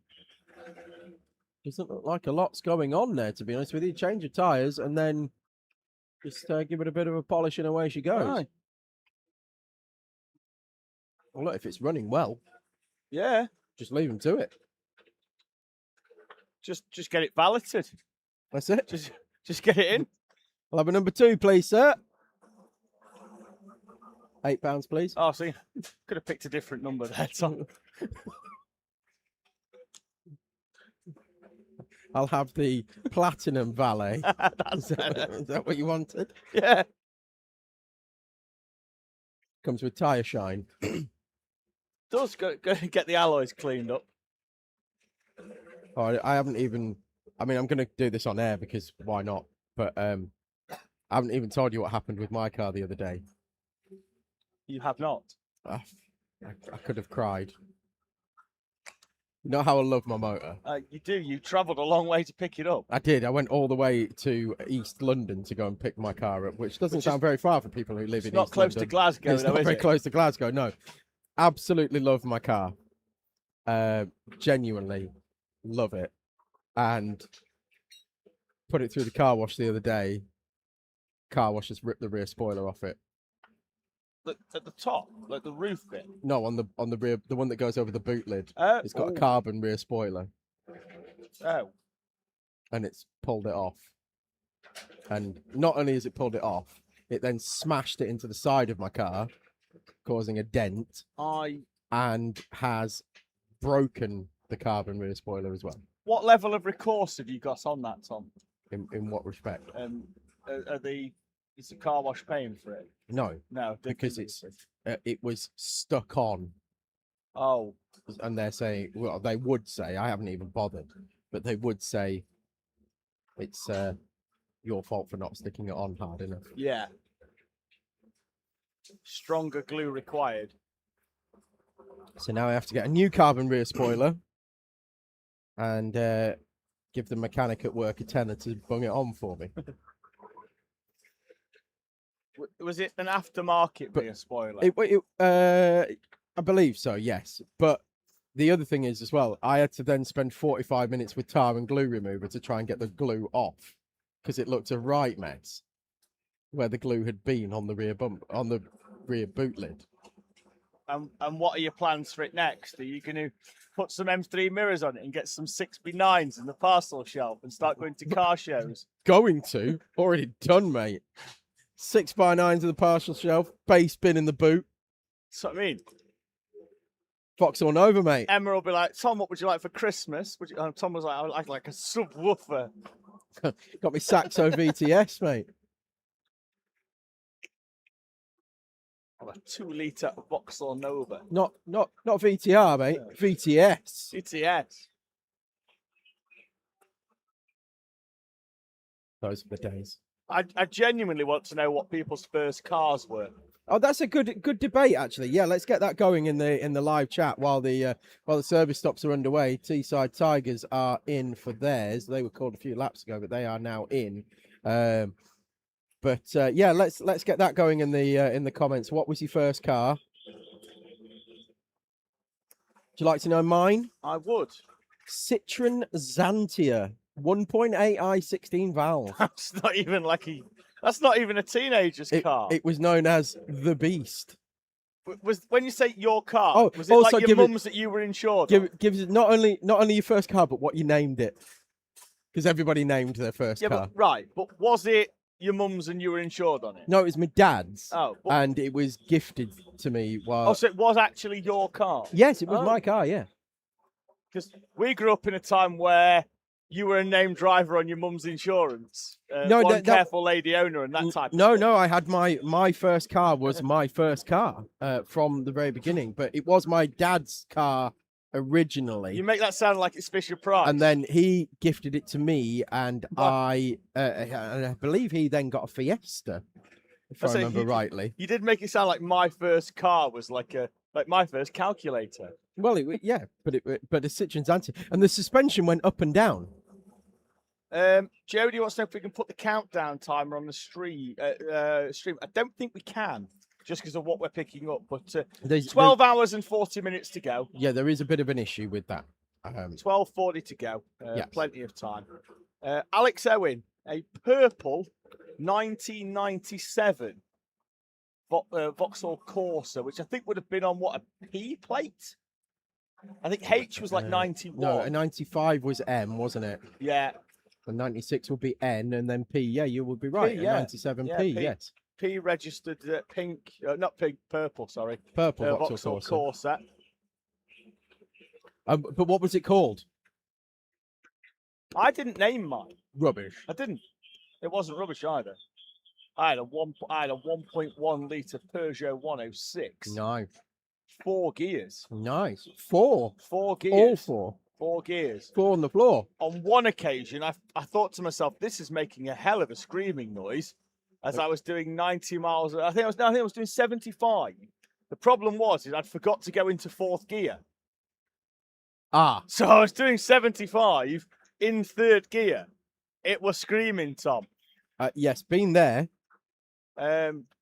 First car I got caught speeding in as well. My first car that I got caught speeding in. In fact, the only time I've ever been pulled over by the no, I tell a lie. I've been pulled over in Scotland. I was pulled over about 4 years ago now, or 5 years ago, not long after we moved up. Anyway, first time I got pulled over, I was going through the village of Boughton in Northamptonshire, notorious for having speed cameras in it, mobile camera vans, and I was going through it, blasting 808 state out of the speakers at full volume with the windows down, using the cut through in the village, and these blue lights appeared behind me and pulled me over as I was exiting Boughton. Do you know how fast you were going? No, officer, I don't. Well, you ripped through the village doing about 45. Sorry, officer, I'm very, very late for work. Were you? Yes, I genuinely was very late for work. Well, you had to think on your feet there for a moment. He let me off with a stern telling off after checking my insurance details. Waved yellow in the middle of the track and trying to figure out why. Back in the days when you could get let off for speeding. Yes. So we've got a waved yellow on the entry to turn 7, and then there's a light board up at turn 9. I can't see there's some debris on track that's just been recovered by a marshal, I think, down the far end.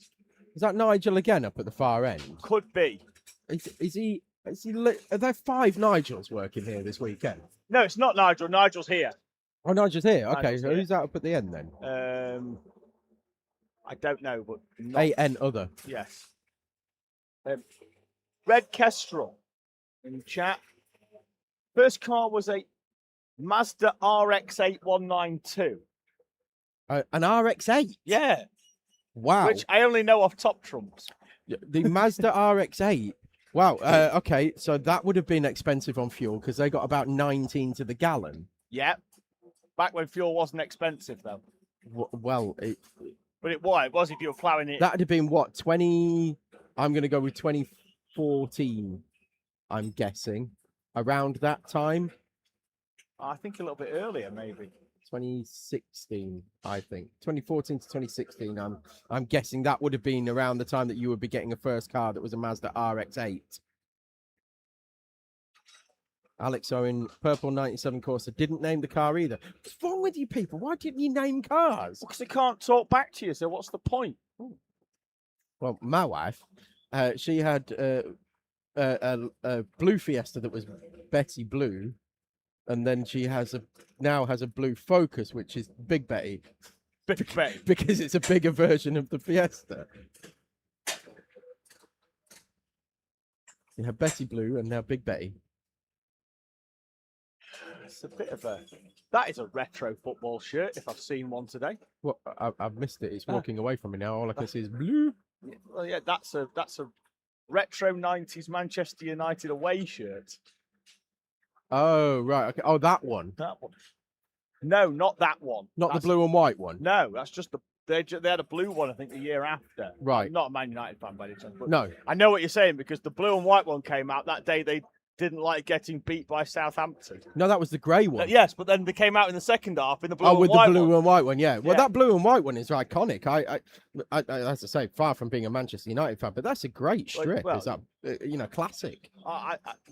For me, the yellow and green away one will always be the most classic of their away kits. Yes, I agreed. Yeah, with Cantona tearing down defences, 276 back in. Unscheduled stop for 276. Former race leaders.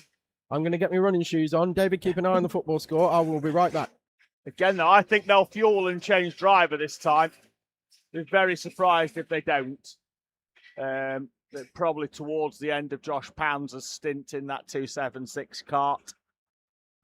After the service stop earlier on and the unscheduled pit stop for the 276. So,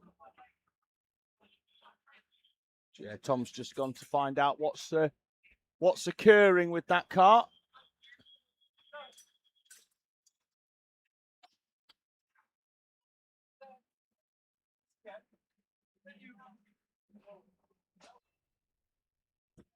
Tom's coming back. It's going back down onto the ground. The 911 are in for their mechanics service. I'm going to need to work on my hand signals. Barriers Wacky Racers with Hassan Zafar. Right hand engine. Right. Just died. Oh. Mid-lap. Mid-lap. So, but they are back out. Fueling as well this time. Yeah, I think they'll have a driver change on this occasion. Right decision. We've got a guest here. Still 0-0 in the football, Tom. Hydration break. Oh, of course it is. They don't know heat. They really don't know heat. They know nothing. 4-minute hydration break. Try 8 hours. That's a proper break. Yeah. Yes, indeed. We do breaks properly here. Somebody's left a bottle of water here. I'm not sure whose water that is. If you've been up into the commentary box as a guest in the last hour or so. Oh, there's that Man United. Oh, I see what you mean. Oh, that's a late. The later one. Late noughties one, isn't it? Yeah. What year is your Man United strip? What year is your kit? 1996. 96? Yeah. It's real. Oh, it's the Sharp. Oh, it's Sharp. Right, okay. Yeah. Sharp and Umbro one. United Yeah. shout out on the live stream. United shout out on the live Yeah, stream. But to be fair, we were having a little chat because I said, "Oh, you walked past us like that's a retro shirt." Tom then thought it was the blue and white one because I couldn't see the front of it. I could only see the back. Technically, it's also 1998. Yeah. But same thing. It's a nice shirt. It's lovely. I don't think I'd fit in it. Yeah, it's a nice. I wouldn't nice fit shirt, in it, but then again, I wouldn't wear it. I'm getting itchy with it. Yes. With it being near me though, because it's Man United. What, are you Arsenal fans or something? No, Neither. No. He's Dirty Leeds. Very much Leeds United. And I'm Mansfield Town. I support a League One team because I support the team from where I was brought up. And I support the team from where I was brought up. And you are from? Well, hold on. Oh, let's just start with, of course he is. Well, I'm from London, but my granddad's from Manchester. So. He's from London, but his granddad's from Manchester, in the way that Michael Elise's granddad once lived in France, and so now he plays for France. Yeah, he should play for us. Yes, exactly. Yeah. Right, so, okay, begone with you, London-born, London-living Man United fan. Careful you don't trip over and you'll break your plastic. Oh, good times.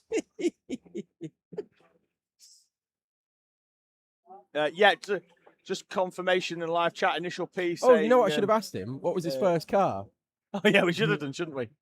Everybody now is just going to walk past. We need to put a board up here just saying stop and tell us what your first car was.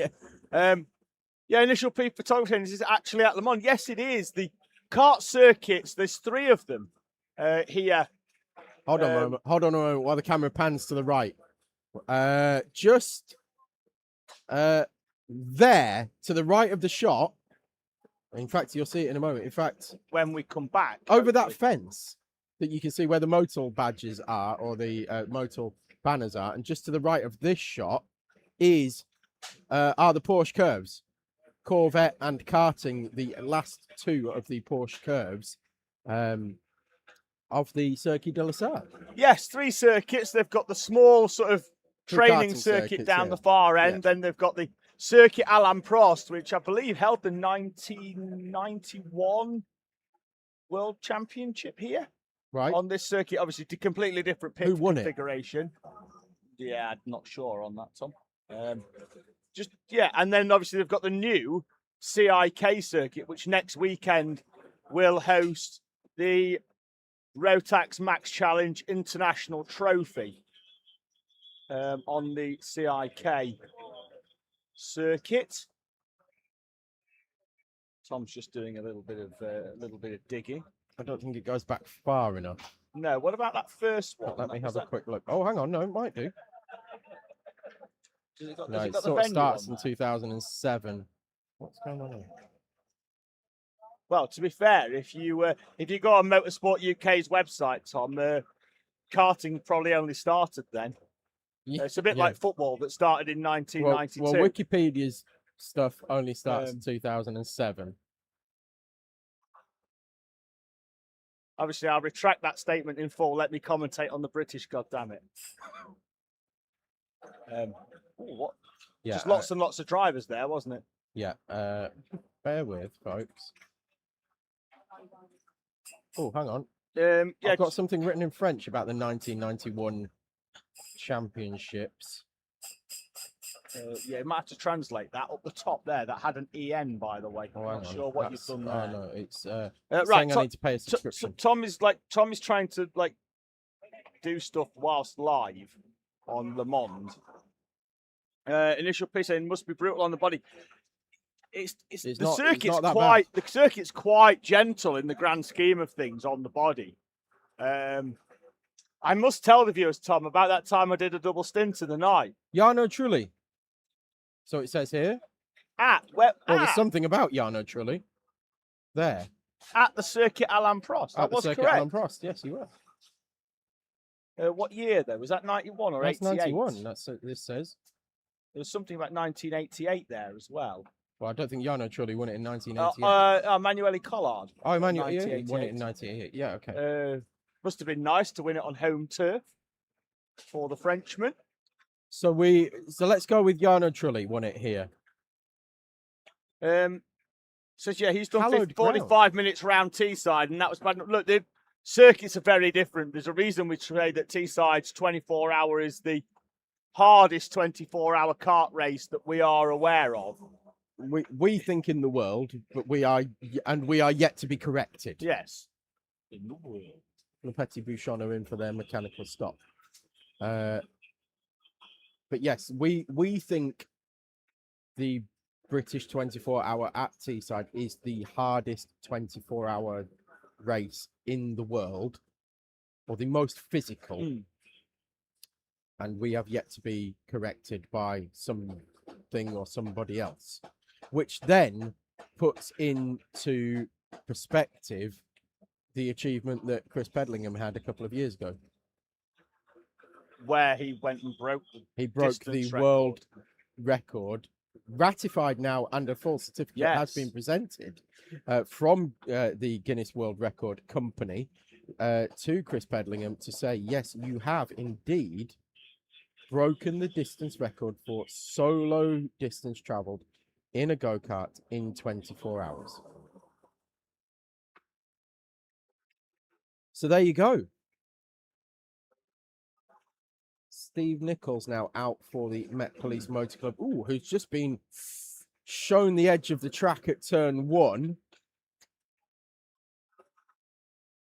We follow them around. That's the 43 Teesside Academy 2. So that was Oscar War coming through. Who's been behind Oscar War? David. I'm going to try and find a number. Good battle going on here. Behind War. Yeah. Can't see because he's pushing him along I think that's Josh Polframan in Tigers. I think that could be the Teesside Tigers 1. They've got a V-shape, like a V-shaped chevron on the front end. They're coming back towards us. It is the one. Well spotted, David. Cheers, mate. It's almost like you do this for a living. I don't. I wish I could, but in come DNH Senna Squadron from the class lead for their maintenance stop.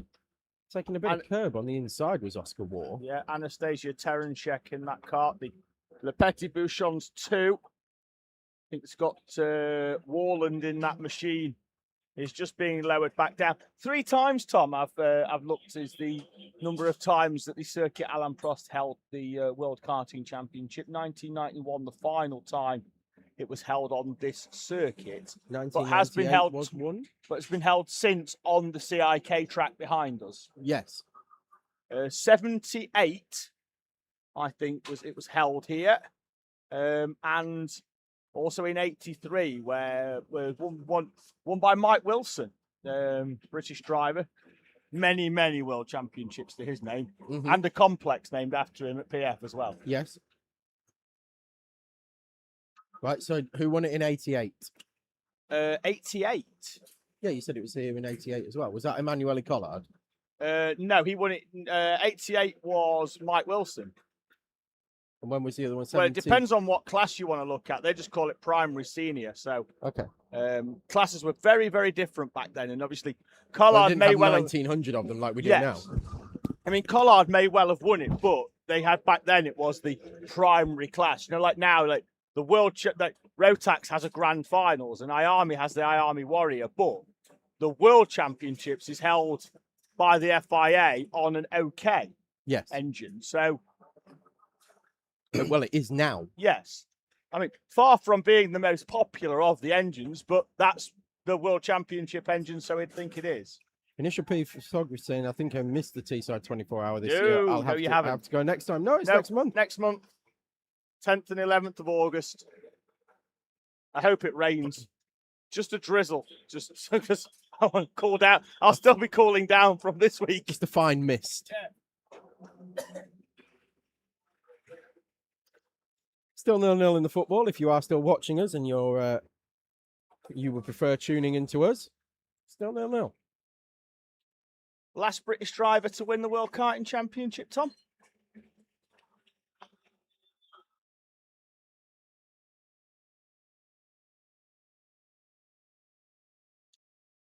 You can hear silence, folks. That's because he's thinking. Yeah. Surprised you can't hear the gears. Fairly recent, actually. Yeah, 2024. I was going to say, give me a year for it. I was going to say Oliver Rowland, but it was 2024. Yeah, at PF on home turf.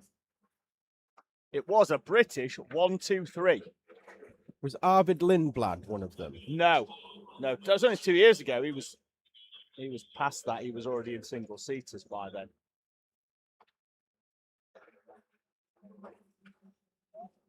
No, go on then. Can you name any of the 3 on the podium? No. Ethan Jeff Hall won it. Right. Joe Turney in second place. Right. Matt Higgins in third. Okay. British 1-2-3. If you'd have given me 100 years, I wouldn't have got those 2.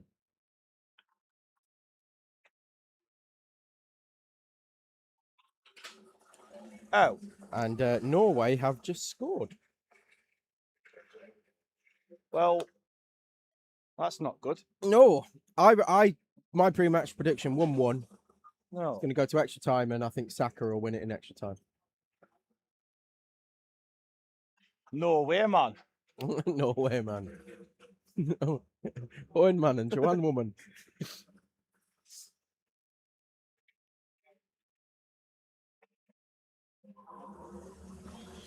Oh. Alan won the World Championship in karting, you know. I think that might be overturned, you know.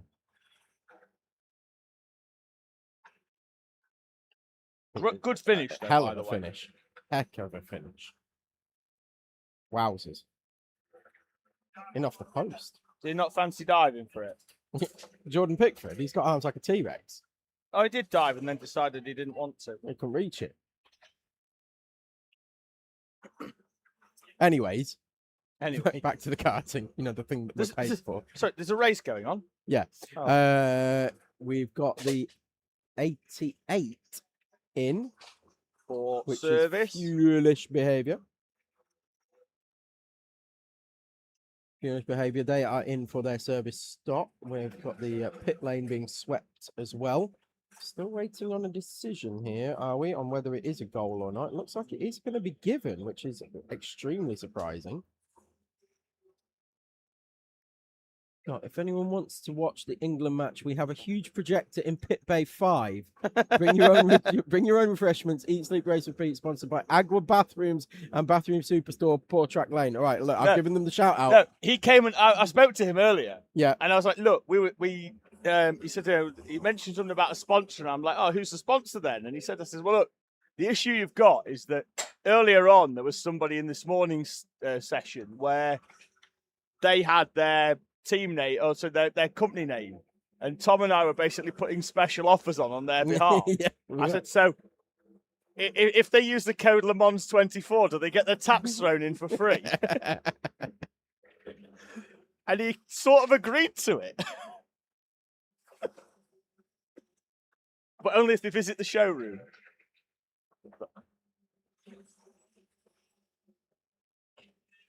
Cart there waiting for the time to leave down the far end of the circuit. They'll have just done their service stop, won't they? That'll be why they're waiting so long. I'm not sure. That was the 18. Was it? No.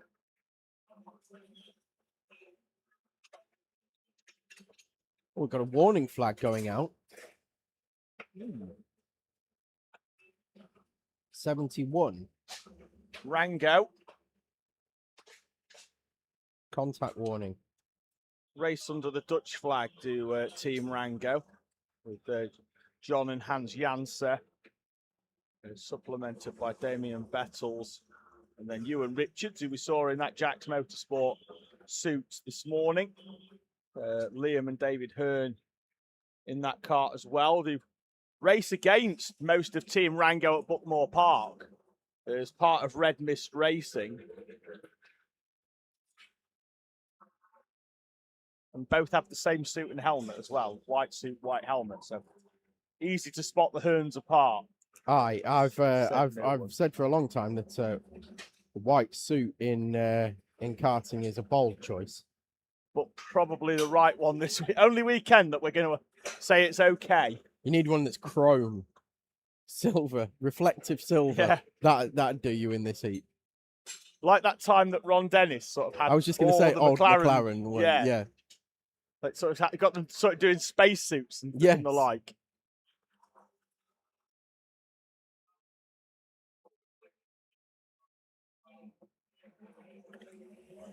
Yeah, as we're still ticking off the laps here. How many Sleep race repeating for their maintenance stop? Oh, hang on. That's Dan Perrott. Oh, is he? He seems to be.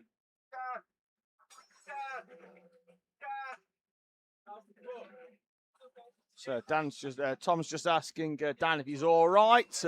Eat, sleep, race, repeat. Who watching the football down in pit lane? Just made their way up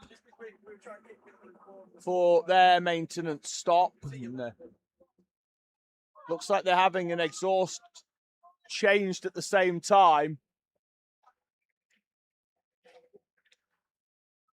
So yeah, looks like they've had a loose exhaust of Eat, Sleep, Race, Repeat.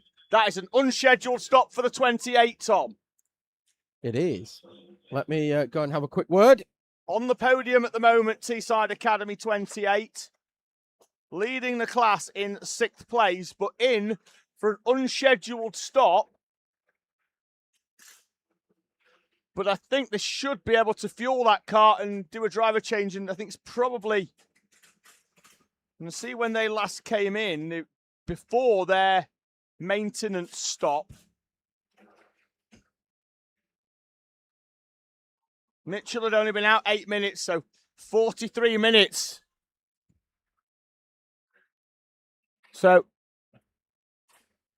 looks like we might have had the chain come off the 28. Now, see whether they've got another driver kitting up or whether Mitchell's going to do a stint and a half. It looks like Max Shields is getting himself ready at short notice. Drivers normally sort of told to be ready half an hour before their stint in case of any issues. Shields hurriedly down in the pit lane, getting his rib protector on.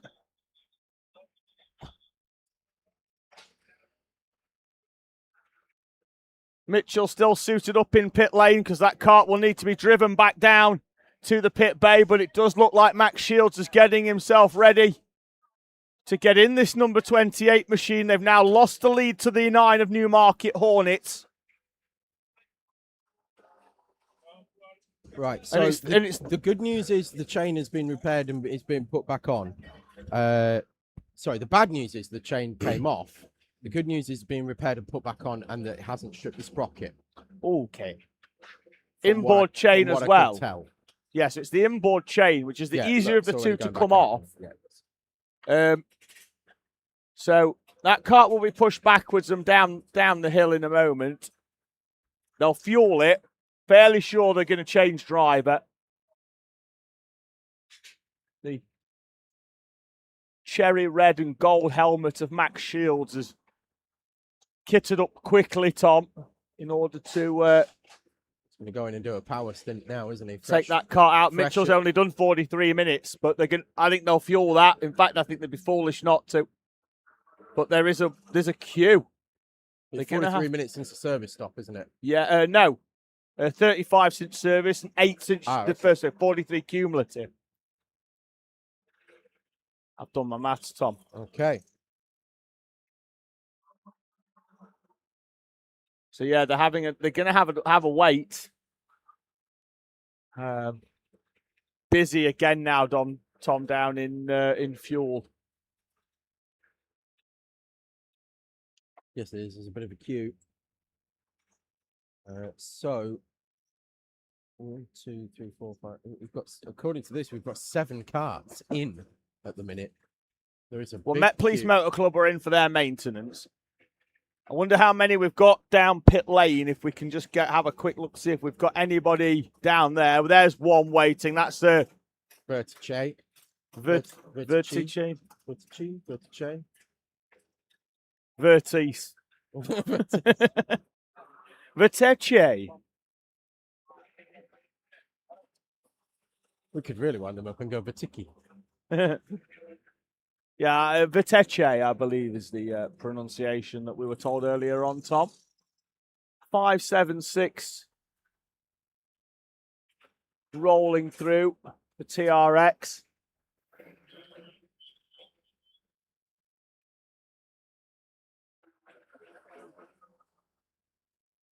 .41 called in for their service. They'll be next up.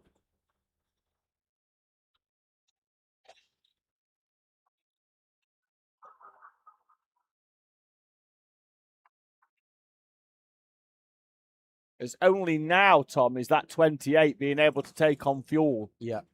This is going to be a very, very long stop for them. 4-5 minutes now. It'll be 6 minutes by the time that car exits the pit lane.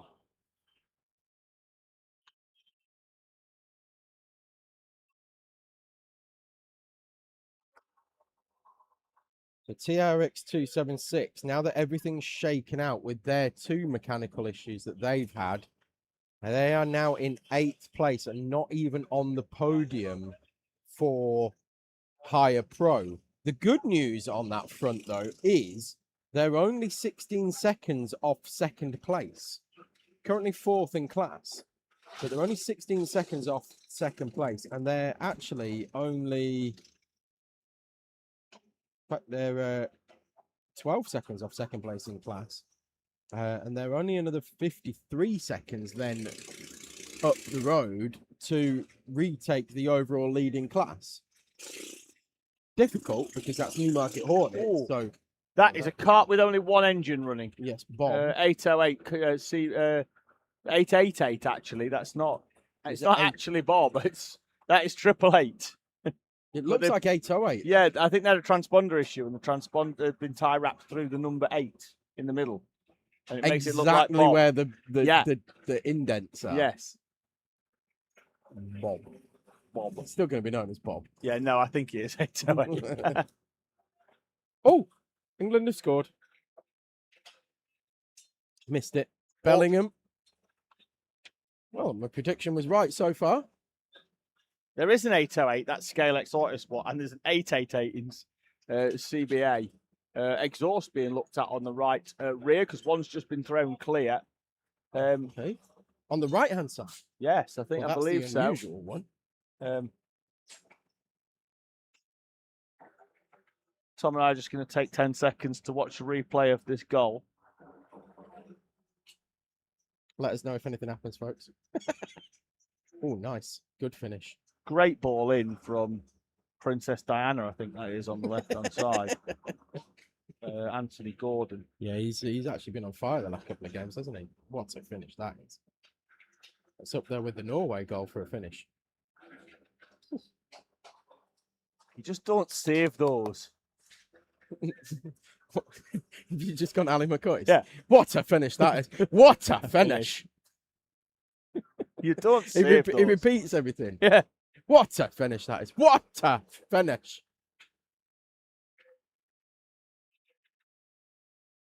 I said he repeats everything. What a finish that is.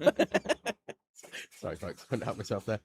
Football isn't the same unless you're watching it with the South American commentator. My favourite being the Messi, goal! And then when the other team scored and he just goes, goal. Yeah, but it's like they scored and like normally it's while they're celebrating they just go goal. Yeah. Whereas now with VAR, he's doing that for 6 minutes, the poor fella. They've got him oxygen and everything. It's like that. I mean, look, I'm a big fan. You know, like in the excitement, I'll be like, wins, but that's about as far as I'll go. I can't do it for 35 seconds. No. Well, you Maybe wait we till, should try it. The checkered flag here. You wait till midday tomorrow. In, and that looks like Core Blimey Racing. The leaders in. In fact, confirmation in the top left-hand corner of the screen that it is. That can't be scheduled for them either, can it? Well, next they had a maintenance, didn't they? So I think that is on schedule. Oh, 17. Oh, if we had a crash in pit lane. Into the gravel bay. Yeah, into the curb.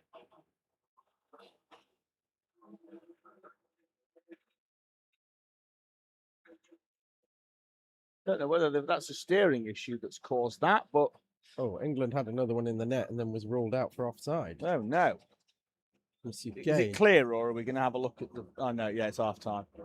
Yeah, no VAR reprieve on that one. No, it was offside, to be fair. Yes, okay. So my prediction coming through so far. Penalty for, at the time, the class leading 9 of Newmarket Hornets. 2 minutes and 40 seconds down pit road. 5 seconds too fast. And a 1-lap penalty for the 9. Barry R's Wacky Racers lead in higher pro from Met Police Motor Club 2 and TRX 276. Really starting to tighten up, Tom. 15 and a half seconds between the top 3 in our higher pro class. The 911, the 101 and the 276.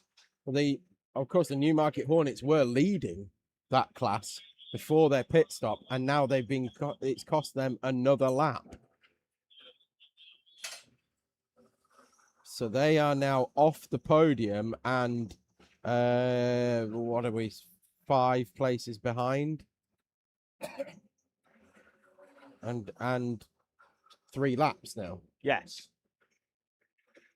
So, okay, so we'll keep an eye on what their progress is going to be like. They've been slowly clawing their way back into contention and ended up, as we said, leading the class. But Barry R's Wacky Racers now, for the first time today, I believe, yes, leading the higher pro class. I think they've been in as well. I believe they have, yeah, 23 minutes they've only been for their on maintenance. So Met Police Motor Club 2 are second, TRX 276 third in higher pro. Speed in Squealberg, they lead higher club from Energy Racing now, who are also on the podium. Teesside Academy 2 are in 10th place. Energy Racing, they're one that we haven't really spoken about too much so far. I think they had an issue early on, if I remember rightly. Yeah. They were on the mechanics bay. but they've quietly gone about their business and are now up to P2 in class. Higher Rookie Club 73 Experience, the 273. They are 17th overall and leading that one. DNH Senna's Squadron, they are in 19th overall and second in class. And then Fats and Furious Internationals currently in the pits, third in class. Are they in for their service stop? Yes, they are. So they will drop in behind Scalex Autosport once they come out, but then Scalex will follow in fairly shortly, I am sure. Oh, these celebrations are starting to firm up a bit now, David. It might be worth, Are they? Might be worth Are they diving really? in. I'm going to dive in for a Twix.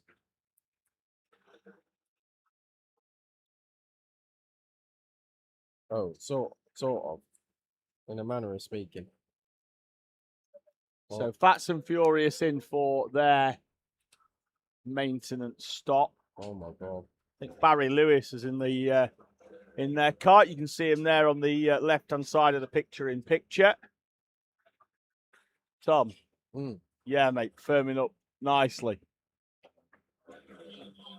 I think it was the middle of Twix. Yeah, it was firm. Yeah, the biscuit's hard, because mate. the chocolate was liquidy. Well, that one's not too bad.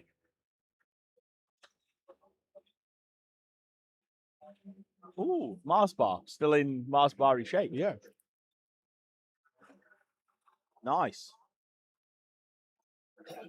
Thank you to those viewers that are going to join us for 15 minutes during half-time in the football.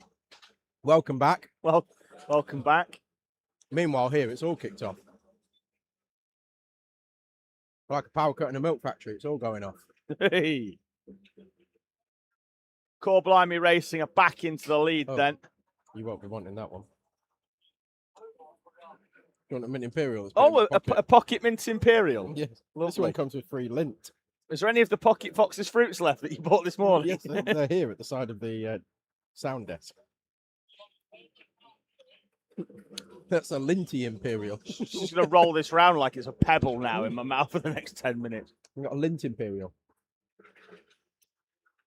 313, I think, may well be in for their either maintenance stop or for fuel. Either way, I think they'll be back not too long.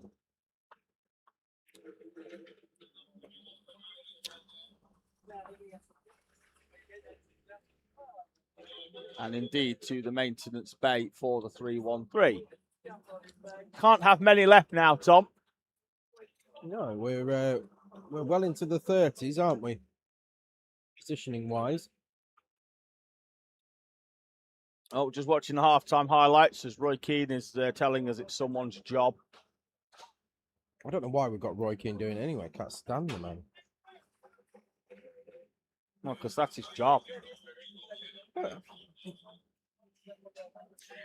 I'll save my Roy Keane rant for off air. I don't think it's the people of the world need to know my thoughts on Roy Keane. That man in your picture wearing the red shirt with a yellow ponytail certainly has some thoughts on Roy Keane. And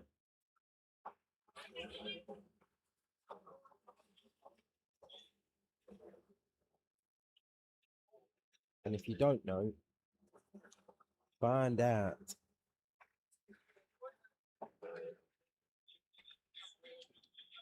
We are now live on the big screen. Oh, that'll be during the halftime break. Yeah, they've got their priorities wrong.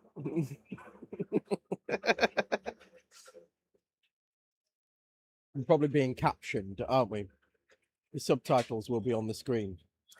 They will. 313 in for their maintenance. Tom Dowden bringing that cart into the maintenance bay.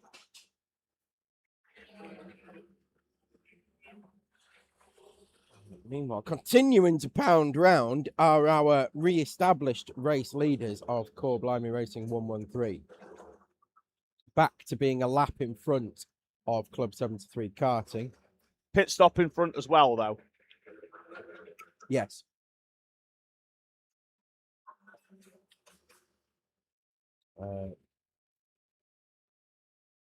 Yeah, 44 minutes for Club 73 karting. So they always a stop in around about the same amount of time, around about 45 minutes time. We'll be seeing them back in. Speedy Squirrelberg still flying along. You know, they're 3 laps down, but they're a higher club class.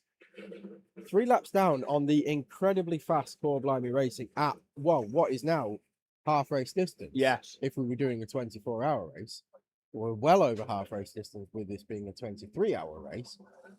So, yeah, really very, very good performance from them. And I think we will be seeing them move up into the higher pro class, particularly for next season. Yeah, going well. You obviously spoke to them earlier, didn't you, Tom, earlier on? I think you spoke with Barry Appleton earlier. He was saying that this time last year, he was considerably heavier than what he is now, and he has worked really hard to get down to race weight when I was speaking to him, so that he can be competitive. And clearly, it's working for him and the team. Yes, very much so. Yeah, they are tonking along, I think it's fair to say. They're in front of all of the podium runners in higher pro and the and 50% of the higher elite field. Going well. Going very well. 3rd place overall.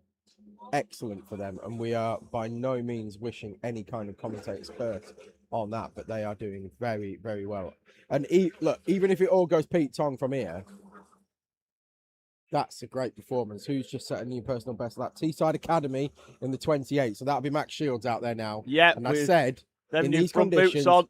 fresh tyres or fresh-ish tyres, Max Shields behind the wheel, I expected some quick times, and we are now being gifted them.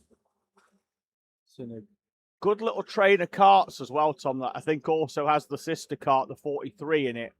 If I'm not mistaken, he's in the middle of that melee down at 9, heading back up towards us. I think he's the 4th one in the train. Behind the race leaders, Tom. So he's behind Core Blimey Racing. Oh, yeah, I can see them there. Yeah, they're on screen now.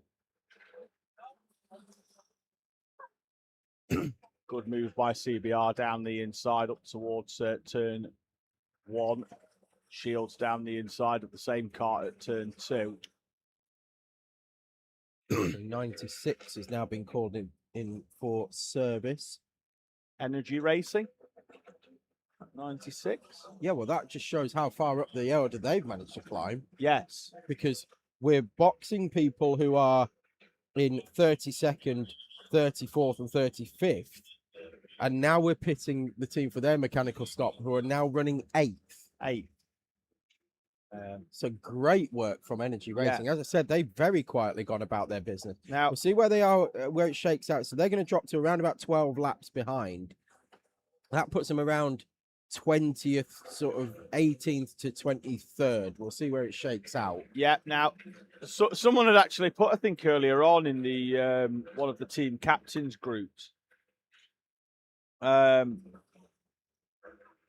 for this event, in what order will the karts be pitting? I replied, that information is not disclosed. We know. Yeah.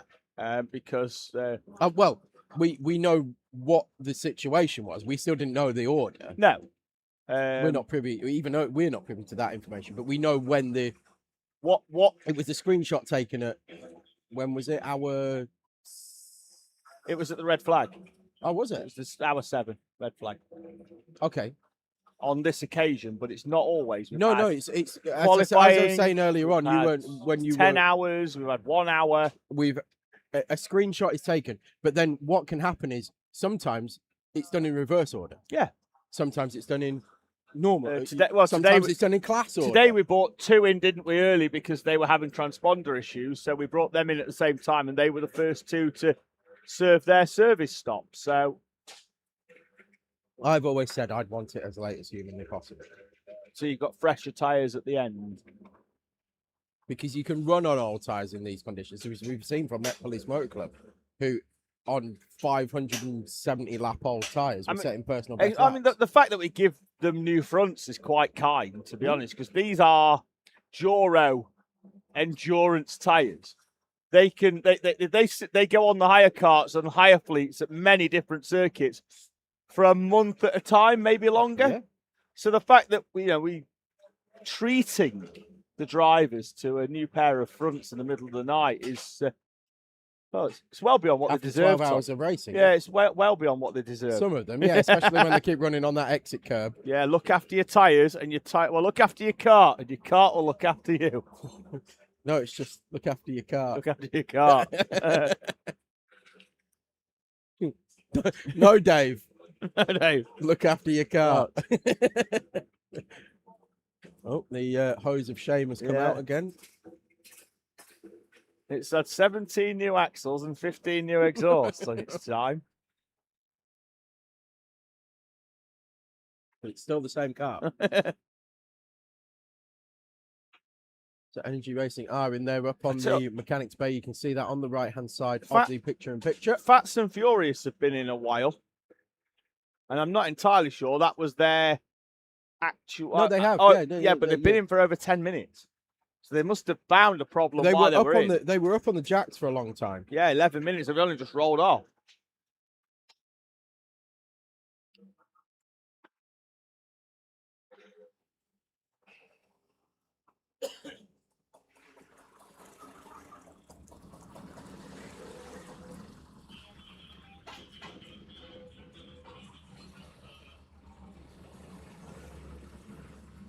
Yes. I've just noticed that can of Orangina, which we've had 2 in the last couple of hours each, but it's the only place I actually have Orangina is over here. I love it.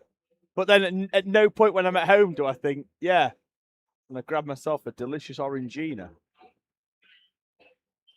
What we got in the chat, Tom? I don't know. Some Kane Bab is saying something about TRX. Kebab? Yeah, big fan of the kebabs. Canibabs. Canibab.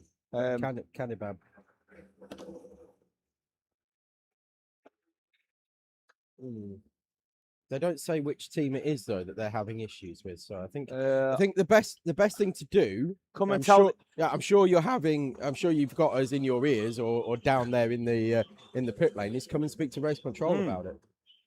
You know, Cat and Paul are here for a reason. Nigel, of course, is helping with race direction as well. So if you've got some issues, come and see us. David, why is your race screen still showing daylight on it? I paused the. I always pause the live stream so that the live chat still works. But I pause the stream so that it doesn't. Sometimes it means that it's using less of the internet. Okay, because we wouldn't want it to run out, would we? Well, no, but I also don't want it to... It's using it on yours as well, isn't it? Yes. We're using the circuit one, so... It's only a limited bandwidth. It's a limited thing, the internet. Well, we can't use it all up on watching live. Well, I'm assuming there's a fair use policy. Winding you up. I know. And It's I'm playing working. and I'm playing into It's it. working. Playing into it. Biting hard. So we're back out. Oh, we're bringing Eberiche on, and Saka's coming to run at the Eze Norwegians. is also coming on, but they haven't told us who's going off yet. Oh, Madueke, unsurprisingly, and Rice.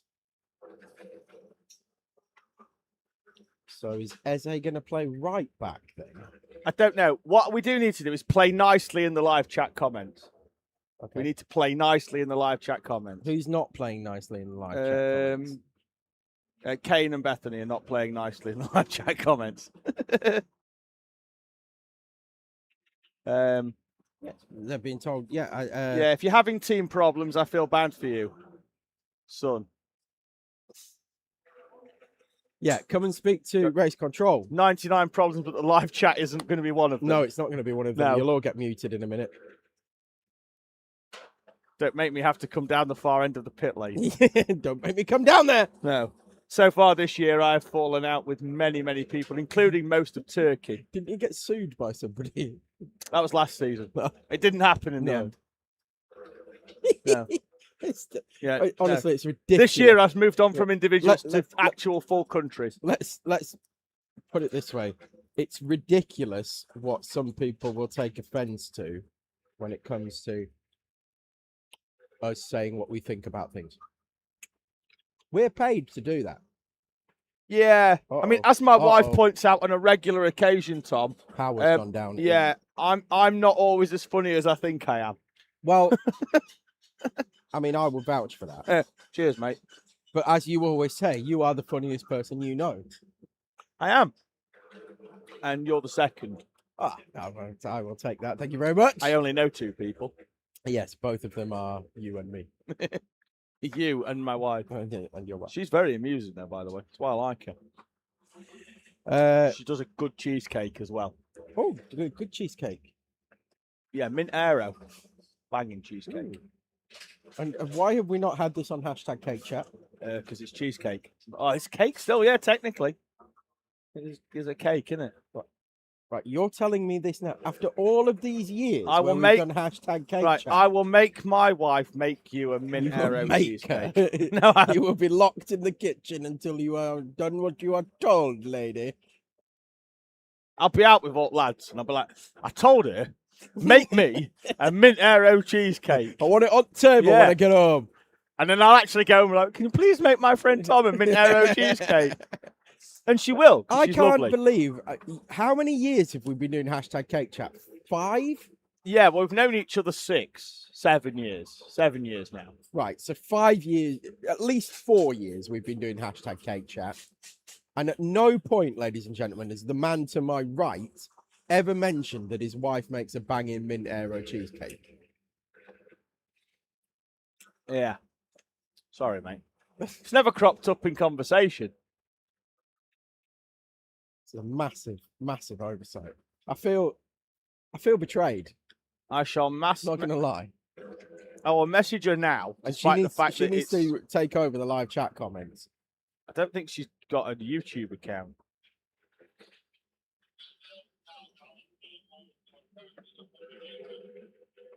Cannot quite believe what I'm hearing. I would ask my better half to make us chocolate cake, but she'll never get time. She does a good banana bread, but I don't eat it. Oh, waved yellow at turn 1. Technically, I don't know that it's good, but I have heard feedback that Yeah, it's good. that looks like the marshal's just been to retrieve something. I've been trying to get in a few different references, as we know, Tom, from like TV shows and things like that. We started the Paddock show that came out to start with a bit of an in-betweeners reference. We've mentioned Rowan Atkinson and Mr. Bean. Yeah. No, not Mr. Bean, is it? Blackadder. Blackadder. Blackadder with the ball. I have asked my wife if she will make you a small, very large mint aero cheesecake. A small, very large mint aero cheesecake. Yeah. Okay. If anybody can get the small, very large reference, please let me know in the live chat. You've missed me on that one. Well, yeah, no, but I'm not going to interrupt before. See if anybody can let me know in the live chat. Small, very large. Yes. Lemon and white chocolate cheesecake is being recommended. That sounds nice. It does, doesn't it? I think we've lost power to the mechanics bay, and the reason I know that is definitely the case is not only have the lights gone off, but when they took the car off the lifter a moment ago, they had to lift it off the lifter. Yeah. Which, if there was power, they'd have just dropped it. Yeah. Luckily, they're all quite strong. Now, I am not entirely sure that the use of the what do you reckon? The use of the hose pipe near the electrics, do you reckon that's had a detrimental effect? I don't know. Initial P-Pro said Lost Boys. No, it was a Benidorm reference. Oh, right, okay. One of them always goes to the bar and she always asks for a small, very large vodka.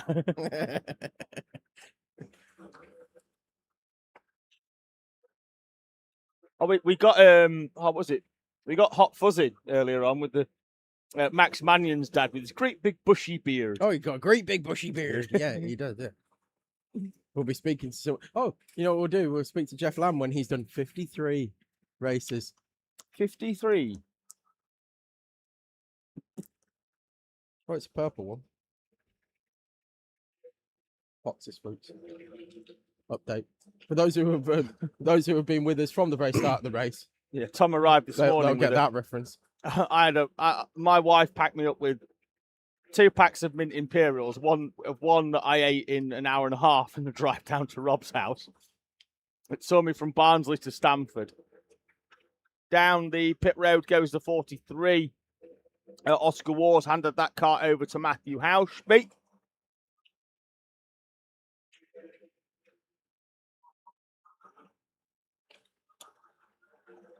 Cheryl in the live chat. Cheryl Teeth 84. Wonder if she was born in 84 like we were, Tom. Maybe. Or whether Cheryl, it's what just was your another- first car? Did you name it? She's And if you in- don't know about that, go up in the live chat. Yeah. 'cause, Cheryl, tell us what your first car was, because she's saying, "Come on, Paul, foolish behaviour. Well done to all your team so far today." And tell us what your first car was. So that'll be for Paul Curtis in the 88 Foolish Behaviour. We spoke to them in the pre-show, which preceded the recommencement of this race after the mid-race interlude with the red flag. So Stephen Highcoop has been on to ask how is Stephen Highcoop doing. Now, is this genuine schizophrenia? No, he's in the 352 Vortex Racing. Is it a Jeff Lamb situation where somebody else has got his YouTube? Quite possibly, yes. Vortex in the 352, the largest team in number of signed-on drivers with 8. There we go. A purple Volkswagen Polo. Nice. And what did you call it, Cheryl? That's a strong first car. I'll bet Cheryl with a purple Volkswagen Polo had a name for the I purple think people with Volkswagen. purple cars name cars. People with purple cars Yeah. definitely name cars, yes. What was it called? I'm just going to grab random people now. Initial P photography. My first car was an EK3 Civic. Tell me my age. What's an EK3? Which one's the EK3? Is that the one with the Is that the curvy one? No, is that the one with the spoon engine? Yeah, the curvy one. The one that's a proper hatchback. Oh, I was getting another Fast and the Furious. Right, okay, with the T66 turbo. Yeah. And NOS. EK3 Civic. Cheryl's put the It name. is a curvy one. Yeah, Cheryl's put the name of her car in the live chat. I'm gonna let you open it up to see what it's. It just says my car. Yeah, she named it my car. My car. It's my car. Why didn't you name it Mike R? Mike R. Mike R. It's Mike R. R for rapid. Is it still? Is it still 1-1 in the soccer ball, Tom? It's 1-1 in the soccer ball. Right, Initial P photography with his EK3 Civic as his first car. So that's a mid-90s. Got to be mid-90s. So I would say you would be early to mid-40s. That's my guess. Unless you went with a classic. Stephen Highcoop, who is not Stephen Highcoop, is asking what is the fastest time and who got it. No, who got the fastest time in their team? Do you reckon that Stephen Highcoop got the fastest time in that 352 and he'd just like us to shout him out? This is why I'm saying, is he schizophrenic? Oh, no, no way I've scored. Oh, no. Way. Again. A lad in a white bib jumped in. I thought one of the England players was celebrating with him. 46 he is. Spot Yeah. on, see? It's almost like we know what we're talking about.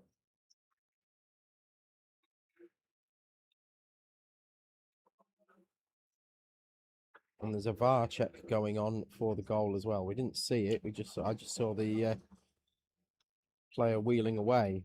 Mark Gay is looking very guilty.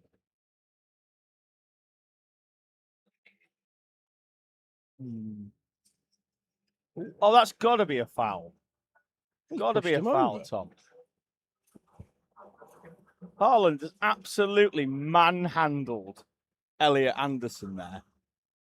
But the first one, there was a foul in the build-up for the first one, and that wasn't given either.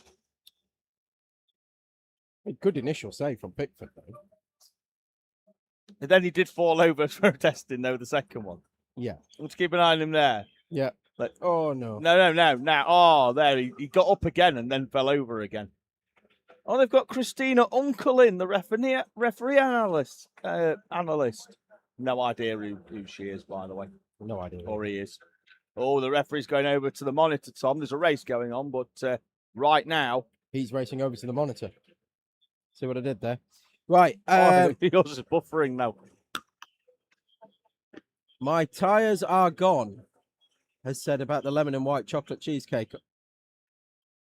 Well, my tyres are gone. What was your first car? Here we go. That's gonna be overturned. It has. You're a little bit behind, but... Oh, yeah, Bethany Pop in the live chat. Goal disallowed. Get in. Quality. Row about that one on Norwegian Friends. Stick that in your boat and smoke it.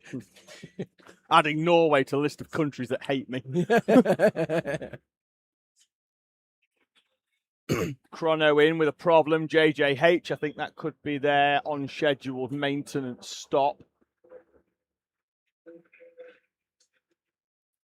for the 26 cart. Who's in that at the moment? Not quite sure.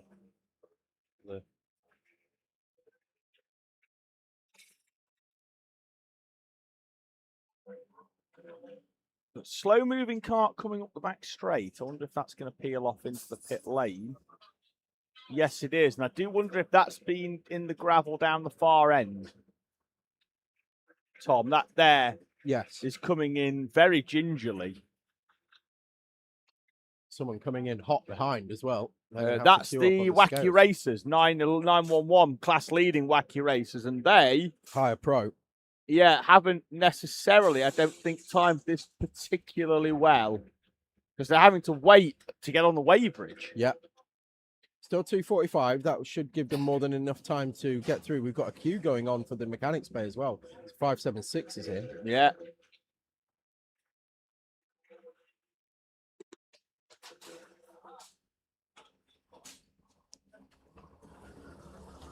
So the cart that I thought was coming in rather gingerly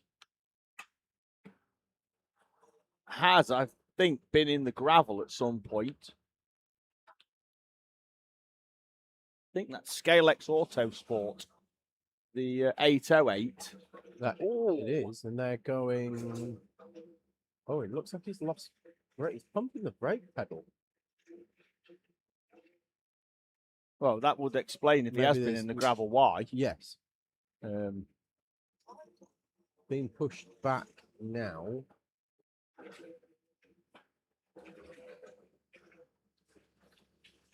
Bethany, thank you for letting us know that the goal has been disallowed. What was your first car? I do need to start stopping people that just randomly walk past. And we need to stop reading out comments until they tell us what their first car is. Yeah. Then we'll read your comment out. If you could also put in loving the show as well. Oh, the 28's in. Again? Yeah, and they're queuing. Max Shields has brought that cart in. I'm going to go and find out, but I think it's going to be a tough conversation. Yeah, they are dropping down the order now significantly for the 28. They were 13th place when they came in, already dropped to 14th. Correction, they were 12th place when they came in. But they were leading the higher pro, they were second in the higher pro class for a long time. TRX 276 have retaken the lead of higher pro meanwhile. Now that Barriers Wacky Racers are in, and they've done their 8th stop, so they are one ahead of Met Police Motor Club. In fact, there's a change on that lap as TRX 276 did a 1 minute 13 second lap. So they must have had a spin somewhere, because Met Police Motor Club 2 have retaken the lead in higher pro, 4th place overall.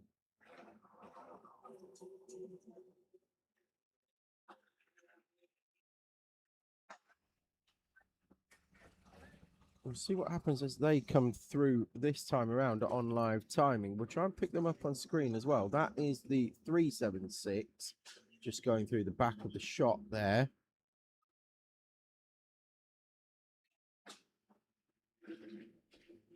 There's the Met Police Motor Club. I'm not sure which one it was though. That might be them, in fact. I think that is the 101.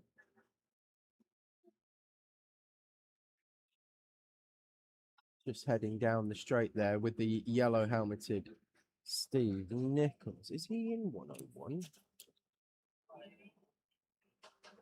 Yes, he is. Right. So that is 101 that we're looking at. So that's your leader in higher pro, just flashing through to the left of the shot. And then we've got 5 seconds behind now, TRX 276, and they've come into the pits as well. They are in the pits. So they did a 1 minute 13-second lap, and now they're in the pits. So potentially a problem. And coming into the mechanic bay. Yep. I'm going to go and run just now. as the second one. So the 28 in with the same chain off that happened half an hour ago. 20 minutes ago. ago, So with Gracie Mitchell, this time it went in a straight line. So Max Shields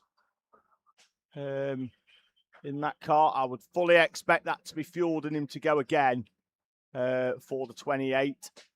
But the 276 in and having to queue, unfortunately, for the one-time race leaders, TRX 276.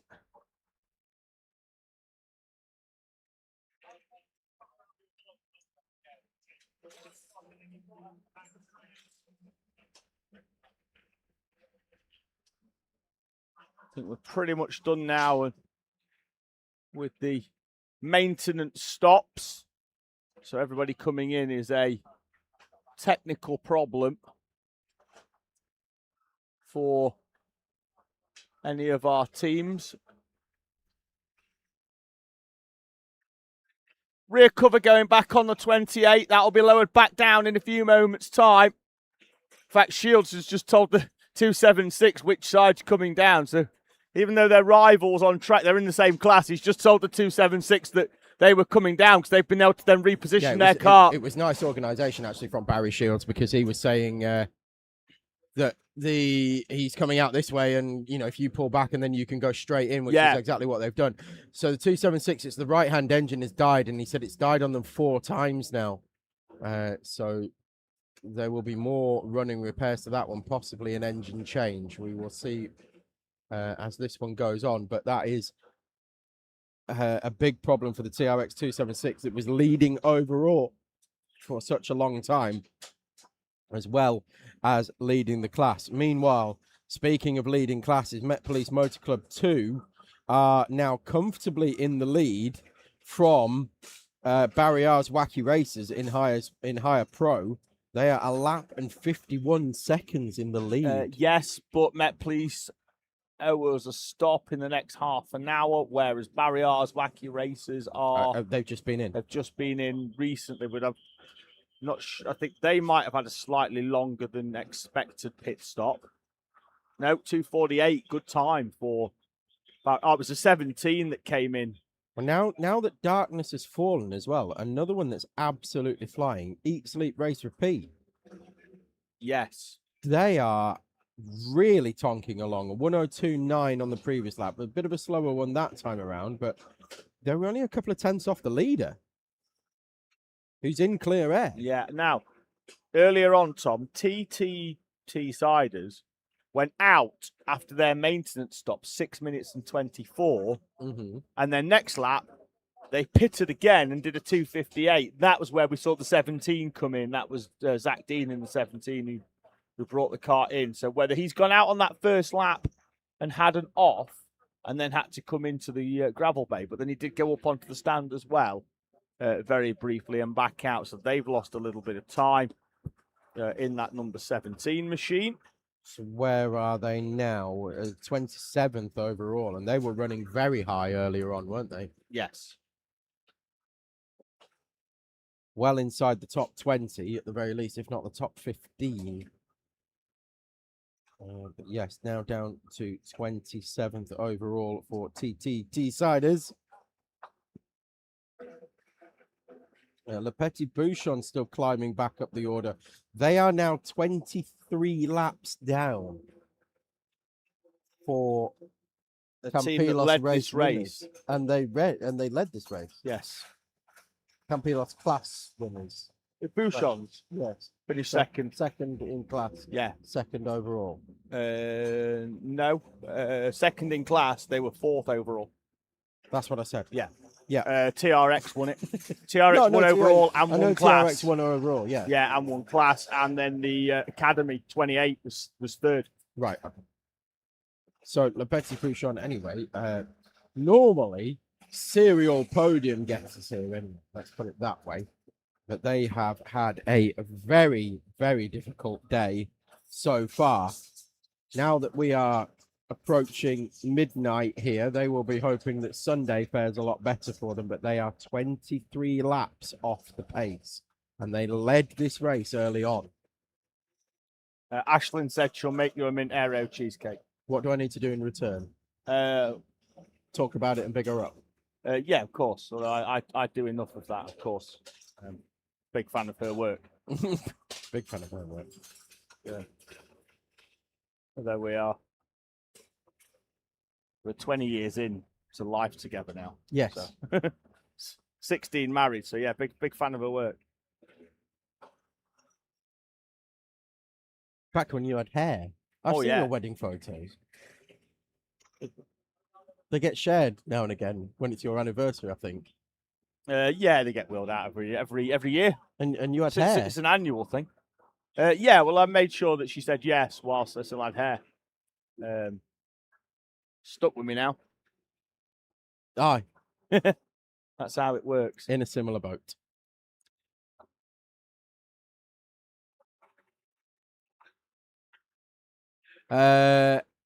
Meanwhile, we look at who is that in the?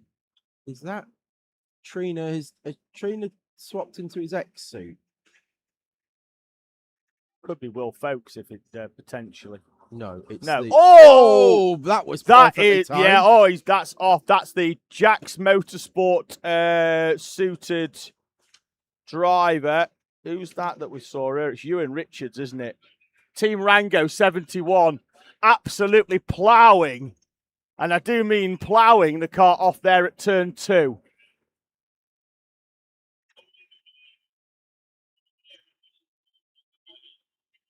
We'll await to see whether there is any kind of penalty, but yeah, they are not happy in the Rango car, are they? If anyone asks about that one,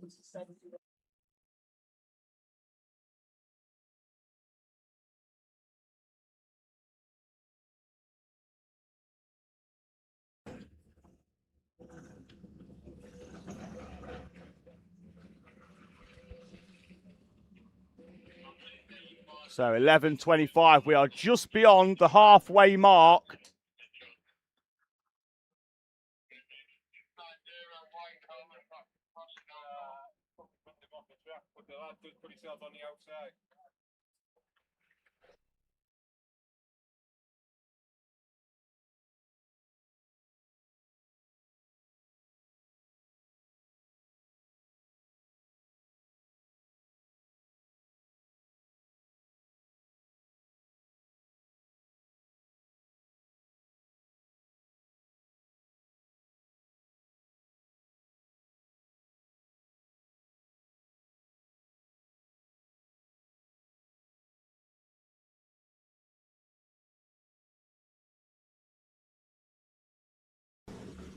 Well, ladies and gentlemen, we've just done a little bit of internal admin here, but we are back with you now.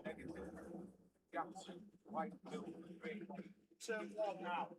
Turn 1 now. Yeah, that's right. Okay, that's contact point on 71. So yeah, that's just been cleaned up now. What was going on with that one, and a different reason for our internal admin, but We occasionally wear many hats. We do.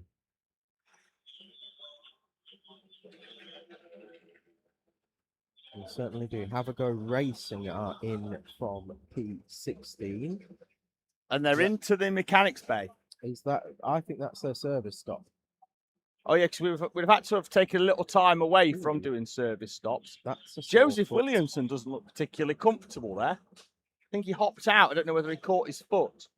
No, I think he's just sore. Yeah. From the drive.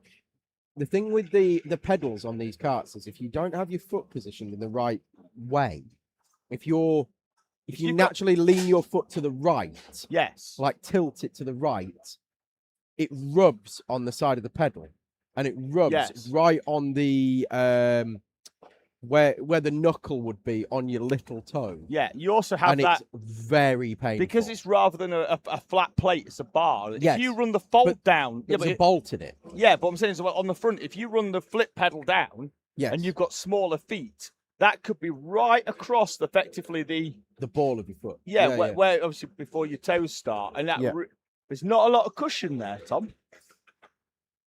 But I think that's been the situation there. I've seen that limp many times, many times. Ian Williams is a prime example of that one. You know? He because of the way that he has his feet positioned when he's driving, that's what tends to happen. If you keep your foot straighter, more vertical, don't have that issue at all. The other thing that it does, of course, is it rubs on the side of your boots and it knackers your boots. Where's your boots out? It does. They're You end up with a hole in the side of your boots. They're not a cheap bit of kit either. No. Not if you want some good ones, anyway. Well, someone stumbled on a gold mine when they created the race boot. The race boot.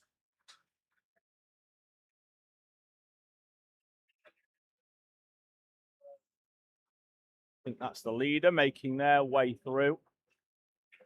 Live chat's gone a bit quiet. I think everybody's tuning back into the football. Yes, I think so. Well, it'd be time for the hydration break, wouldn't it? So we might get them back for a few minutes. No, they've done it. Oh, have they? Yep. Shame. Kevin saying, don't forget to take our hydration breaks. He must be sounding a little hoarse. Tom's got his water. That's been there a long time. Yeah, That's going to be warm. What, a little horse? What, like a pony? Like a pony. Shetland.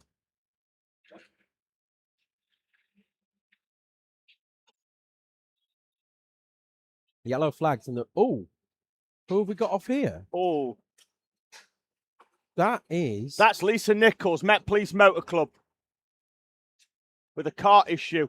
Mechanics are running. They're just going to drag that back in. Nigel Moore's manhandling. Ross Jackman's got hold of a corner as well. And we are just going to manhandle that cart back into pit lane. One of the mechanics has come back, so whatever problem is, they've seen it. They're just going to try to get that cart back in, but they'll push it round. They've cleared the track. That is a really good clearance. We'll go green again down this far end, I think. I'm going to go and see what's missing on it, Tom. It's coming. It's going to come back past us, isn't it? But all wheels are on right, it, I think. right rear wheel missing. Yeah. I think. Well, yeah, because Paul's just jumped on the left side of it, hasn't he, to balance it out? So Met Police Motor Club in the 999 in for a right rear, and I think it's the hub. I think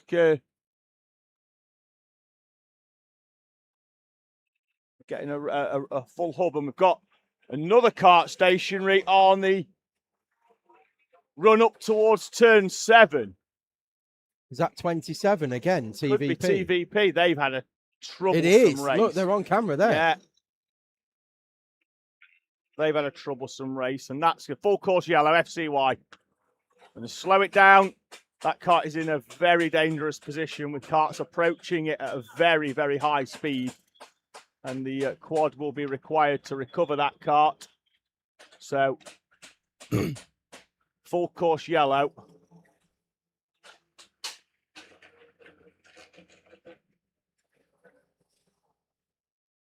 How are we doing service stops wise? I think we're fairly clear on most of them. I think there can't be that many left. I think, well, most would stop calling them in, although Paul's still got his clipboard in his hand, so we might still have one or two more. But obviously, while we're bringing teams in with problems, I don't think we're going to deal with that. Let's see if anybody's going to pit under this full course yellow. Anybody due in, Tom? Here's the big one. Club 73. After 1 hour and 24, would probably be prime for one right now. In comes the second of the Met Police Motor Club carts, Tom. Steve Nichols brings the 101 in out of the class lead in Higher Pro. And that too is on the mechanic stand, Tom. Double Met Police problems, and it's the class leading Higher Pro Met Police Motor Club 2. Oh, Steve can't get out of it. Wonder if he's had a bit of an off. Well, no, it's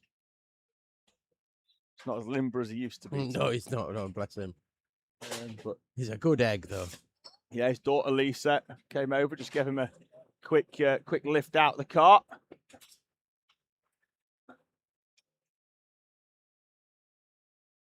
So I was seeing whether.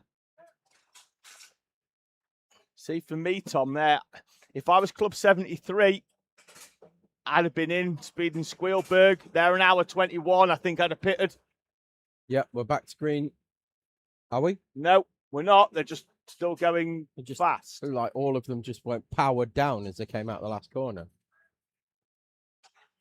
What sort of lap times are we doing? 108s for Speed and Squealberg under full course yellow. They've gone green again, so that you're only 5 seconds off overall pace under a full course yellow is 108 for Bargain Racing. 104 for TVP. Oh no, they've stopped, haven't they? Yeah. That'd be why. We'll yeah, let them. that was the previous lap before they stopped. So yeah. 105.6 for Teesside Tigers. Oh, 213 is in and on the stand.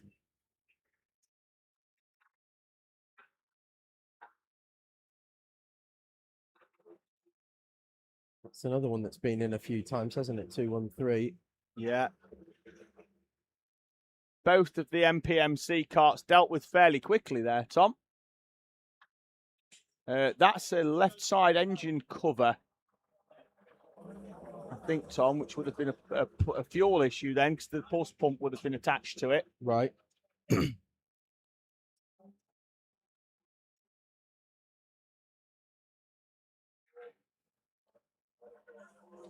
He'd have saved that if he had longer Rattled the woodwork.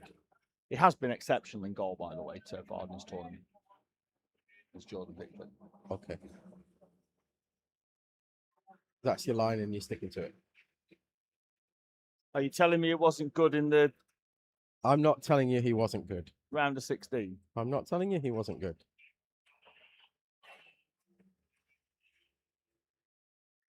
I just wish he had longer arms. Yeah, I think we all do.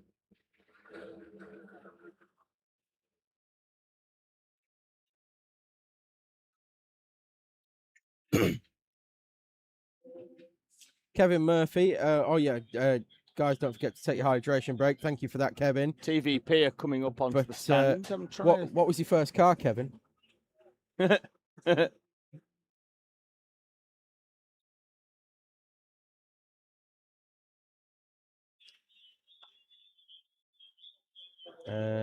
Harry Eden saying Norway is the most likely to score. How we aren't 3-4 down is incredible. Well, Harry, what was your first car? We're milking this, aren't we? Yeah, well, I just like the comments coming in. Harry Gurney brings the 27 to the stand. And what did you name it? What was the car named? Not what make and model it was. What was it called? My Volkswagen Golf was called Vladimir. Oh, Vladimir. Vladimir. Yeah. My mate had a red Renault. Oh, Harry doesn't even have a license. Okay, well that won't be a car for you then. My mate had a Renault 5 that he called Clifford. Was it red? It was, yes. Obviously, it wouldn't have had. I was referring to Clifford the Big Red Dog. Yes, but it wasn't even been close. It was surely. that, but it also had at one point a Clifford alarm on it, and so it still had the button for the Clifford alarm, but there was no Clifford alarm, so he just called it Clifford.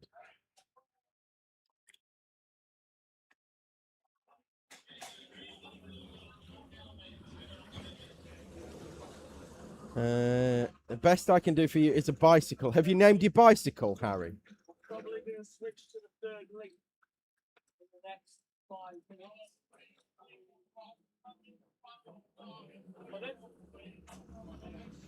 Yeah, but at least we can tell people to switch Still before we sign off.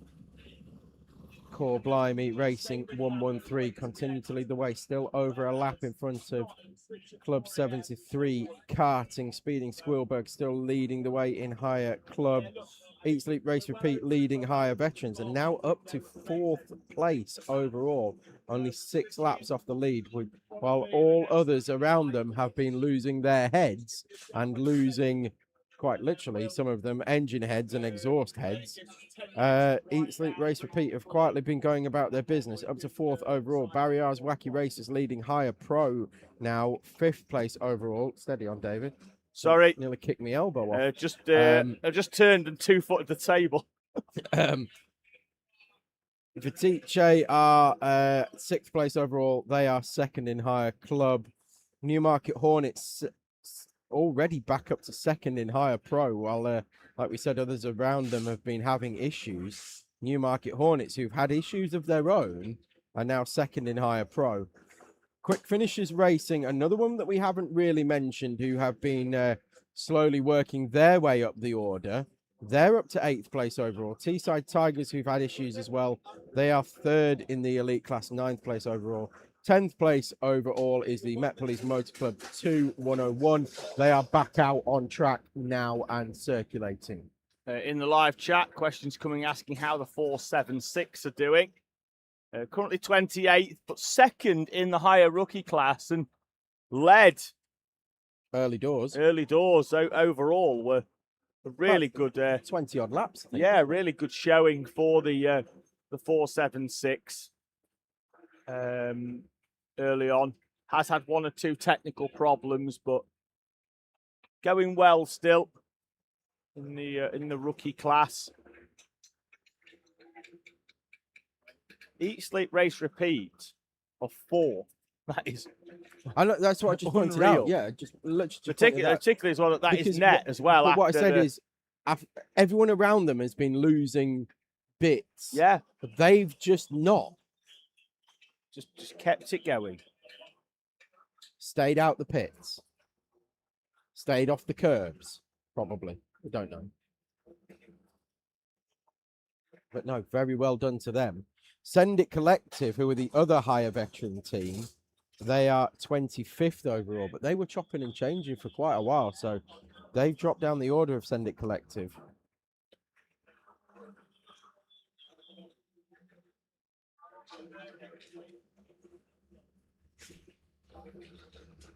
Team Skivo are in and on the mechanics stand for start to approach 1 a.m. here. An exhaust by the look of things.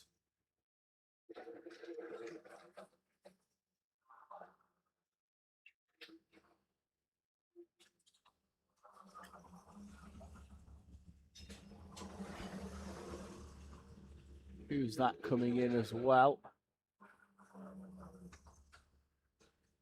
I think that could be TTMY, who've just tripped the timing beam in 44th place. No further penalties for anybody for the last couple of hours, in fact, since who's our current the Newmarket Hornets, who were leading at the time in our higher pro class with the yellow background, now 2nd because of that. Ballyan Mules are our current wooden spoon holders, but they are 21 laps behind Team Skivo. So they must have parked it at one point. They were parked here for a little while, having a bit of a conversation. But, I mean, that's a good 20 minutes behind anybody else. They're 70 laps off the overall lead.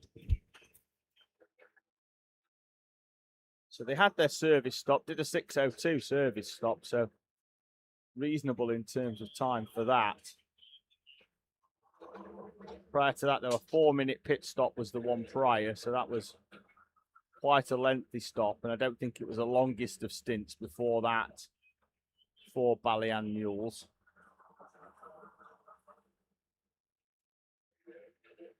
Overall, though, have had a fairly, a low 103 as their best time. So yeah, that's not bad. No slouches at all, really. No, far from it. Team Skibbo, we've seen they've had a lot of issues. TTNY likewise. TRX 376. They are only 3 seconds behind FRS 11. Just going up the order now. TVP Racing, we've seen them just come off the mechanic bay once again. Spent a lot of time on that mechanics bay, have TVP. Cartwheelers, likewise, they've been in a few times. I think 3, I want to say, onto the mechanics bay. But they'd actually fought their way up the order prior to those in quick succession trips to the mechanics.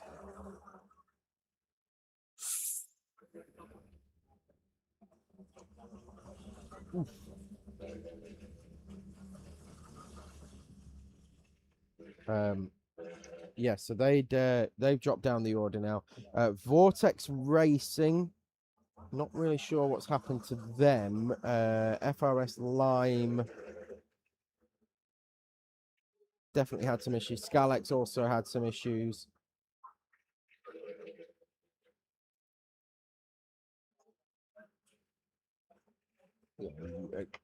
We're getting to the point where, like, they've had 5 or 6 trips to the mechanic bay for some of these teams. The Petit Bouchon 31st now overall. Last year's winners, Chrono Team Racing, they are 21st overall. Yeah, they had a tough issue earlier on in the race, Tom, didn't they? In the before we'd even really got going, and I say that because obviously it's a race of 2 halves, but the where we are right now with 11 hours and 5 minutes to go. That's where they are, Chrono Team Racing, defending champions, down in at 21st. Yep. Yeah, are we switching the live stream over to the third link? So in the comment, well, in the bit of text below, if you click down and you click more, there is a part 3 link. If you click that part 3 link, that's where you will find Tom, myself, and the culmination of the 2026 Le Mans 24-hour race. That link will take us through. Culmination. To the end of the race. So thank you for those that have joined us. I appreciate there's a fairly nervous time going on over in Miami for any fans of the soccer ball. Is England and Norway. It's fine, as I said, Zach is going to win it in extra time. Yeah, I think we're going to have an uncomfortable penalty shootout because, well, that's what we love. Living Litchfield just finally saying, run into the stream. Is it owner carts or arrive and drive? All arrive and drive at Le Mans because Those are the rules. Over in France, you're not allowed to race open wheel and closed wheeled cars on the same event. So we used to, I think, until 2013. And now it's closed wheel karts only with a capacity grid of 46 here this weekend. And also asking how often do they do endurance races at Teesside? Couple of 24 hours. BUKC is hire karts only, and then it's a mix of hires and owners for the British 24-hour. And then they throw the odd endurance race in there as well throughout the season to supplement things. So more chat. Tom and I will be back for around about 10 minutes or so over on the part 3. So we will see you there in a few moments' time. Thank you very much, and we'll catch you very, very shortly.